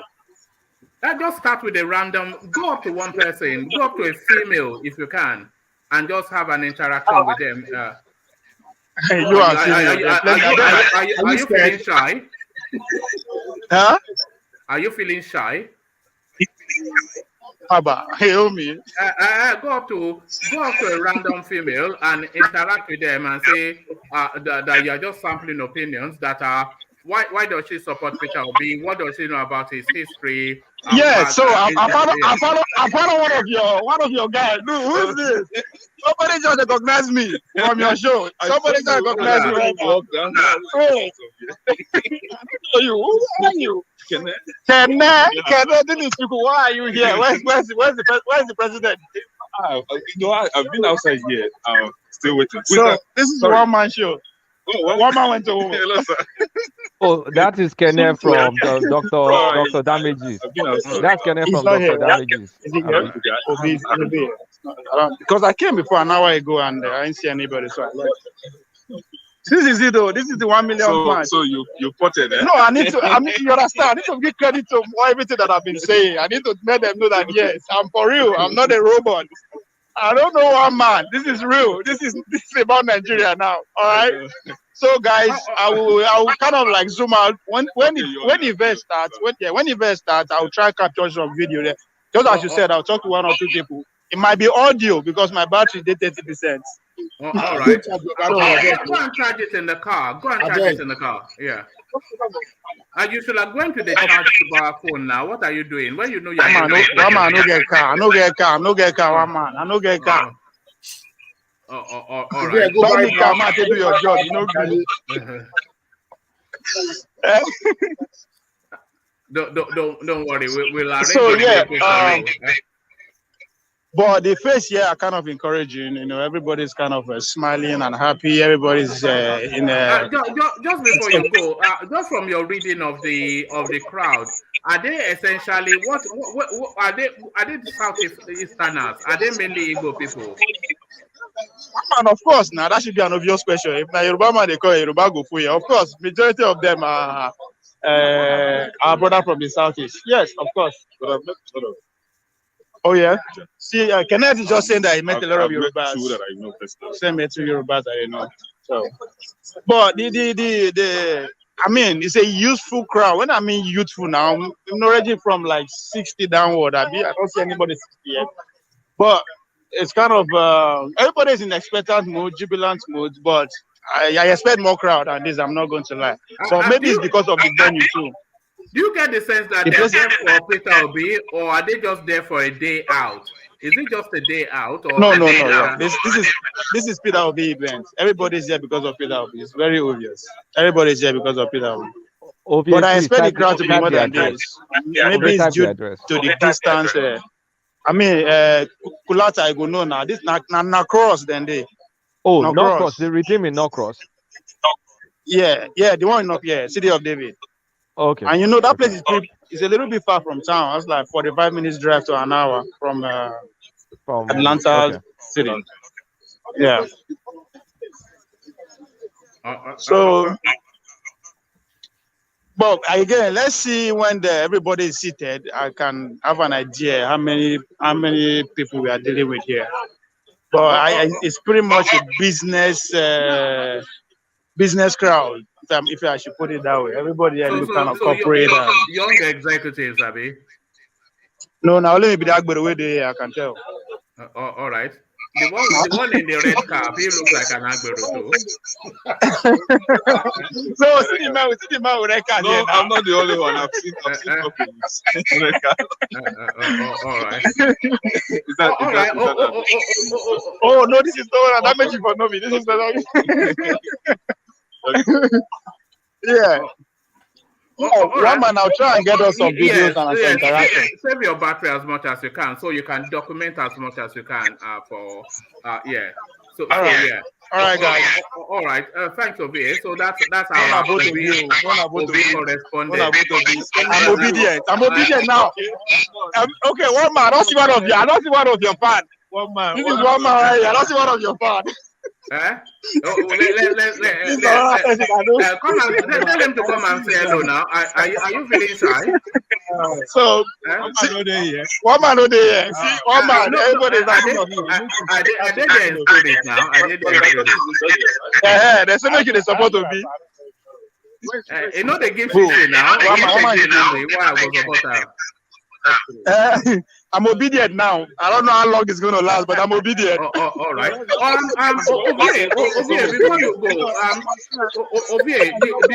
you go,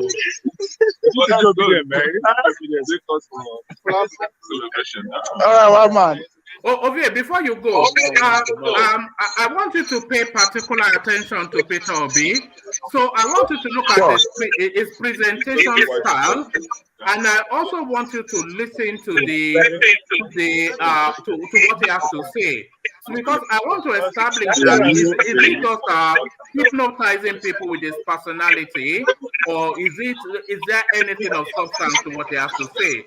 So look at his presentation style, check him for sincerity, and don't look into it. Don't let him seduce you, though. Don't let him seduce you. Be dispassionate. But study him hard. so that you can come and give us a report when you. Yeah.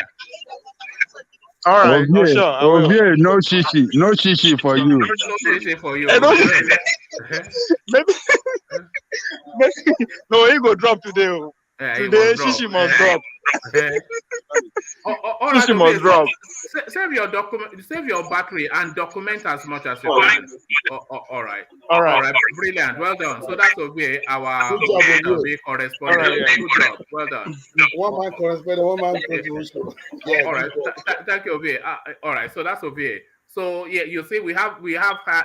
Well, you know, the last time we went to something, it was a Janle Koko that we sent to when we went. Is it when we went to Stone? Was it Buhari at the UN building? So Ajanle Koko was our correspondent then. So now Ovie, our correspondent to be as it goes to chance dollars from the one man. Are you paying them shishi for this? No, they are citizen reporters now. They are serving what is it called? What's that 1 year thing that you do with an industry? NYSC. Internship. Yes, they're doing internship. Yeah. So brilliant. Well done, Ovie. So that was a good intermission with Ovie then. So back to you then. It's almost an anticlimax now, but back to Suleiman and his electoral ways. Yeah. Oh man, you see, I don't know. You see, I think I don't want to use the word maybe most clergymen or the big, let's say the big so-called pastors in Nigeria. They can do and undo and go away with it because they have power, they have the connection, and there is this money they can spend. And so, if you look at it, you said, I remember there was a time someone was complaining. I watched, and she was saying, "Oh, someone was trying to bribe her from Suleiman's camp. Maybe they were going to send her, I don't know, maybe $20,000 or thereabouts." She was like, "No, you can't buy me. I have my conscience." And she said, "No, it will not happen." And I think there was a time I followed that of Maureen, but I don't know what happened then. Maybe Maureen won in court, or maybe you can tell me, or maybe no, she's still offline, so she did not win. Oh, she's still offline. They blocked her. Yeah. Oh no, they've taken her down. They've taken Suleiman took her down. Oh no, that's a sad news to hear, honestly. Ayo, yes? She's still online, but not on YouTube. She's still on Facebook. I don't do this. I don't do Facebook or this. I only do on YouTube. So I know most times when I put on the TV, I just see there and I watch any parts of my old clips and I follow watching because truly, you see, that's one thing I like. That's one of the side I like when it comes to Freeze. Freeze will tell you Nigeria is the only country where in the morning, afternoon, night, it's all about prayer. You don't go to work. Go and work. And that was the same thing. Rajiv Fashola said, I think, on the program, look, that what the problem of Nigeria is, we are too religious. We carry it to us that we don't even go out to work. When instead of you working, you say you are doing this. And that is why you see our clergymen, our pastors boasting, saying, "Oh, I have money. I'm richer than the country, or my church is the biggest church." What does that translate to us? Your church is the biggest church, but there's poverty in the land. So when it comes to this religious thing, it's as if, and it doesn't matter if you see those who are well educated, professors, those who have 2 degrees, 4 degrees, they are so gullible, they still go in line with what they tell them. So he has been doing it. He got away with that with someone. He went after Maureen. As I said, now she's offline. She can't put it there. And now he's there again with with the poor guy. And we can see evidences where they said, "Look, he did this." Look at the case, the one that confessed about Yabo, that they actually met at Yabo's place before the mom died. And she was there, and that she was even smiling and saying, "Oh, yes, I give him that he enjoys 3 songs." Things like that. So that tells us that is a fact. It is not a lie. It is the truth. But even at that, woman.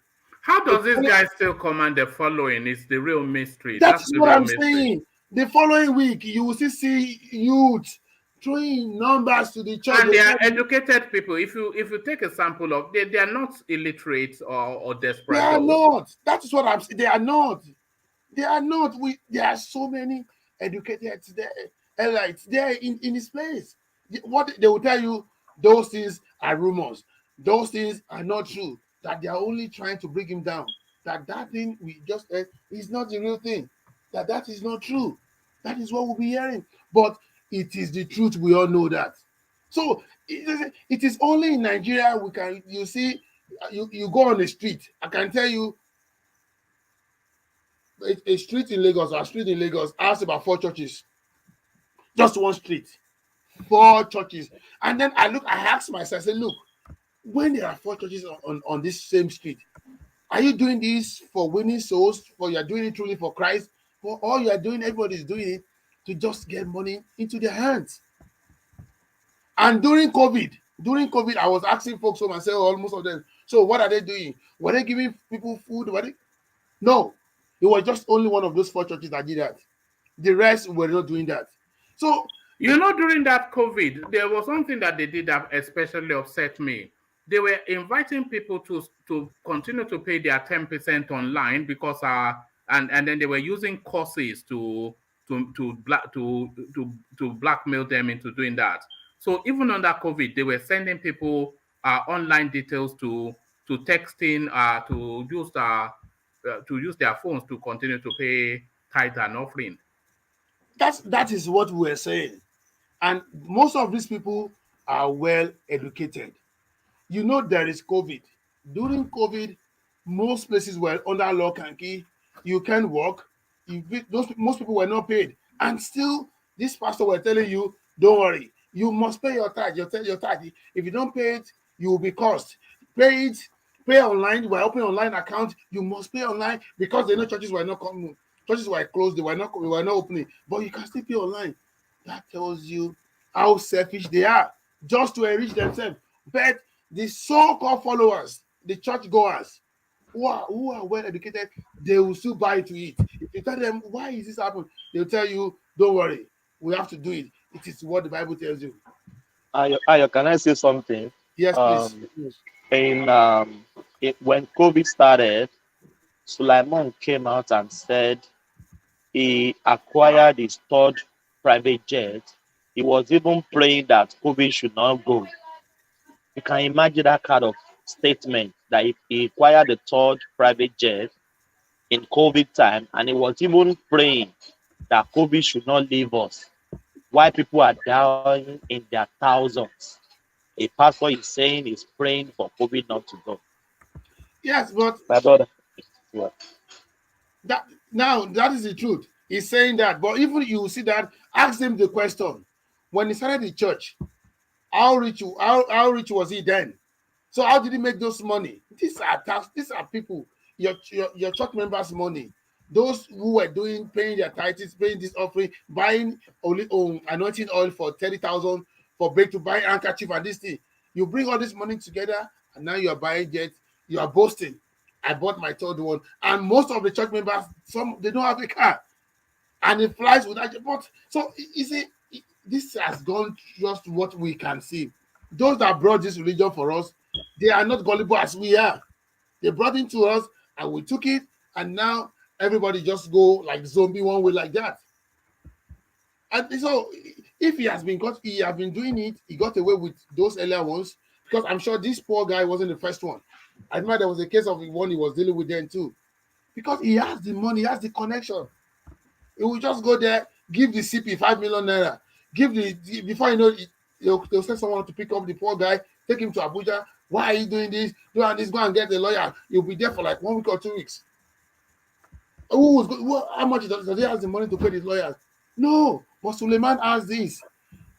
He can fund the lawyer and say, keep just going there. Let the guy be there for 1 month. I don't know. It's sometimes I don't want to look into this because it has gone just beyond Suleiman. You see, I grew up in Baptist. Those years, but sometimes I look at this. Look, we have a Bowen University. How many of our church members is able to take their children or what into that place? No. And they keep telling you You need to pay money. We want to build new auditorium there. For who? Why not make everybody? It's okay. If you are charging outside person $850 for this class, being a Baptist member, once you be paying your tax, you will only be paying 10% of that. But reverse is the case. Baptist, they pay tithe. Of course. Yeah. Baptist pay tithe. But you know, Baptist churches, you don't. The pastor does not take control of the church. Yeah, you have what is called EC. You know, the same council. That's where they take care because they hire the pastor. They pay this pastor's salary. So the pastor does not control what comes in. But at the end of the day, you put your funds together. You put it in the convention, and then convention takes that money, and that's how we funded Bowen University. But what I was saying, I was like, and I keep saying that look, most of our members cannot go to this. So are we not? Does it make sense? It is from our money, the money that each church is in Baptist, you must pay every year. That money is taken to the convention from each state. From there, it goes into the national account, and from there, it goes back there, and that is what they use for Bowen. That's even the last CAN president. He's a member of Baptist, Reverend Doctor. The last one before the new one, he's a Baptist member. But what I say, why don't you make it easy for each Baptist? I say, okay, once your pastor can show that yes, I attend this Baptist, you've been paying your tax regularly, you should be able to send your child to that Bowen University too. I say, okay, your child want to study accounting. How much is accounting a year? $850. Okay, you will only be paying 20% of that money because you have been doing the right thing, you'll be paying your tax. But it is not working. So there are so many things wrong in us when it comes to that, the so-called, what we term the word religion. And that is why I said that is part of what I so more keen to when that if you say, look, when you keep talking, it is this your same people that will say, oh, do this, do that. But at the same time, does it help us? No. With the number of churches we have, poverty is just working in us, in that country. It is only the big wigs, the pastors of those churches that are making the money. So go there. So many of them too. The same thing with Winner Shabbat. There was a time I later asked my friend, I said, what is happening? He said he's not going there again. He only joins online. That's all, and he's not paying any tax. He's not paying any tax again. Because how many of the church members can attend to pay for their kids or what to go to Covenant University? Less than 10%, unless we are deceiving ourselves. But it is from their own money. The tithe and other things they pay that was used to be the first one in Clerical before moving to Umaron in Kwara and the rest. And now is expanding. But the church members cannot afford to take their kids. They are there. What are we saying? Oh man, one day we cannot conclude a topic like that. Please, let's just. All right, I'm going to dedicate a session to that Christian space because there's a lot going on there.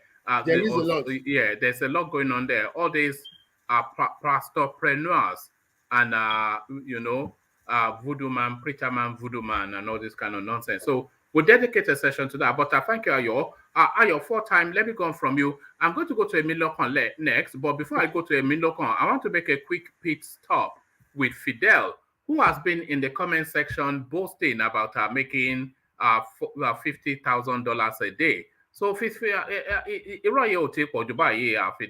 what's the meaning of all these lies that you are telling to Alexander Akache?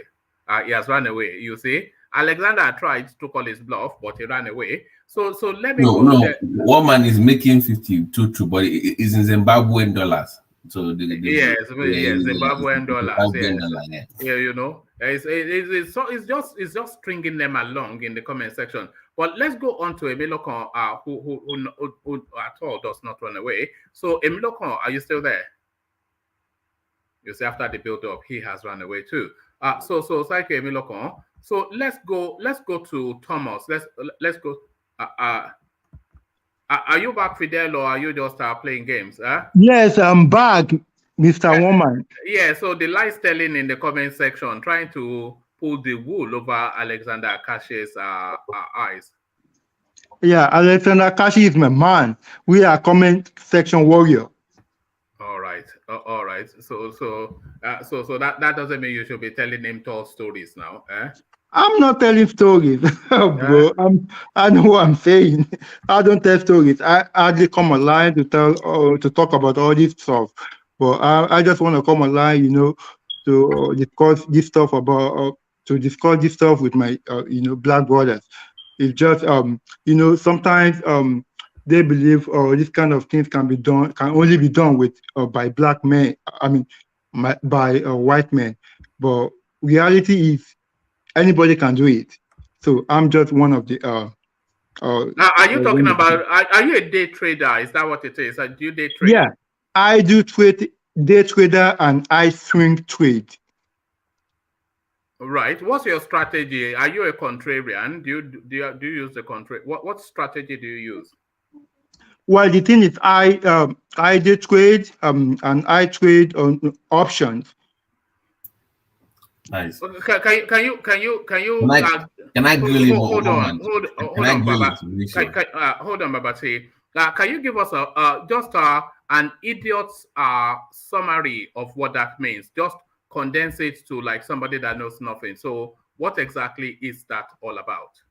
Okay, option trade means that you are trading that a stock is gonna be up or down in the meantime, like maybe when I say a swing trader means you are trading that this kind of stock like Tesla, Apple is gonna go up or down in the meantime, maybe like a week or a day or something like that. That's the kind of thing I do. I trade a day trade, a week, or a month. That's the kind of thing I do. Do you do it as a job or as a hobby? Well, I have a job I'm doing, but I just do that as like a hobby. All right. And how do you make your predictions? Is there any science to it, or is it just from gut feeling? Okay. The thing is, I've been trading. No, I'm not gonna say I've been trading. Even when I was in Nigeria, in 2019, and I always like the fact of I always like trading. I always want to learn about trading. When I was in Nigeria in 2019, and I've always been learning about that.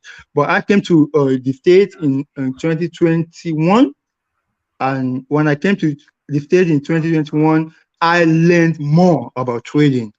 I have my mentor, which is Curry. You can check him on YouTube, and he's a white guy. And you know what? I learned a lot from him. And this year, I make a lot of money from him. And define a lot of money. What is a lot of money? You made $500, Abi. Well, a lot of money is where you make $18,000, $20,000. That's a lot of money. Well, over what time period? Over what, in a trade or in a year or? Well, when you are talking about trading, it depends on the money you put. It depends on the money you put to trade. So I'm not gonna say if you put $10,000 to trade, you make a lot of money. If you put $1,000 to trade, you make just a little bit of money. So it depends on the money you trade. All right. So you were telling tall tales. Can I ask him a question, one man? Yeah. Go on now, Babati. Okay. So I'm a trader too. I swing trade and I day trade. What are your top 3 indicators? What are your top 3 indicators for trading? Well, can you say that again, Babati? Look at this guy. You say you're a day trader, right? Yeah. What are your top 3 indicators when you day trade? What are my top 3 traders? Well, do you know what an indicator is? Firstly, well, let me tell that. Babati, I use VWAP, I use MACD, and I use the sometimes I use the market indices. So VWAP and market indices. That's what I use. So if a market drops below VWAP, what is the meaning of that? If you go below VWAP? Yeah. So Who is in control if it goes below the VWAP, the buyer or the seller? Okay, who is in control is well, it depends. Like 3 days ago, Powell. You know what Powell is. Powell talk whenever Powell is talking, the market. It depends on what he says. The market just on a general. If it's above VWAP, who is in control? If it's below VWAP, who is in control? If it's above the VWAP, yeah. Well, if it's above the VWAP, that means it's bullish. If it's below, one man is real. He gets it. He gets it. Yeah, all right. I get you. All right. But not quite making the $50,000 a day. No, one man. I never told you I make $50,000. I told you I make more than $15,000. That's what I'm saying. I never told you I make more than $50,000. Okay. You this guy. All right. Okay. What? Just PM me on private. We'll share some notes. Okay. Okay. Right. Well, Mama, you can ask me whatever you want to ask me. Okay. I don't disguise. That's just the way I am. Man, to let us do one class on this platform. He's not giving me time yet, though. So I tried to open that space. There was a time we used to have a guy come on and tried to talk about crypto. And okay, woman. Hold on. You could just see the subscribers, the viewers just dropping. Woman, do you know why I shy away from crypto? It's not something that is very sustainable. If you day trade, option trade, or you swing trade, it's something like if you do swing trade now, you can just do it, leave it, go, come back later. It works with people's work schedule. The crypto thing is more all over the place. So if you focus more on like a day trade or option, like mostly options will work for people that have full-time jobs. So, okay, Babati, let me tell you this. Bitcoin, crypto is kind of dicey, so I'm not gonna tell you to put your money in crypto, but I have my money in crypto too as well. But I can tell you the crypto you can buy. You can buy something like a Bitcoin, Ethereum, Solana. That's where they are. What are you saying now? Everybody knows that. I thought you were going to say something original. You see, you have something like what, woman? No, listen. You can buy the Binance token, which is no. I'm not gonna ever advise anybody to buy that. Well, I'm buying it. No, okay, yeah, you can make a lot of money. I buy it every month. You know, wait, guy. You know what? This is when I say teaching people how to trade. You know what to watch for. So that remember, I asked you your indicators. You know all those things. You know VWAP. You know EMA 2010 stuff like that.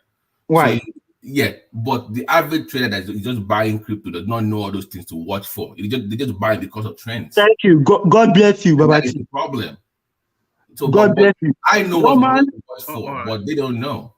Woman, that's why I will never advise anybody to go into Shiba Inu to buy Dogecoin and all that because they are not stable. The stable coin are the Bitcoin, the Ethereum, the Solana. Those are the ones I can advise people to buy because even though you buy that, and they are down right now, you know that in the next maybe 1 year you're gonna make a lot of money, and that's what I'm doing. So Bitcoin is just like I'm just putting a lot of money there, and I know in the next 1 year, 2 years, I'm gonna make a lot of money right now. All right, brother. All right, brother. Maybe one day on your platform, if you have chance, we can go through, we can trade notes and just do a session on trading. All right. Let's hear from Emilokon, who also has some expertise in that area, and then he takes the floor as well. So Emilokon, yeah, I called you earlier, but I thought it left. Yeah, one man. I was trying to adjust, but before the time, sometimes you don't know when it's to get to you, and you'll still be doing some other things, and then. Good evening to everybody. Oh well, fine. By the way, I want to even ask the question from those the experts in the trading stuff because I'm also. They are not experts, so they are just they are bluffing. They don't know anything. They are just bojo. Mention one of the indicators as VWAP. How do you spell that? That's BTR. What did you say? Say that again, please. How do you spell? Is it VWAP or what do you call that indicator? Yeah, it's VWAP. like VWAP. So Let people me want. tell you what FIWAP does.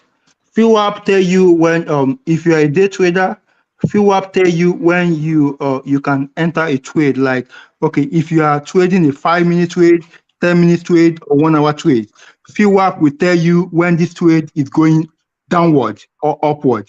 Like Tesla, if Tesla is going downward, FIWAP will tell you that okay, you can enter this trade for 5 minutes. Within 5 minutes, you can enter it, then make your money within that 5 minutes. Then within 5 minutes, you enter and get out of the trade. That's what FIWAP does. Is it a subscription service? No. It's on the right? In the US state, we have FIWAP is free. We have Webull, we have Momo that you can trade with. It's just free. It's free. No. What man can you? I have it on my screen. If you can share my screen with people. Okay. So you see, this is a typical trading platform like a Webull. Why? Right. You are right. You see that yellow line right there? Yeah. That yellow line is called VWAP. So I know already that this is a seller's market. People are, it's a sell-off. So I'm not going to trade it until it goes above a VWAP. If it goes above a VWAP, let me see if this one comes up. Let's see. It's loaded. So, okay, let me click another one. So, look at this now. It's above this yellow line. Yeah. So I will trade it. But for me to trade this, we got something level 2. Right here, you see a level 2 here. That shows you who is buying, who is selling, how much they are buying, how much. So you just track what they're buying, what they're selling. So you need to know these basic things to buy anything. That way, you just don't buy because of feelings or intuition. You know why you're buying and why you're selling. That way, you don't lose money. What platform is this? This is the basic. So if you are trading, no, it's asking what software or platform is. No, this is called Webull. This is Webull. Oh, Webull. Okay. Webull is like a basic 2 is not. I don't trade with basic 2. I trade with basic 2. But basic 2 is like a basic that you trade a cover trade and you trade a vertical and all that. But basic 3 is more advanced. Oh, all right. All right, thank you. So that's you might as well have been speaking German for all we understood. But let's get back to the politics of it, and let's get back to let's get to Emiloko. So Emiloko, that sounded like Chinese to me, but now to proper English and this passport situation, you brought the storyline up, Emiloko, yesterday, and it looks as though there's some veracity to it. They've tried to come up with some ludicrous reasoning, but really it's nepotism, isn't it? Oh, well, that is just it on. Of course, they might have, there's always a way to back up everything in Nigeria. And anyway, once you want to back it up, you can just put in 1 or 2 little jargons together, and then it doesn't have to be. Maybe it is plausible. So far that you just put it together, people will just assume that, well, they've defended it and nobody cares again.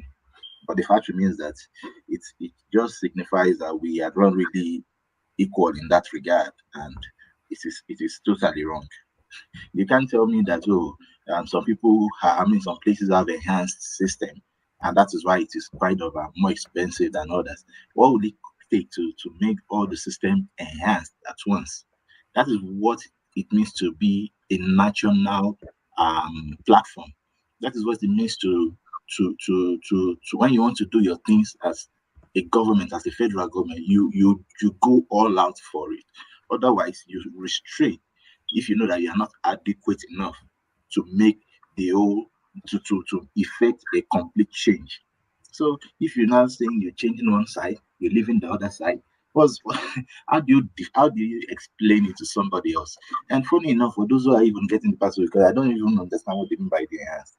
See the password they are releasing this stage. They are not like colored. Again, if you check the bio data page, you see the usual color is gone off. It's like almost a black and white.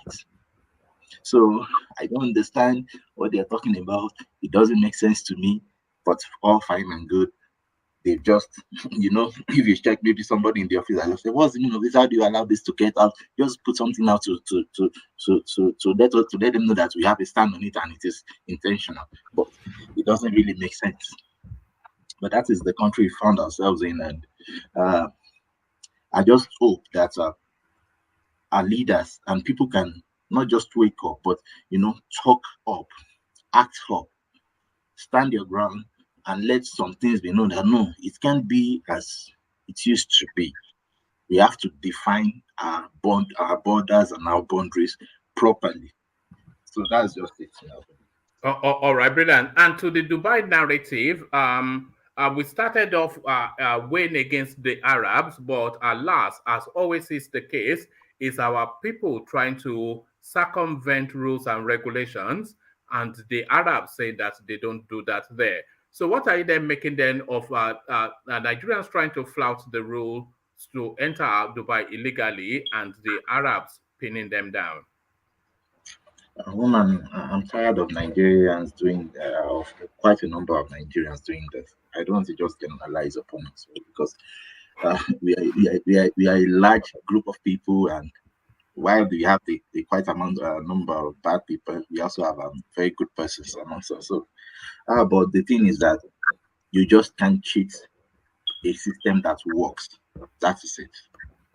You can't. If you cheat the first phase of it, I can guarantee you by the second, third phase of that particular system, because for it to be a system, there are going to be several phases for it to be adequate. If it goes scot-free for the first, you will not just be able to end it. It's not going to work like that, and that is what is happening there.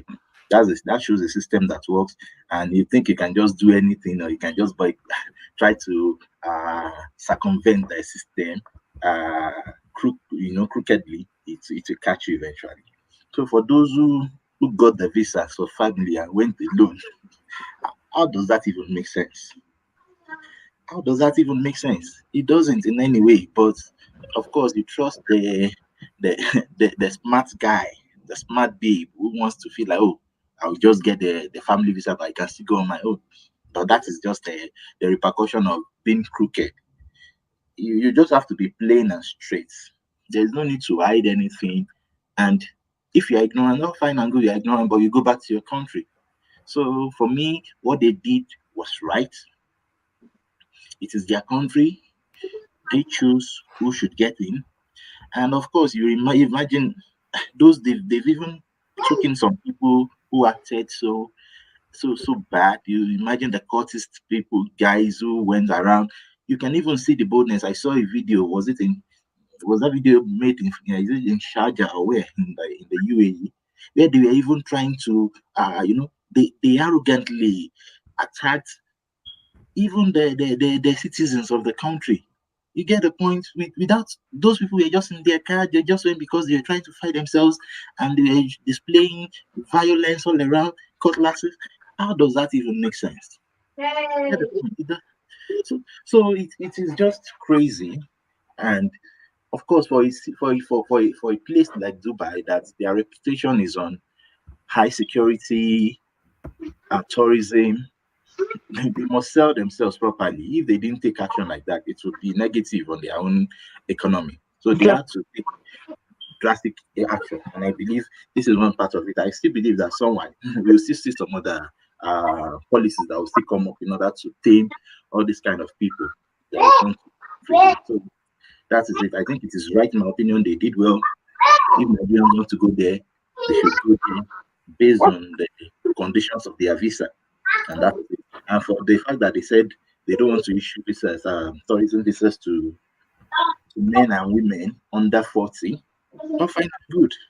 That means that they've used their small mess to spoil the yacht, in quotes for you get the point. So they've simply blocked their opportunity for other good people to get it, and that's how life is. So I don't blame them. They are just trying to preserve themselves properly and well. We should just be to train ourselves to become more civilized, more civil in our thinking, and stop this hooliganism, arrogance that this set of Nigerians display all around. All right, brilliant. And Sowore, harkening back to the past, INEC allocated 33,000 votes to me in 2019. So that's Sowore. A lot of people, I think Ayo being one of them, telling us that that is exactly where he should be. But the way that guy campaigned and the lot of energy around his campaign in 2019, because a lot of us, certainly myself, I saw it firsthand, it's almost impossible to believe that for all of that effort and all of that energy, it only amounted to 33,000 votes. So INEC did right results in 2019. We know that.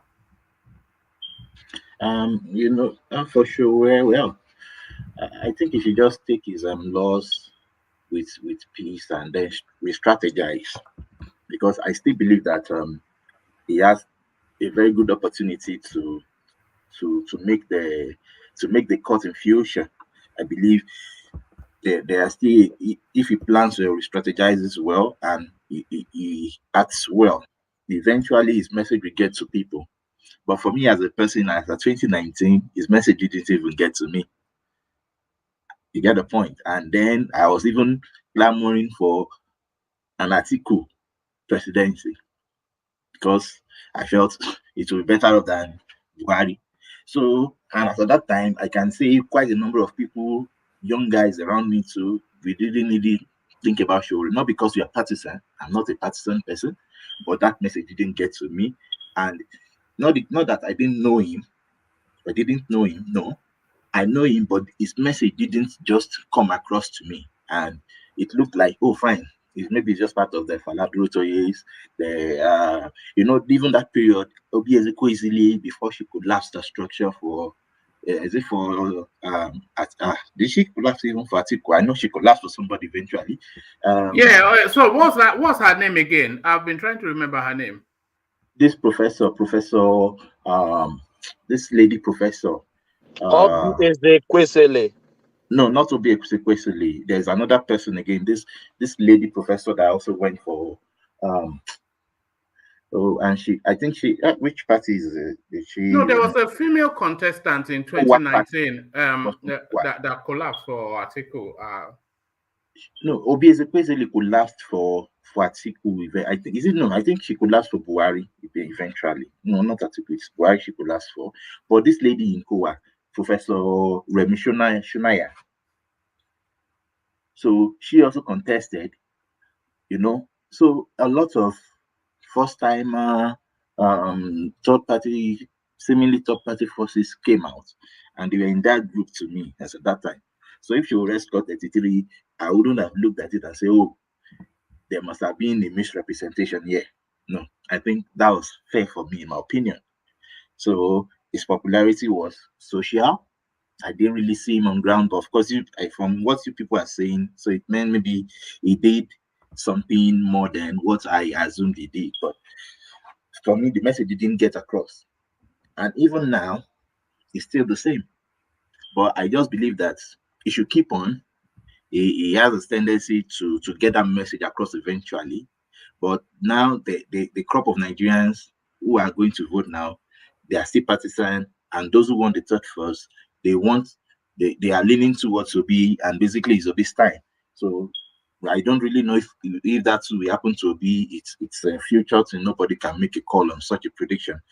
But the thing is that this is the time for Obi as the third first. So if he still wants to stand alone, all fine and good. He should just continue to preach his messages. He should continue to act his messages out so that people can begin to make judgment. Because for someone like me as a person, I would not just say, well, I want to vote Sowore, because I would be like, okay, fine. What are his antecedents? I don't really know. I don't really know his antecedents like that. And of course, somebody might say, but Peter Obi's antecedents or others. Well, but the question remains that I just believe, okay, there are some evils. I'll pick the lesser evil. And for Sowore, I don't know if he's evil or a saint. But because he hasn't participated, I wouldn't just say he's a saint altogether. So he's just an in-between that I can just be reasonable enough to say, okay, there's tendency he can make, and that would be his first timer for us also. So maybe if you just take up something again different, he could go for the governorship of the state. That was just seen from that angle. And then we begin to say, okay, this man has made this change in this social place, and he can translate that change nationally. You get the point? So that is just my message to him. But I believe if he continues, because it seems he has really fought for democracy in the past too, and he has also, he has been, he has been suffered because of good governance. So I believe that effort shouldn't just be thrown out of the door. So you need to just galvanize, and gradually, if I see a lot of his messages, I am reasonable enough to be convinced if I believe, oh, this is it. But for now, I just want to lock up on Peter Obi. So that is just my own, and I believe that is. Are you Igbo? No, I'm Yoruba. So why you say Peter Obi? Is Peter Obi now? Are you adopting their accent now? I'm not. No. It might just come. Of course, Peter Obi is even much more funny and hilarious to call out like that. You get the point. But the thing is, I'm a Yoruba man. If you want to do it that way, then you have to do it properly. You have to say Peter Obi. That's Peter Obi.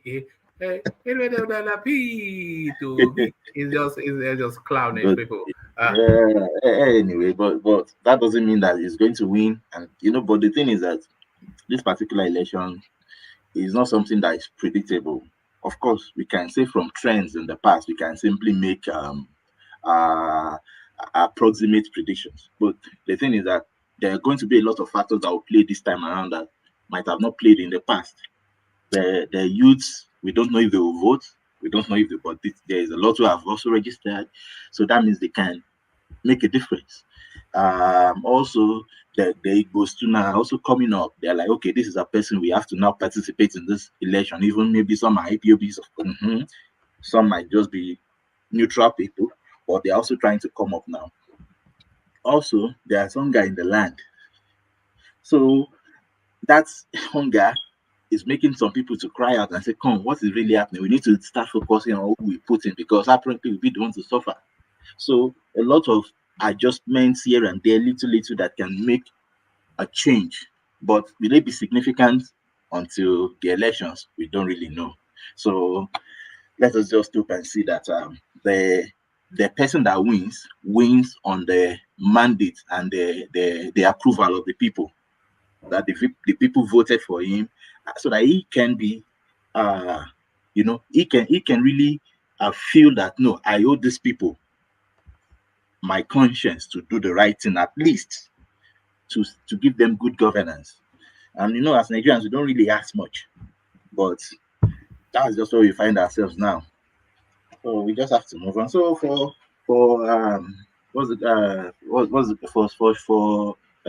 Sowore, you should keep on the good work. If you continue to consolidate, begin to discuss with, even discussing with certain persons. Look, we should not just deny this fact that you can't just stand alone and win it. No, it's not going to be like that. You have to consolidate with some other persons of repute that the average Nigerian sees and respects. You get the point? For somebody like Patutomi, I respect him. I don't know about that. And there are several people like that. It doesn't have to be Patutomi, but there are people who command respect when they talk, and people kind of, okay, no, this person knows what he's doing. These are the people, one way or the other, you just have to come up with these people, meet them, throw your visions to them, let them see that, okay, this guy is also reasonable enough to dream and to see a good Nigeria. And one way or the other, they begin to spread the message around, and everybody begins to catch a fire. That's how it's going to be.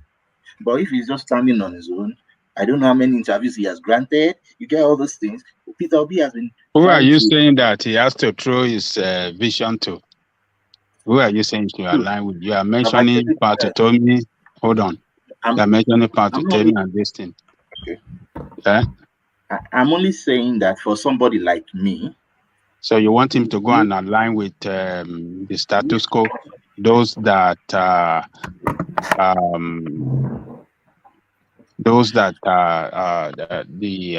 do I describe them? Yeah, the status quo. Those that we have known for a long time, that have been you know, either participating in either by jointly or you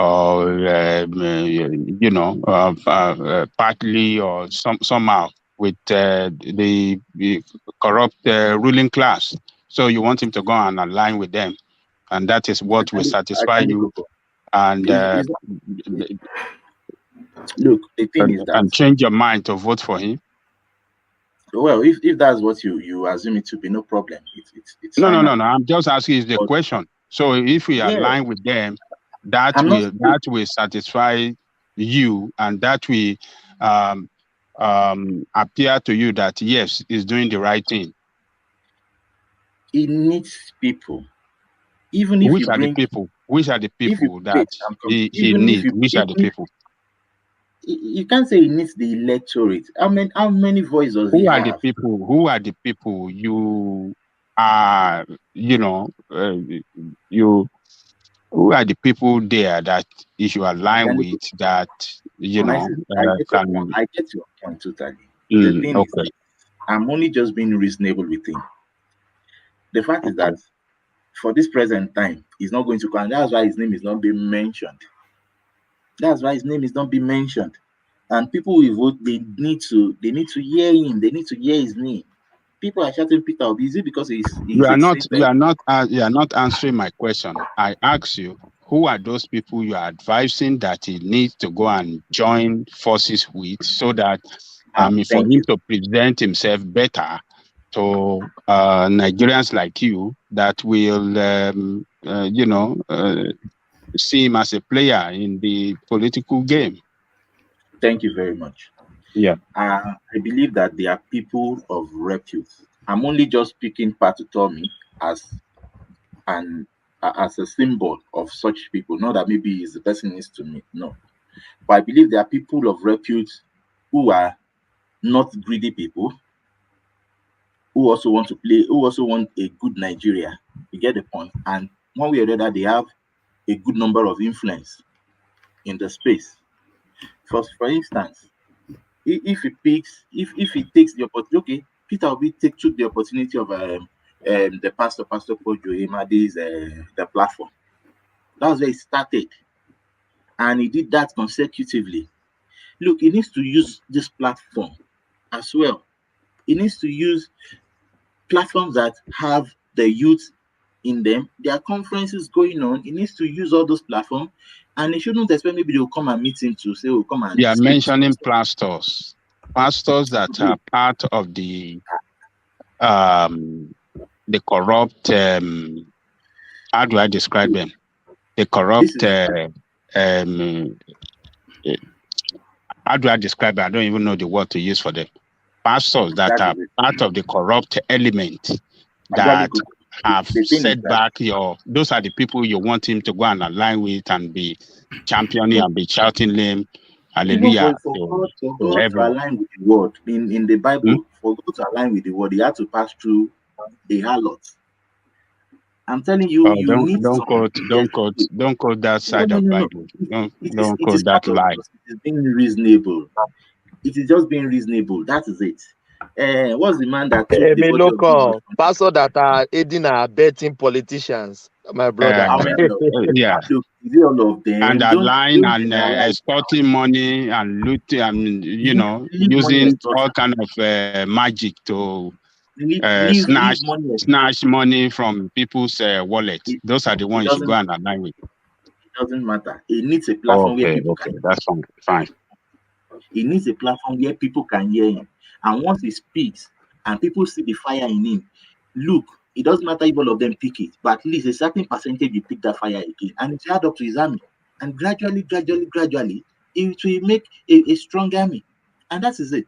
And as of this present time, these seasons of Nigeria, a neutral person can't just come and get the presidency. We should just tell ourselves the truth. We might say, oh, it is a neutral person that is best. But being the perfect is not necessarily what is reality. So let us talk reality here. And that is what we are talking about. That for him, he needs to also be in that game, understand it, and knows what he wants to do and deliver. That is it. He needs to get people to his side. And the only way is that for people to listen to him. Look, the generation that are growing up, they are people who listen. They are listeners. They pick words. They want to hear. You must talk it to their ears. You must find every platform to talk it to their ears. And from there, people will begin to say, oh, no. And before you know, people begin to mention his name. And before you know, even those who are sedentary in their mindset will begin to say, oh, what are you guys talking about? And they get interested. And gradually, they begin to see him as their leader, and they begin to follow him. But at this present time, nobody is seeing it like that. I mean, don't let them say nobody, but not a lot of people are seeing it like that. And that is part of the problem. So how many people have accepted him as a leader? You get a point. And it's not because he doesn't have the capacity to lead. I don't really know him to that point. But the thing is that have people really heard him, seen him, known him? Do you think he has that capacity? That's what I'm saying, that I can't really say because I don't know him to that point. But with what I've seen so far, well, I see that he is a dogged person. And quite, we need somebody who is that dogged in Nigerian space. You get the point? He's dogged and it follows his tenets properly. And I think he has suffered even on that. You get the point? But one way or the other too, you know, it is not just that alone, because it is only a few that we see that. Nobody, it is only a few that knows that he was in prison for quite a lot of time. That, you know, there was a time so he was So are you suggesting for him to join the status quo? Not join the to come status to the quo. limelight, because it's not what I mean by status quo, the old guard, or maybe because there's no how he can make headway if he didn't join this status quo, the old guard, a politician, because his message is not going out there. It's not resonating with people in any way. Let me tell you, the thing is this. Number one, I don't know, maybe he's arrogant. Look, there's no way you can get through your way in Nigeria as we speak now. You have to pass through some doors. There's no way, you have to pass through. But with humility, if you are the type you are brazen with words, it's better if you become soft. Obi is using that psychology too. You know, he talks softly, he shows humility, he shows respect. Look, it is you who want to win. You have to use all the tools to win. You get the point? That is it. So if it is going to meet, using the status quo to rise up, yes, it is to get to do what you need to be done. You have to. But the thing is that use all those status quo. And you expect change if you join forces with status quo. So when I mean right, hold on. You align with status quo, you how do I say it? You reach deal with the status quo and they help you to get to power.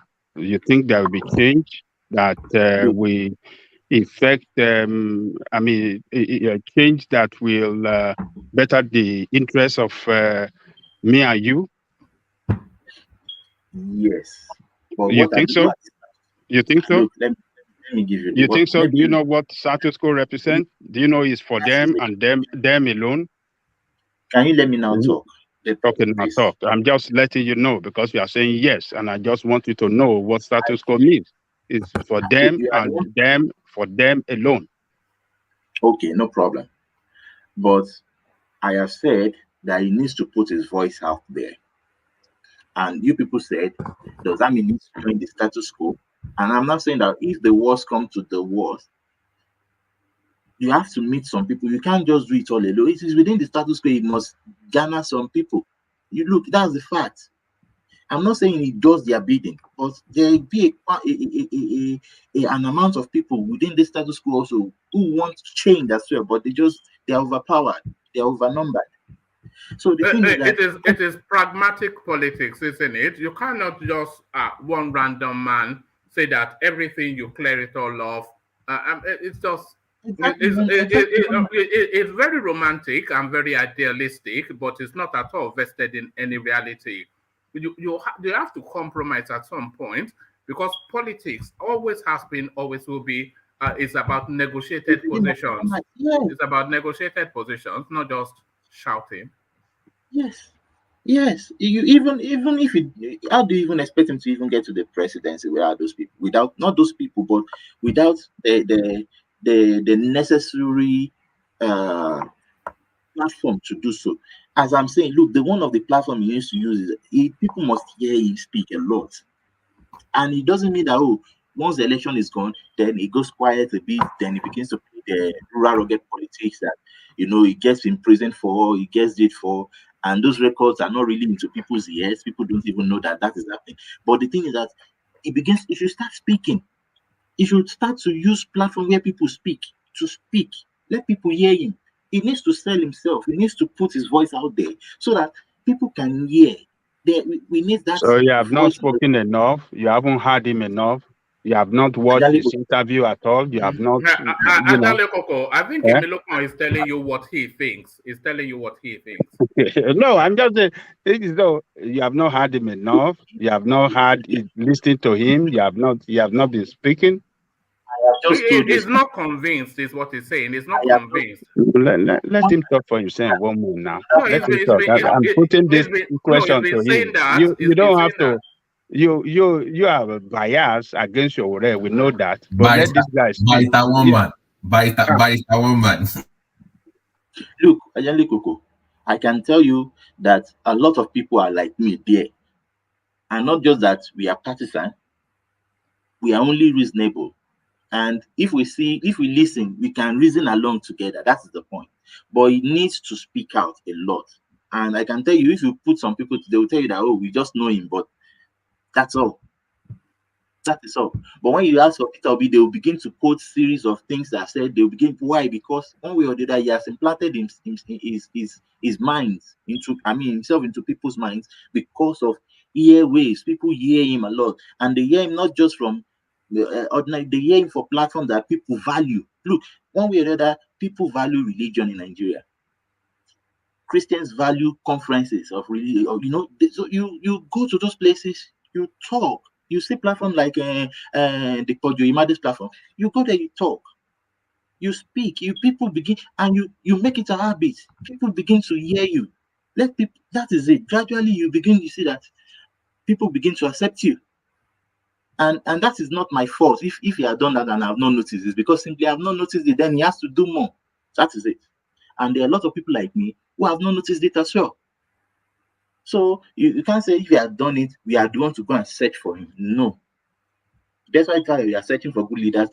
We haven't gotten there yet. So the good person must also come and utilize this force.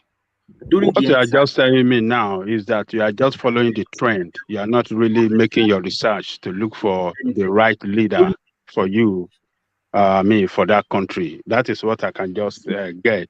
You are just following the trend. Ariwo ọjà, everybody pariwo, hey. So that is what you just expressed to me here. But it's okay, no problem. Thank you for supporting the please let me ask you, because that's the unfortunate part with Sowore though. He has a good heart and he believes that the people can change. But how can he modify his own message? Is what I get. How can he do more to connect with the people? Ajale Koko is of that mindset, so he won't really understand what I'm saying, and he won't see it because one way or the other, his mind is fixed on that.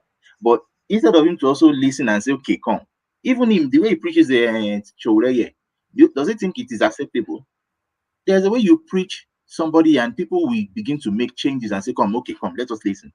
No, but if everybody's going, I preach Peter Obi, but I don't force it on anybody. I even ask, vote whoever you think is best for Nigeria, but make sure that you vote.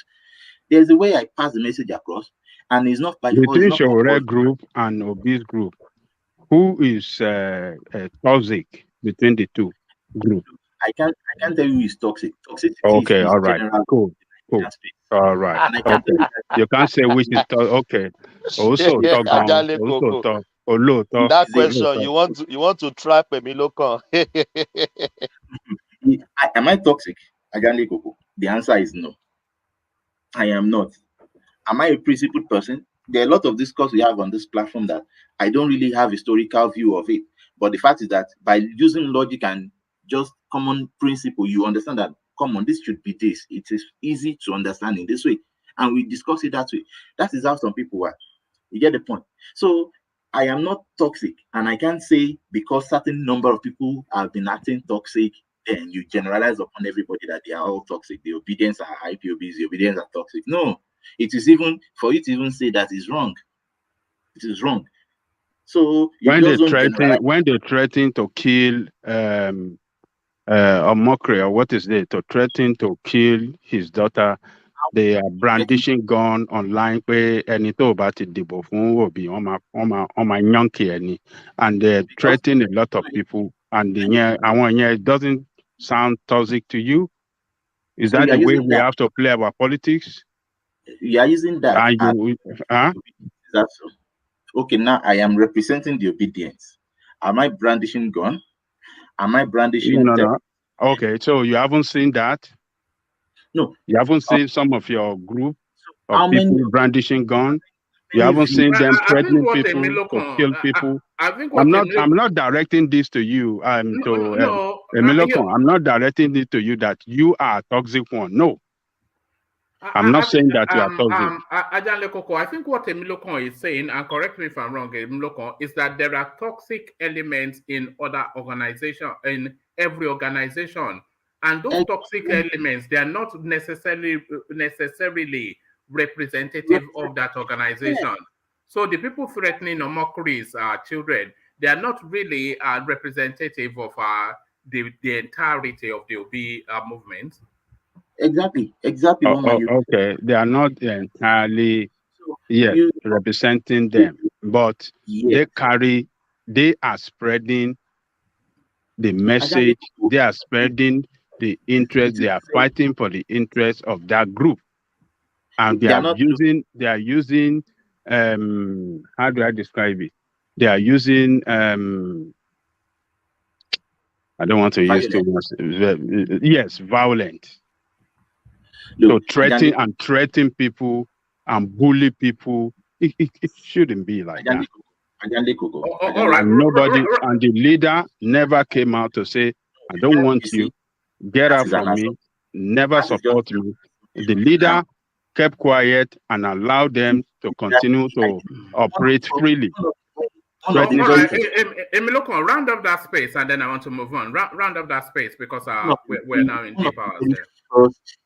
First messages of Peter Obi is that please don't disrespect anybody because of me.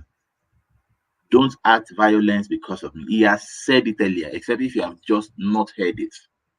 He has tweeted it, he has said it, he has acted it. He respects his people there all the time. The other candidates and people were accusing him and talking about the dash about him. And he said no. He doesn't want to really go into a politics where he begins to abuse people. Look, he has already demonstrated what he wants to do. That this is who I am. This is the way I want to be portrayed. This is the way I want to talk. And he addressed it when there was a time they said issues. And he said, come, if you are doing for me, don't disrespect people. But of course, this is Nigerian space. Is it not the same Nigeria we are talking about that go to Dubai to act violently? So there's going to be a handful of people like that. But you don't, because of 50 persons who have acted like that, because it is on the internet space, and you generalize. How many people made even such derogatory statements compared to the large crowd of people? And there they are picking the negatives. You know, negative is easy. We have this negative bias. So it's easy, we can quickly associate negativity to a thing more than positivities.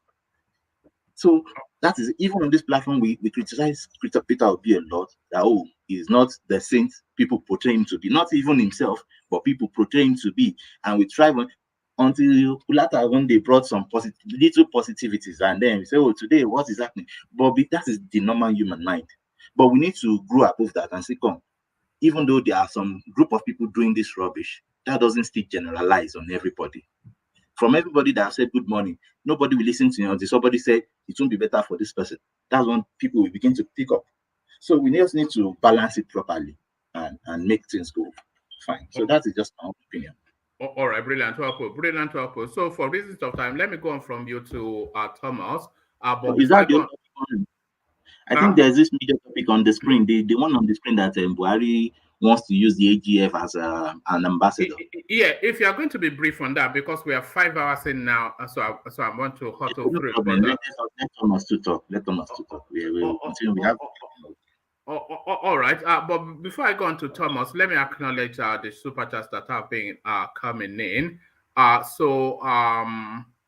Yes, it was Joel of Nashville, and that was Studio VA Space. So this somewhat out of sequence. Apologies, Joel. It says, Ovi, listen to Obi, become an obedient, and we will get you a car. Enjoy yourself, bro. So that's him just joshing with Joel, no go give Obi a car. All right, and this is Adelaja Ogunbiyi who just sent a super sticker. So thank you for that. And this is Jafar trying to somewhat bribe his way back into Janle Koko's good favors. It says the only reason Nigerians are not interested in Sowore is because he refused to play our ethnic and tribal politics. He has remained consistent to what he stands for. Let's encourage him, guys. So this is Jafar trying to bribe his way back into Janle Koko's good books.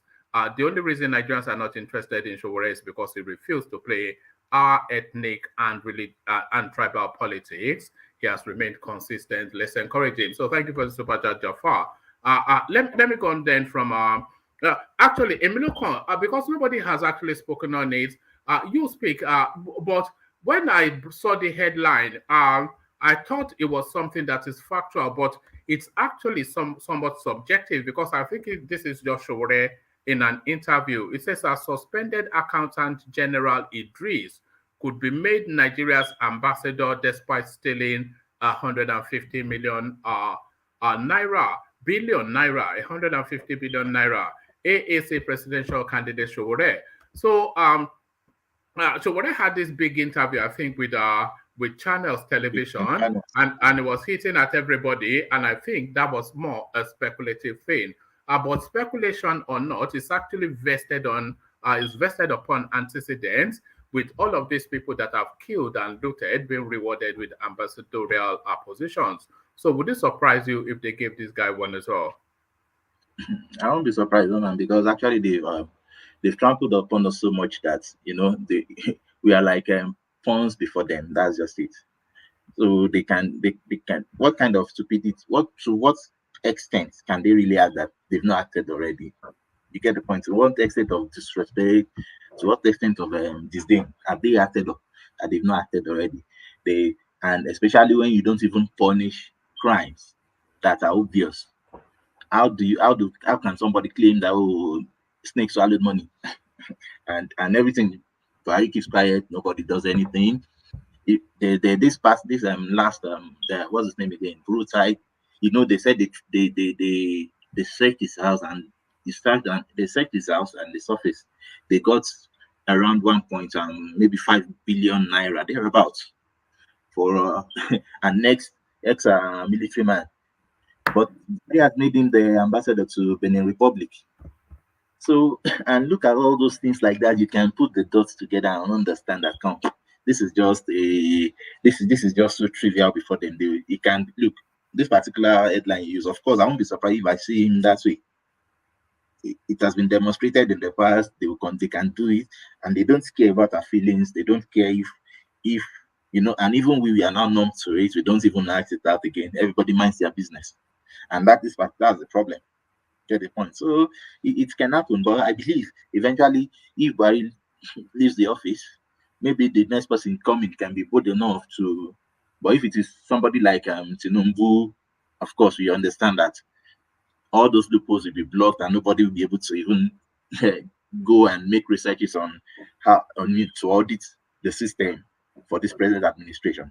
So you see, we just have to be we just have to take it up and begin to tell ourselves the truth, act with reality, and from here try to see how we can move the nation forward.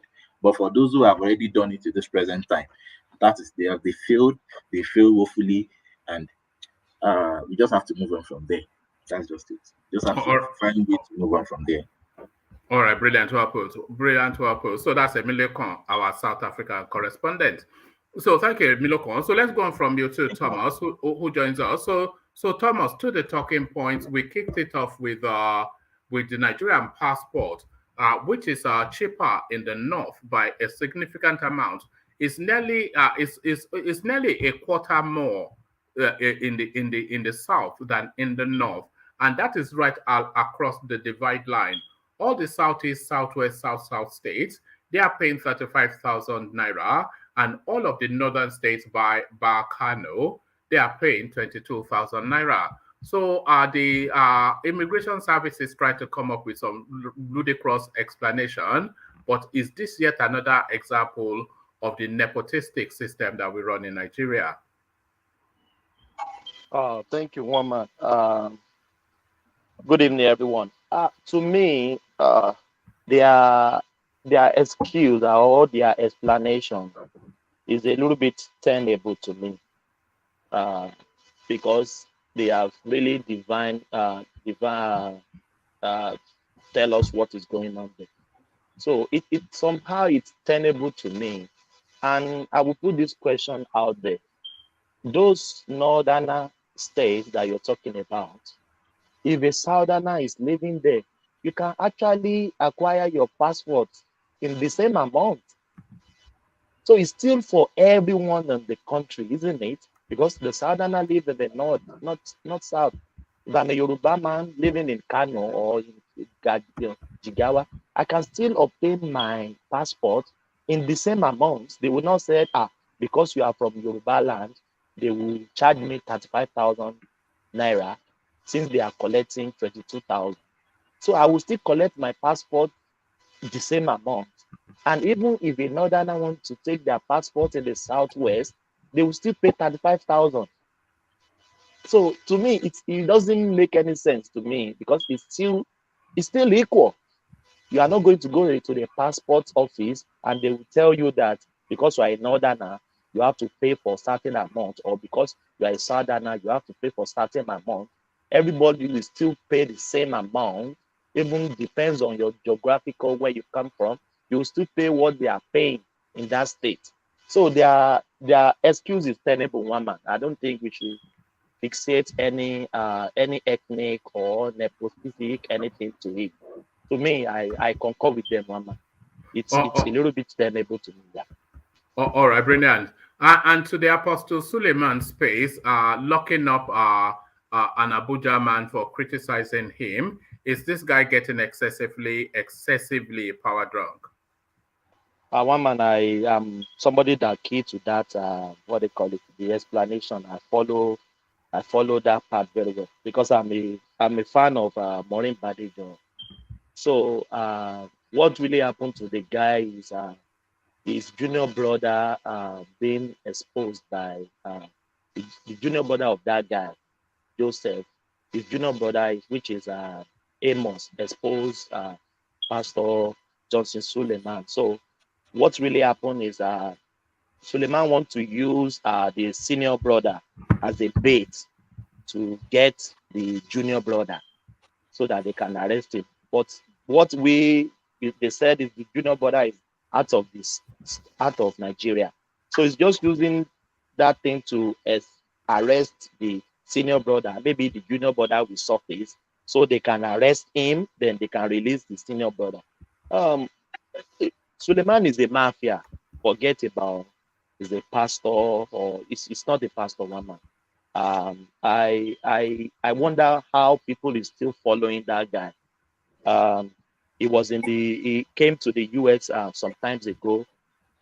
He said they will get alert miracle on their phone, and the gullible people in Atlanta, Georgia, his followers dropping money. It's Woman, it's crazy to me. To send money to you, it's not difficult. Woman, there's something we call pay ID here. If you have my phone, you can transfer money to my account even without having my account details. You can transfer money to my account if you have my phone number. So they are just deceiving them, telling them. And Woman, after the miracle money alert, this man still collect the seed of $1,000 each from people. And Nigerians are not waking up. You do miracle alert, and you are still collecting seed of $1,000 in that same gathering. So Suleiman is a mafia woman. He's not a pastor. So even Maureen Badijo, as we are speaking now, he won a case against him. They told him to pay $19,000 to Maureen, but 19,000 pounds rather to Maureen Badijo. He hasn't paid till now. So woman, it's just we have three problems in Nigeria. Are you sure Maureen won the case? Because if he was asked to pay $19,000, why wouldn't he pay? He hasn't. He paid. He hasn't paid. No, he hasn't paid. Suleiman hasn't paid till now. 19,000 pounds till now. Yes. It's the guy.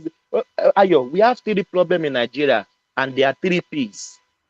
If we solve that problem in Nigeria, Nigeria will move forward. Pastor, politician, and police.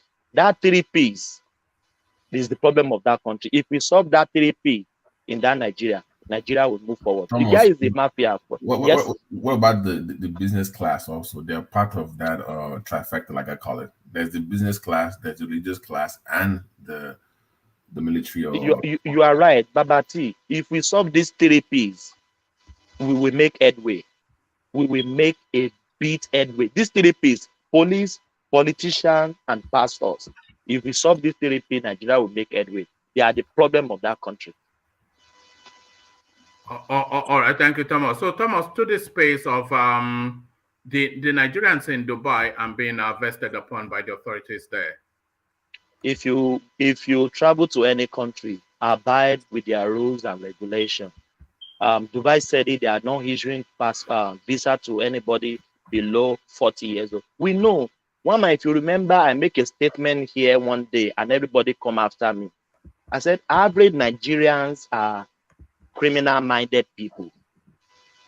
And people try to say, no, don't say that, don't say that. Even if they are criminal-minded people, even as we are in the Western world, woman, people still want to cut corners to get things done. Even though we are in a society that is free of corruption, even there is still corruption, but it's a little bit free of corruption. People still want to get doing things. Somebody walked to me here. He just came into this country and he's telling me he wants the certificate. How can he get it? I said, if you want the certificate, go and study. He said he heard that some Nigerian people are issuing certificates for you without doing training concerning that course. I said, I don't know. If you want to get a particular certificate, go for the training, go for the course and get your certificate. He said he heard. I said, I don't know. Only in Australia. Now, wow. Yes. Ayo. There is. I said, but we are not in Nigeria. Do the right thing and get your certificate. That is it. Just go for it. He said he heard. Later on, the guy told me he has already get the certificate. He paid $3,000 to get the certificate without studying, without doing anything. And he get it from Nigerian people here.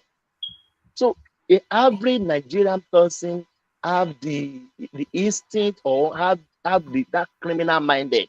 They just want to cut corners. They don't want to go through the right channel to get things. So I'm not surprised. And I give the UAE, I gave them kudos for following their rules and regulations. Anybody that flouts it, they should deport them, Wama. There is no doubt about it. All right, brilliant to oppose. So brilliant to oppose. So thank you, Thomas. So let's go on from you, Thomas, to Ajanle Koko. So Ajanle Koko, you're up next. Ajanle Koko. Yeah. All right, brilliant. So Ajanle Koko, to the passport space, this is something we were discussing. Remember, we were going through almost state by state, and we found it to be the case. But then there's been an article that solidifies it. They've actually gone through every single state, and what they have found is that in clear, unambiguous terms, there's a clear north-south divide in the pricing of ticket passport booklets. So the Nigerian Passport Authority, Immigration Services, they've come out with this rather long-winded, long on rhetorics, short on substance explanation. But what are you making of it? Is this not a clear case of a nepotism? Some animals are more equal than others. Okay. So the listeners around the world, please click on the like button, share, subscribe. There's no justification for, or let me say, there's no defense whatsoever for making the cost of passport available in the entire southern space, 35,000, and the entire northern space, except Kano, for 22,000. Is it 22 or 25? 22. 22. There's no 35,000. No, it's 22,000 in the north. For the elect. Except Kano and Abuja. Except Kano. Let's forget about Abuja is like a capital. Let's even leave that. But the entire northern space, except Kano, for 35. Others except Kano, 22,000. It doesn't make sense. There is no amount of explanation that will be acceptable to the people that you are not practicing nepotism, or you are not, doing some kind of unjustifiable discrimination.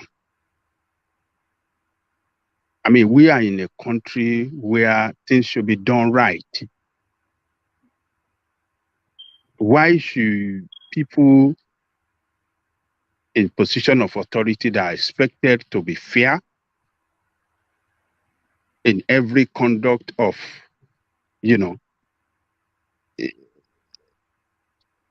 of carrying out their official responsibility, doing this to Nigerians? We are all Nigerians. Why are they doing this? And they will come out and justify it. It doesn't make sense. Yes, we can agree that, the cost of printing the enhanced one is more than that of electronics one.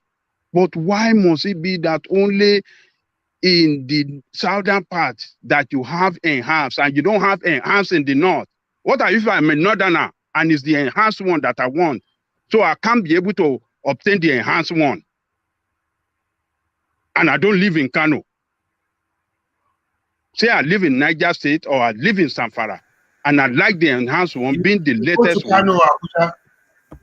Why must I have to go there to spend extra money? I mean, this kind of defense that these people, when they are doing wrong thing or using their offices to perpetrate injustice and nepotism.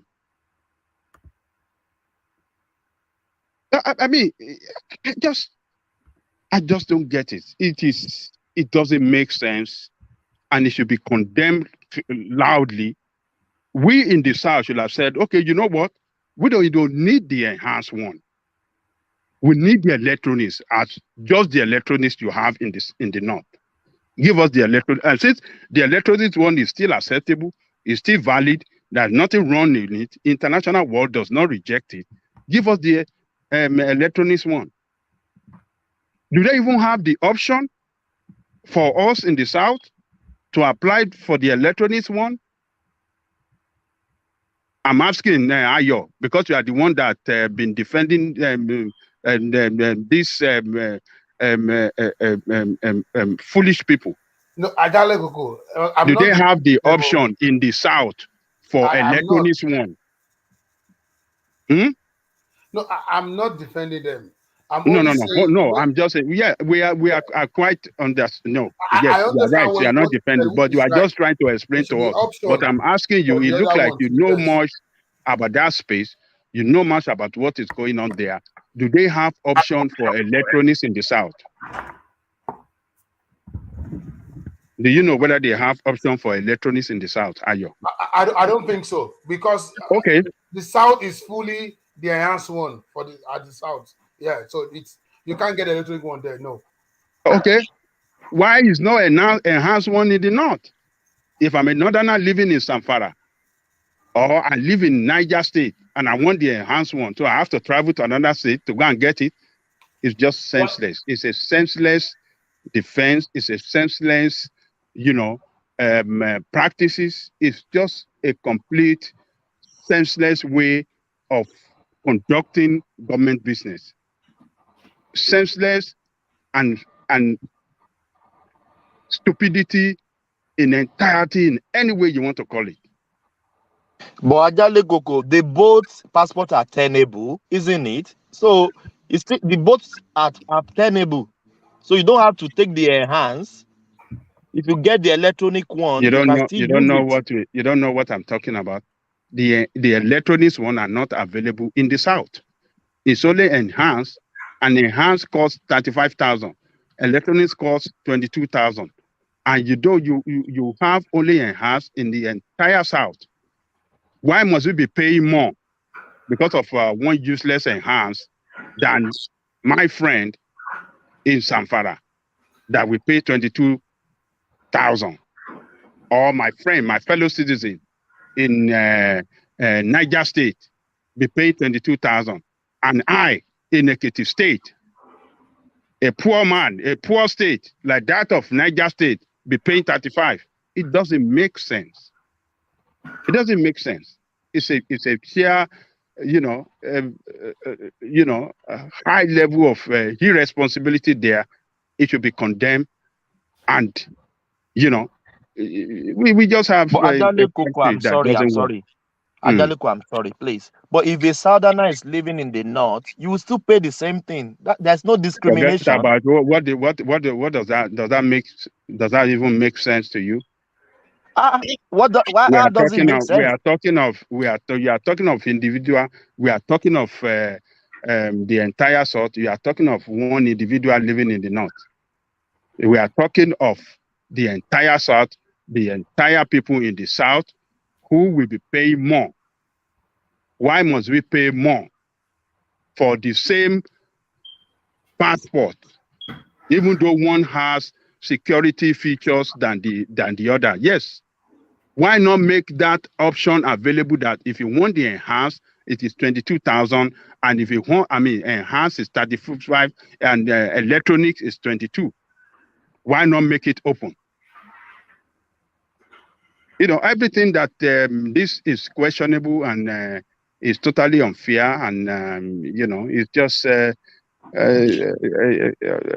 high level of irresponsibility to me. And that person in charge of that, from the minister to the passport officers, I think they have not done their job well.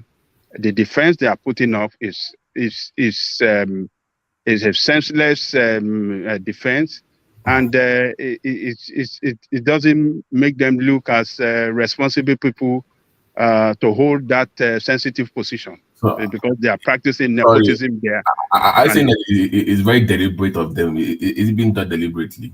It is deliberate. It is deliberate. It is deliberate. It is deliberate.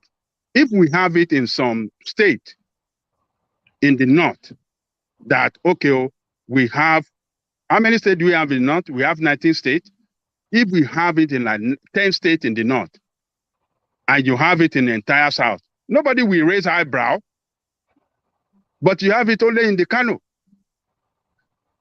Only in the Kano.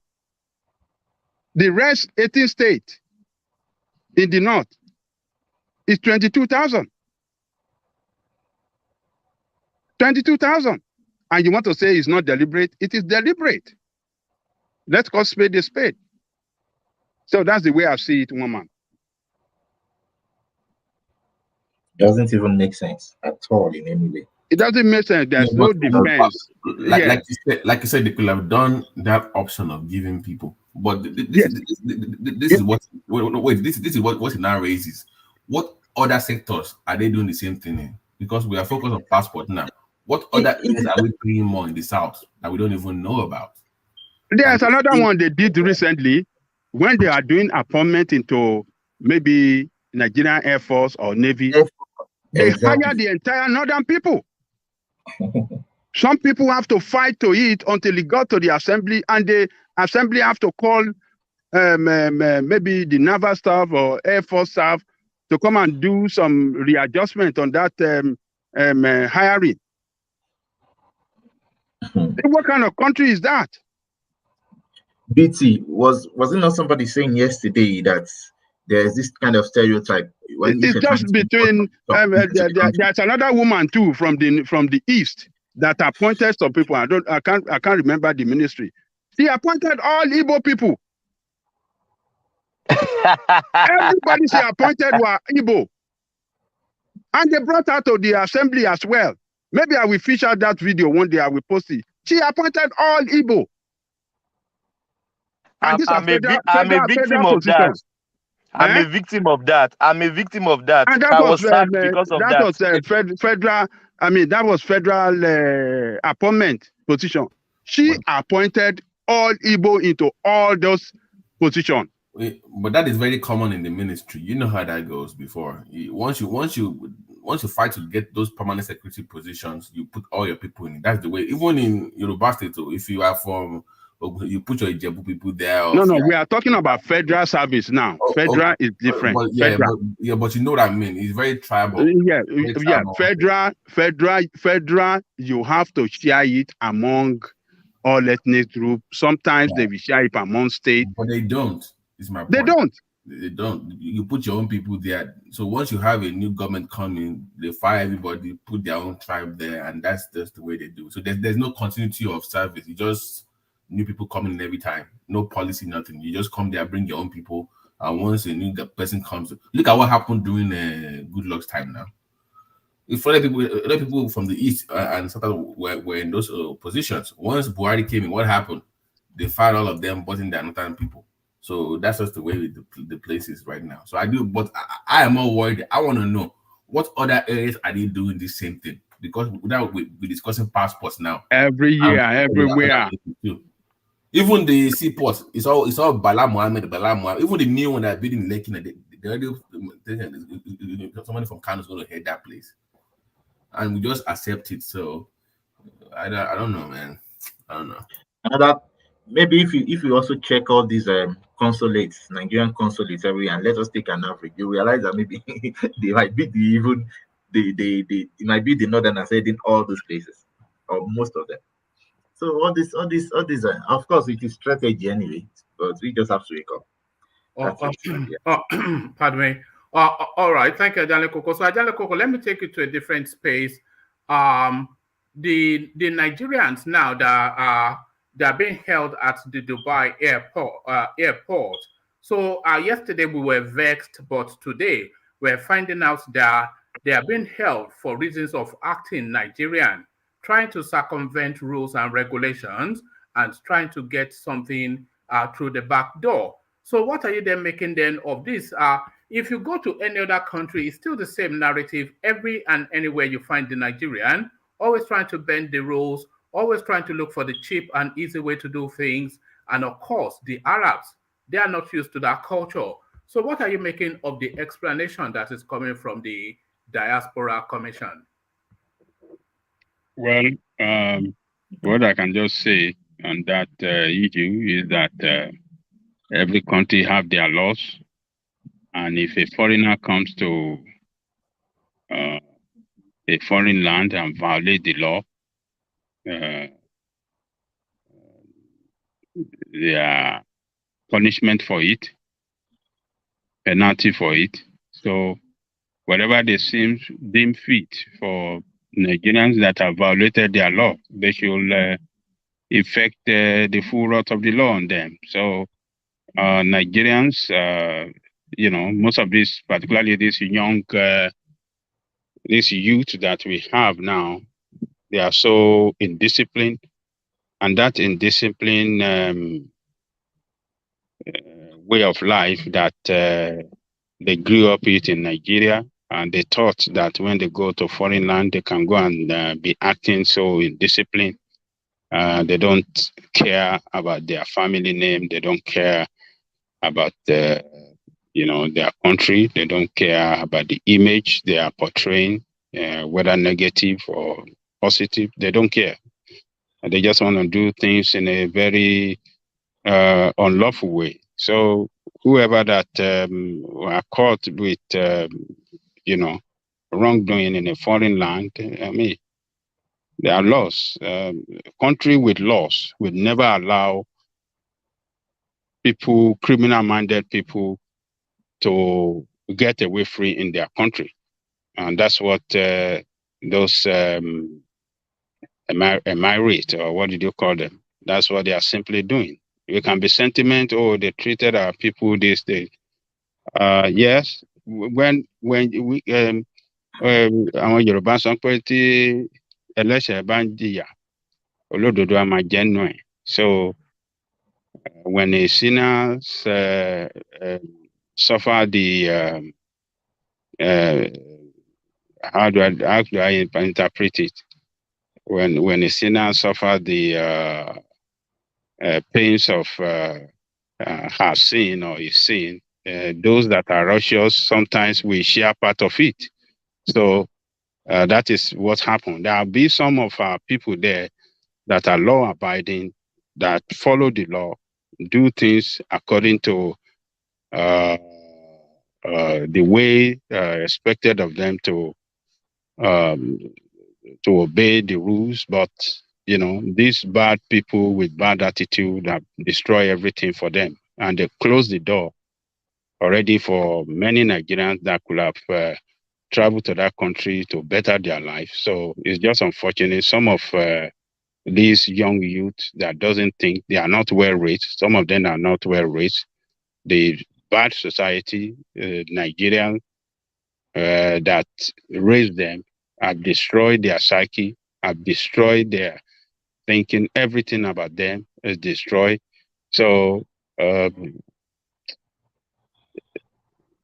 emirate, I think they are doing the right thing in order to keep criminality out of their land. And, they have to do what they have to do. Even United States, you can't do nonsense. They will deal with you ruthlessly. Once you are caught, even if they are citizens, they don't even, if they are citizens, run against the law or do something wrong that is against the law will discipline that person, with the full wrath of it. So Emirates are doing what they know that is good for their society, and we just leave it like that, one man. But the one man law.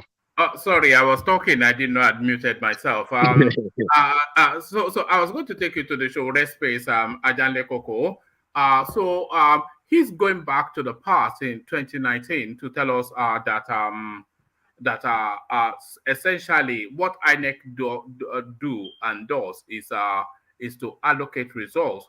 And he's rejecting somewhat the results in 2019 because he's doing the rounds in the media space. I think he had a big interview with Channels Television. And by the way, you keep saying that they don't give him airtime. They do give him airtime. But he had this big interview with Channels Television where he covered all manners of things. For the first time on Channel. Well, I've seen him on Arise as well. So yeah, Arise I even cried for the first time. Do you know how many times Arise have interviewed Obi? Do you know how many times they have granted him? But Obi is a bigger politician now, so one man. One man. Obi there's has no bigger now. One man. When there's no bigger politician everywhere. When people are contesting for the same position, you put them on the same scale.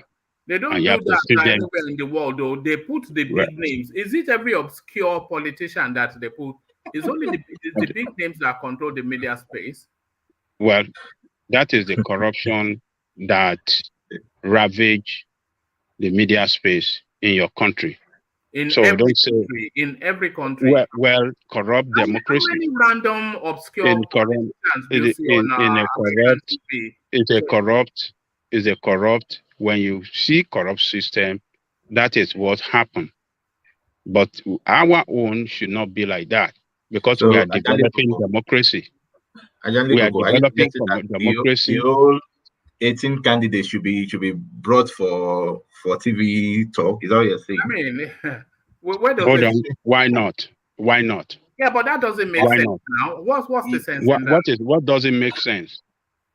We are saying here that the SDB guy is a guy with a lot of things in his head. But your media never showcase. Hold on. Your media never. How many times? Yeah, but that is to his level now. It's not. What do you mean by level? You don't do that. What do you mean his level? What do you mean by level? For God's sake. Let people decide. Not you. Not what is level? No, it's not even me. It's the media. You have to give them equal opportunity. Enlighten Nigerians, not be going after they're going after Tinubu and is rubbishing them. He doesn't even want to talk to them. Are you saying all 18 candidates should be given equal opportunity, equal airtime? Why not? Because it's convoluted and ludicrous. What is convoluted? What is convoluted? We are talking about democracy, government of the people, for the people, by the people, for the people. Why can't we place all those that want to go for that highest office before Nigerians and let them come out with what they have for us? Let us listen to all of them. You can't be showcasing failure. All these people that they are showcasing, they have failed the country. So what's the big deal you're talking about? They are showcasing according to how the candidates resonate with the public. Obi is resonating quite at a high octane at the moment. So of course the media will want to hear from him. Tinubu, Atiku, they are traditional main party politicians. So they of course the public will want to hear from him. But Sowore, he's been in the landscape and he's never progressed all the way through, and he's pretty much said pretty much everything that he has to say. There is nothing in a Sowore interview that will be breaking news to anything. We will chase them out of the space. We will do this, all the same. It's just the same things that he will say all the way through, and he has plateaued and even started to regress. So there's no media interest. There's no engagement with the public. So there's no engagement with the public. So why would the media show an interest? In fact, they have been very generous with him for highlighting him even to the level that they have done. Well, let me can I ask you, they do normally pay for the airtime or it's free for them to? I don't think they pay for it, at least not officially. Oh, yeah. So, one man, when you have a country that does not have vibrant press, does not have the press that speak for the interests of the people, this is what you will get. What is happening in your country is what you get, because they never want to promote others, because they are part of the ruling class. They are part of the status quo as well. All those people that own the media houses are friends to the politician. So they are benefiting from this rot. So other interests that speak to the interests of the people, they don't want to, because they know if they can open that space and promote it, the political class, the status quo will be toppled, and they too wouldn't benefit from this rotting anymore. And what you are going to have is a country that will never be there for common people. So if you believe that what they are doing is better and they are doing it the best way that you like, it's okay. We'll be watching. But those of us, yes. Look, and that is why I advised Sowore the other time. Look, even though these people have some kind of bias towards it, against him, there's a way you can still go about it. No. You cannot. No, just forget about that side. We are not going to compromise. No, don't worry. We are not going to compromise. Sowore is not going to change. Sowore is not going to compromise. Sowore should stay. You are saying he should compromise. That is what you are saying. Is you go and bargain with them so that he can have his way. No, listen to me. You listen to me. Listen to me. What I'm saying is this airway, for example, that we are talking about. One way or the other, Sowore is kind of, after all, he's also a media person. After he has Sahara reporters. Even with Sahara reporters, we don't even still hear him. And I believe in that media. You say even Sahara reporter is what? He owns Sahara reporters. Is that not so? And what did you say? Even a Sahara reporter is what? With Sahara reporters, we don't still hear him. That's the point. That's what I'm making. Do you think that your country allows his Sahara reporter to operate freely? Look, when you guys doesn't know what is going on in your country, you will. You will continue to champion these criminals that run your country. Because you don't know the way your country is, the way the criminal operates your country. And so that is not even as saint as Jesus Christ. Jesus Christ will not win on being Jesus alone. He will have to make amends. That is what I'm saying. You can't when Jesus Christ, when Satan told Jesus Christ, hold on. When Satan told Jesus Christ that look at this world, jump down from the hill, and I will give you this word. Did Jesus Christ comply with him? Of course not. Of course not. So that is exactly what Sowore is doing. Sowore is not complying with those devils. It's not Black Jesus now. What is it's not Black Jesus. It's the Black Jesus. Political Jesus. Political Jesus. That is one. The body of Jesus that was hung on the tree. Who picked it? Despite the Peter and all of them that they've met with it, they know God. They said they've seen God face to face. None of them could have access to that body. It was one Joseph, who is a politician, that went to speak with Pilate. Pilate, I need that body. And he brought in, because of that. Look, everybody has their own role to play.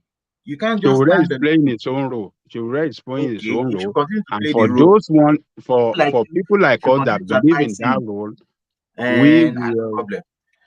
people like to continue to advise him like that. He should continue to play that role. 100 years, he will continue to. Don't worry. You are Nigerian, right? Of course. Yes. Continue supporting the status quo. We will learn our lessons. If we think continue supporting the status quo. But now, you should continue to do what you are saying you should do. You get the point. That you stand alone. You shouldn't just try and mend some little fences and let us see where it will get to. Okay, because all you are saying is you go and amend you should go and ally with criminals. That is the only way he can get to the top as well. You go and compromise what he believes in. And that is the only way you can. That is what you are saying. Don't worry. It's a matter of time. He doesn't need to get to the top. In fact, who is asking him to get to the top? Maybe that is ambition. But if he thinks that he has a change to make, he should stand alone and make his change. No problem. He's making his own change. You are not making your own change. You are not making your own change. It is my responsibility to find Sowore and accept him. You get the point. It is not his responsibility, it is my own responsibility as a person to say, Sowore, come and be my leader. You get the point.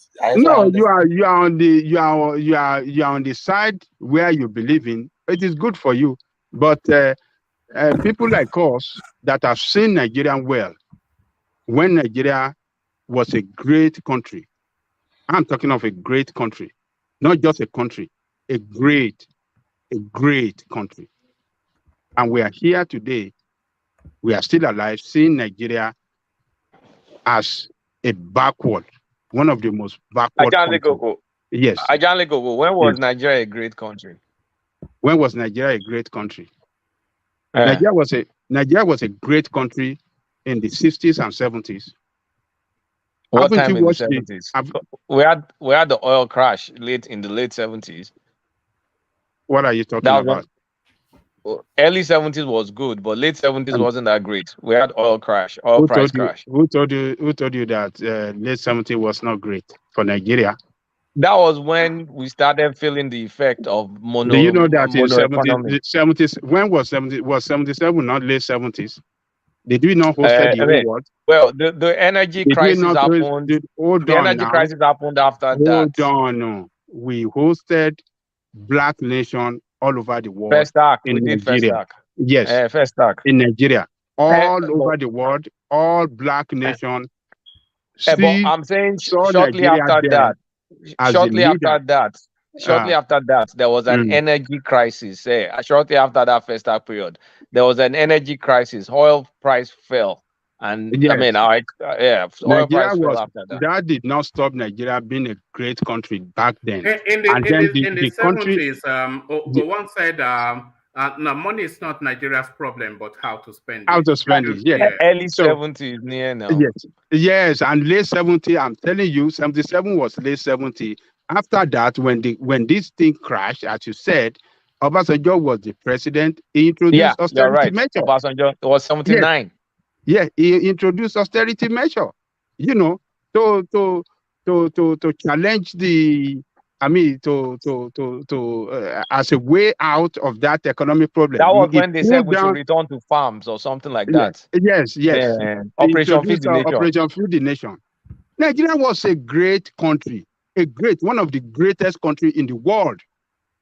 It didn't one last of the long. greatest country in the world. There's no way that all these Western power want to talk of anything or make any move in Africa that they will not consult with Nigeria, because they know wherever Nigeria move, all African North country will follow Nigeria, and their interest can be battered. Their interest can be damaged. Their interest can be humiliated by Nigeria.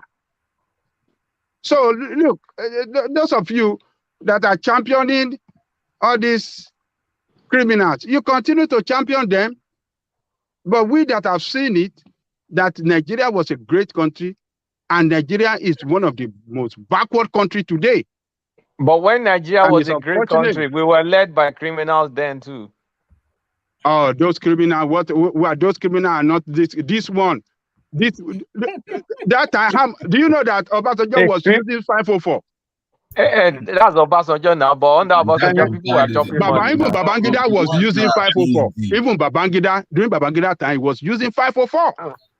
It doesn't matter now. He had billions of dollars in his account. Yeah, and what they were paid were not as high as how much these people were paid.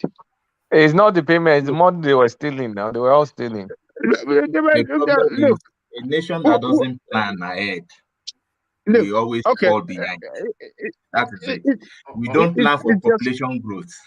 We don't plan for climate change. We don't plan for education. No planning. We are only trying to catch up.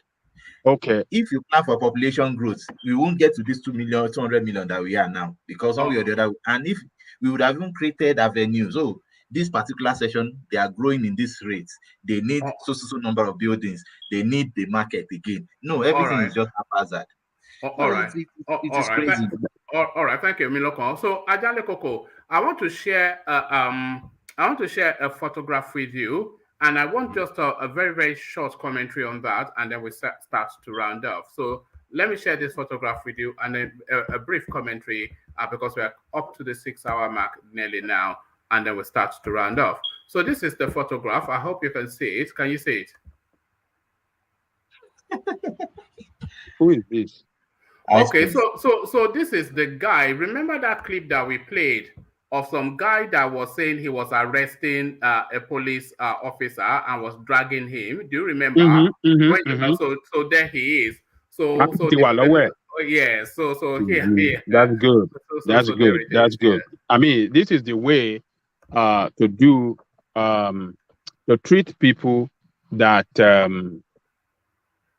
violated the law, people that can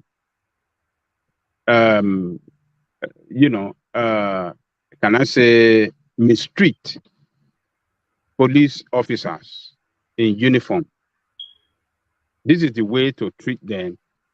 This is the way to treat them so that it can serve as deterrent to others, so that people can know the consequences of,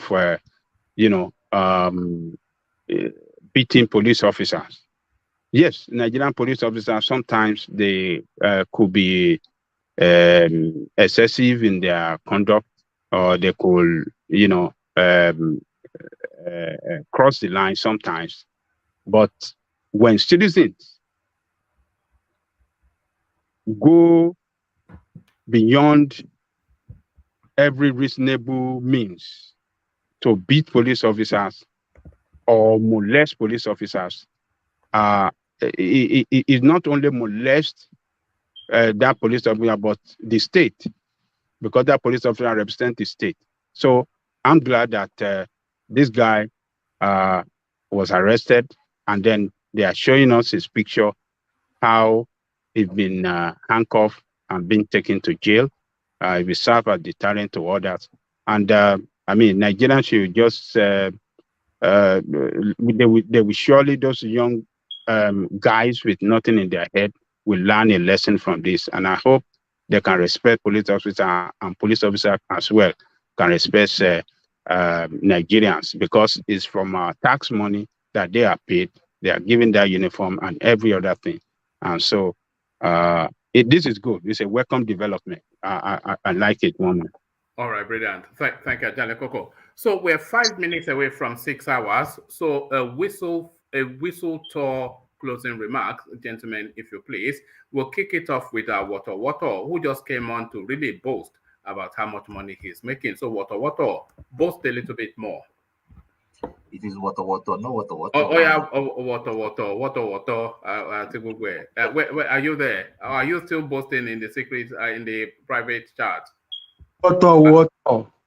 Yes. So there you are. Our closing remarks. Okay.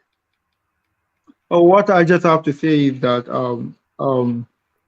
as a black man in the state, people don't believe that you can make a lot of money from stock market and all that.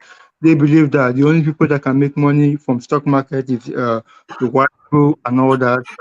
That's why I came on the. I always follow your your platform, and so I came today just to share, my knowledge and all that from on the website for people to know that you can make a lot of money on the from the stock market. That's why I came today and talk about it and all that. And I always I talk about the SPY, and I make a lot of money from SPY today because I've always told my friend that SPY is gonna eat $395 today, and it that with 95 today, and so I made a lot of money today. I'm not bragging. I'm not the Nigerian guy that. Don't worry. You can't escape. You know the rules. You know the rules of churches. So as you declare your something, you have to pay your 10%. So since this is where you worship, then so we'll be expecting to see that 10%. But thank you, Water. So thank you, Water. So let's go on from you, and let's go to Emilokon. So Emilokon, closing remarks. Thank you, woman. I would want to say that Nigeria as a population, we are growing, and of course there are a lot of ups and downs there, but it's part of the learning curve. So I want to implore people like Ajale Koko not to lose hope on the Nigerian populace and the youth. Keep on saying your elder intelligence, keep it to encourage people, encourage us, and gradually we will get there. And I want to implore everybody to advise their people in their circle of influence to make sure that they vote for whoever they want to vote for, but they must participate in this election so that we can have a voice, and that voice must be heard. Thank you. All right, brilliant. Well put. So thank you. So thank you. So let's go on from you, and let's go on to Ayo. So Ayo, closing remarks.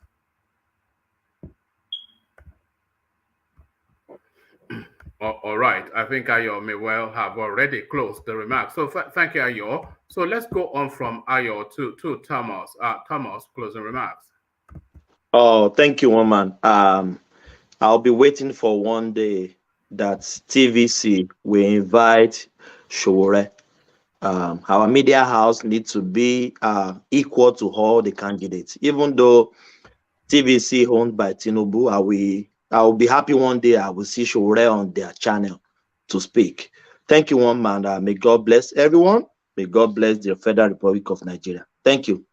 Good night. Brilliant. Thank you, Thomas. So Thomas joins us from Australia, and Babati, of course, joins us from our posh end, America. So from the posh end of America, Babati, closing remarks. Yes, let me just say thank you for having us today. Wealth creation is very important. If you can find anybody that can help you, get with them, diversify your portfolio. It's not about just going to school only and making salary. Invest. And people like Wato, if they're really legit, you can get with them, just learn it, pick their brains, and hopefully they can help you out. But you need to diversify your portfolio and expand. But to the Nigerian space, everybody deserves a chance. It's the duty of the media to provide us everybody available running for office. Let the people decide. Present them to the people and let them decide. God bless Nigeria. God bless everybody in this panel. Hope to see you guys later. Like, share, subscribe. Have a good night, everybody. Good night. All right, brilliantly put. So brilliantly put. And now he comes as Yemson Wike. So if you come as Yemson Wike, not disappointing. He let our SDP for this demonic. Babati, this demonic profile you are using, call. That is Doom now. You don't know who Doom is. And Doom, no demon with that. All right. So if you come as Wike, then you leave us no choice, Kulata. When did they bend them in the sweet off? When did they sweet us in the they never say something. As in the sweet us, we go to bend them. As in the bend them, we go to sweet us. As in the sweet us, we go to bend them. As in the bend them, we go to sweet us. And there it is.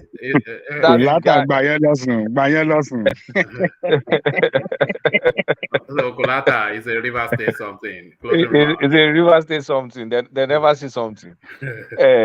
I like the direction of the wealth creation. I mean, I agree with Babati. I mean, if you have the money, I mean, at some point in time you stop working. So real estate, stock portfolio, whatever you do, but just don't do anything illegal or anything stupid.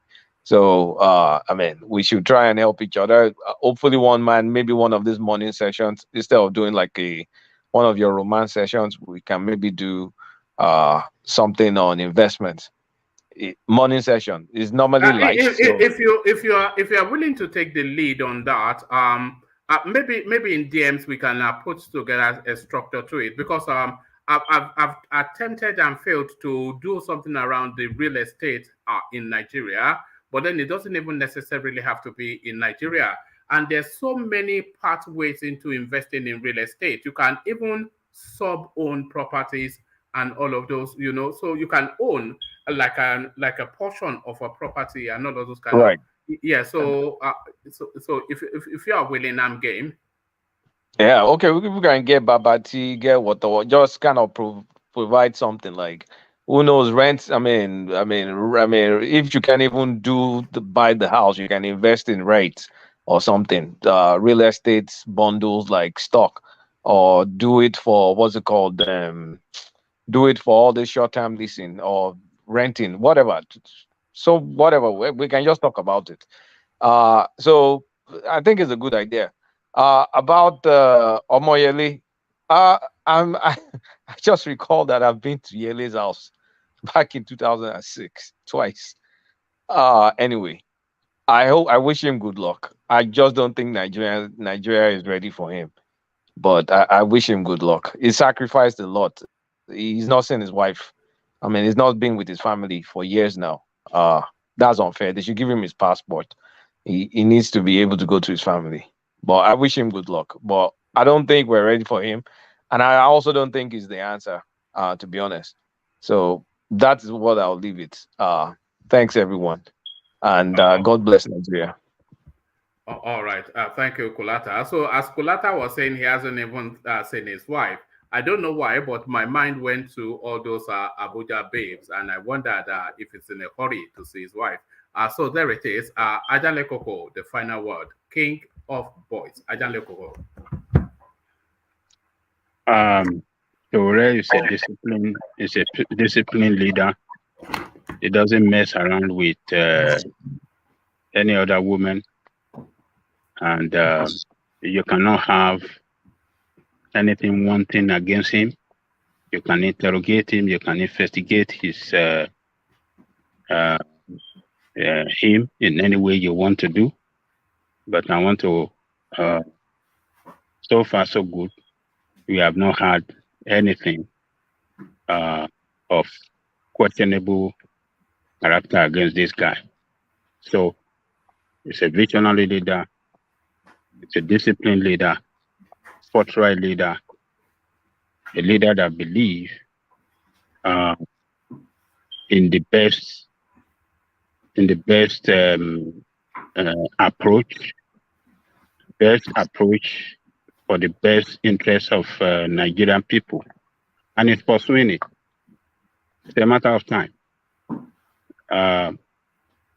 It's time for everything. There's time for criminal, and there's time for justice. So the time for fairness and justice and equity, that time will come. Until we have that, that is when you will have a country that will work for you.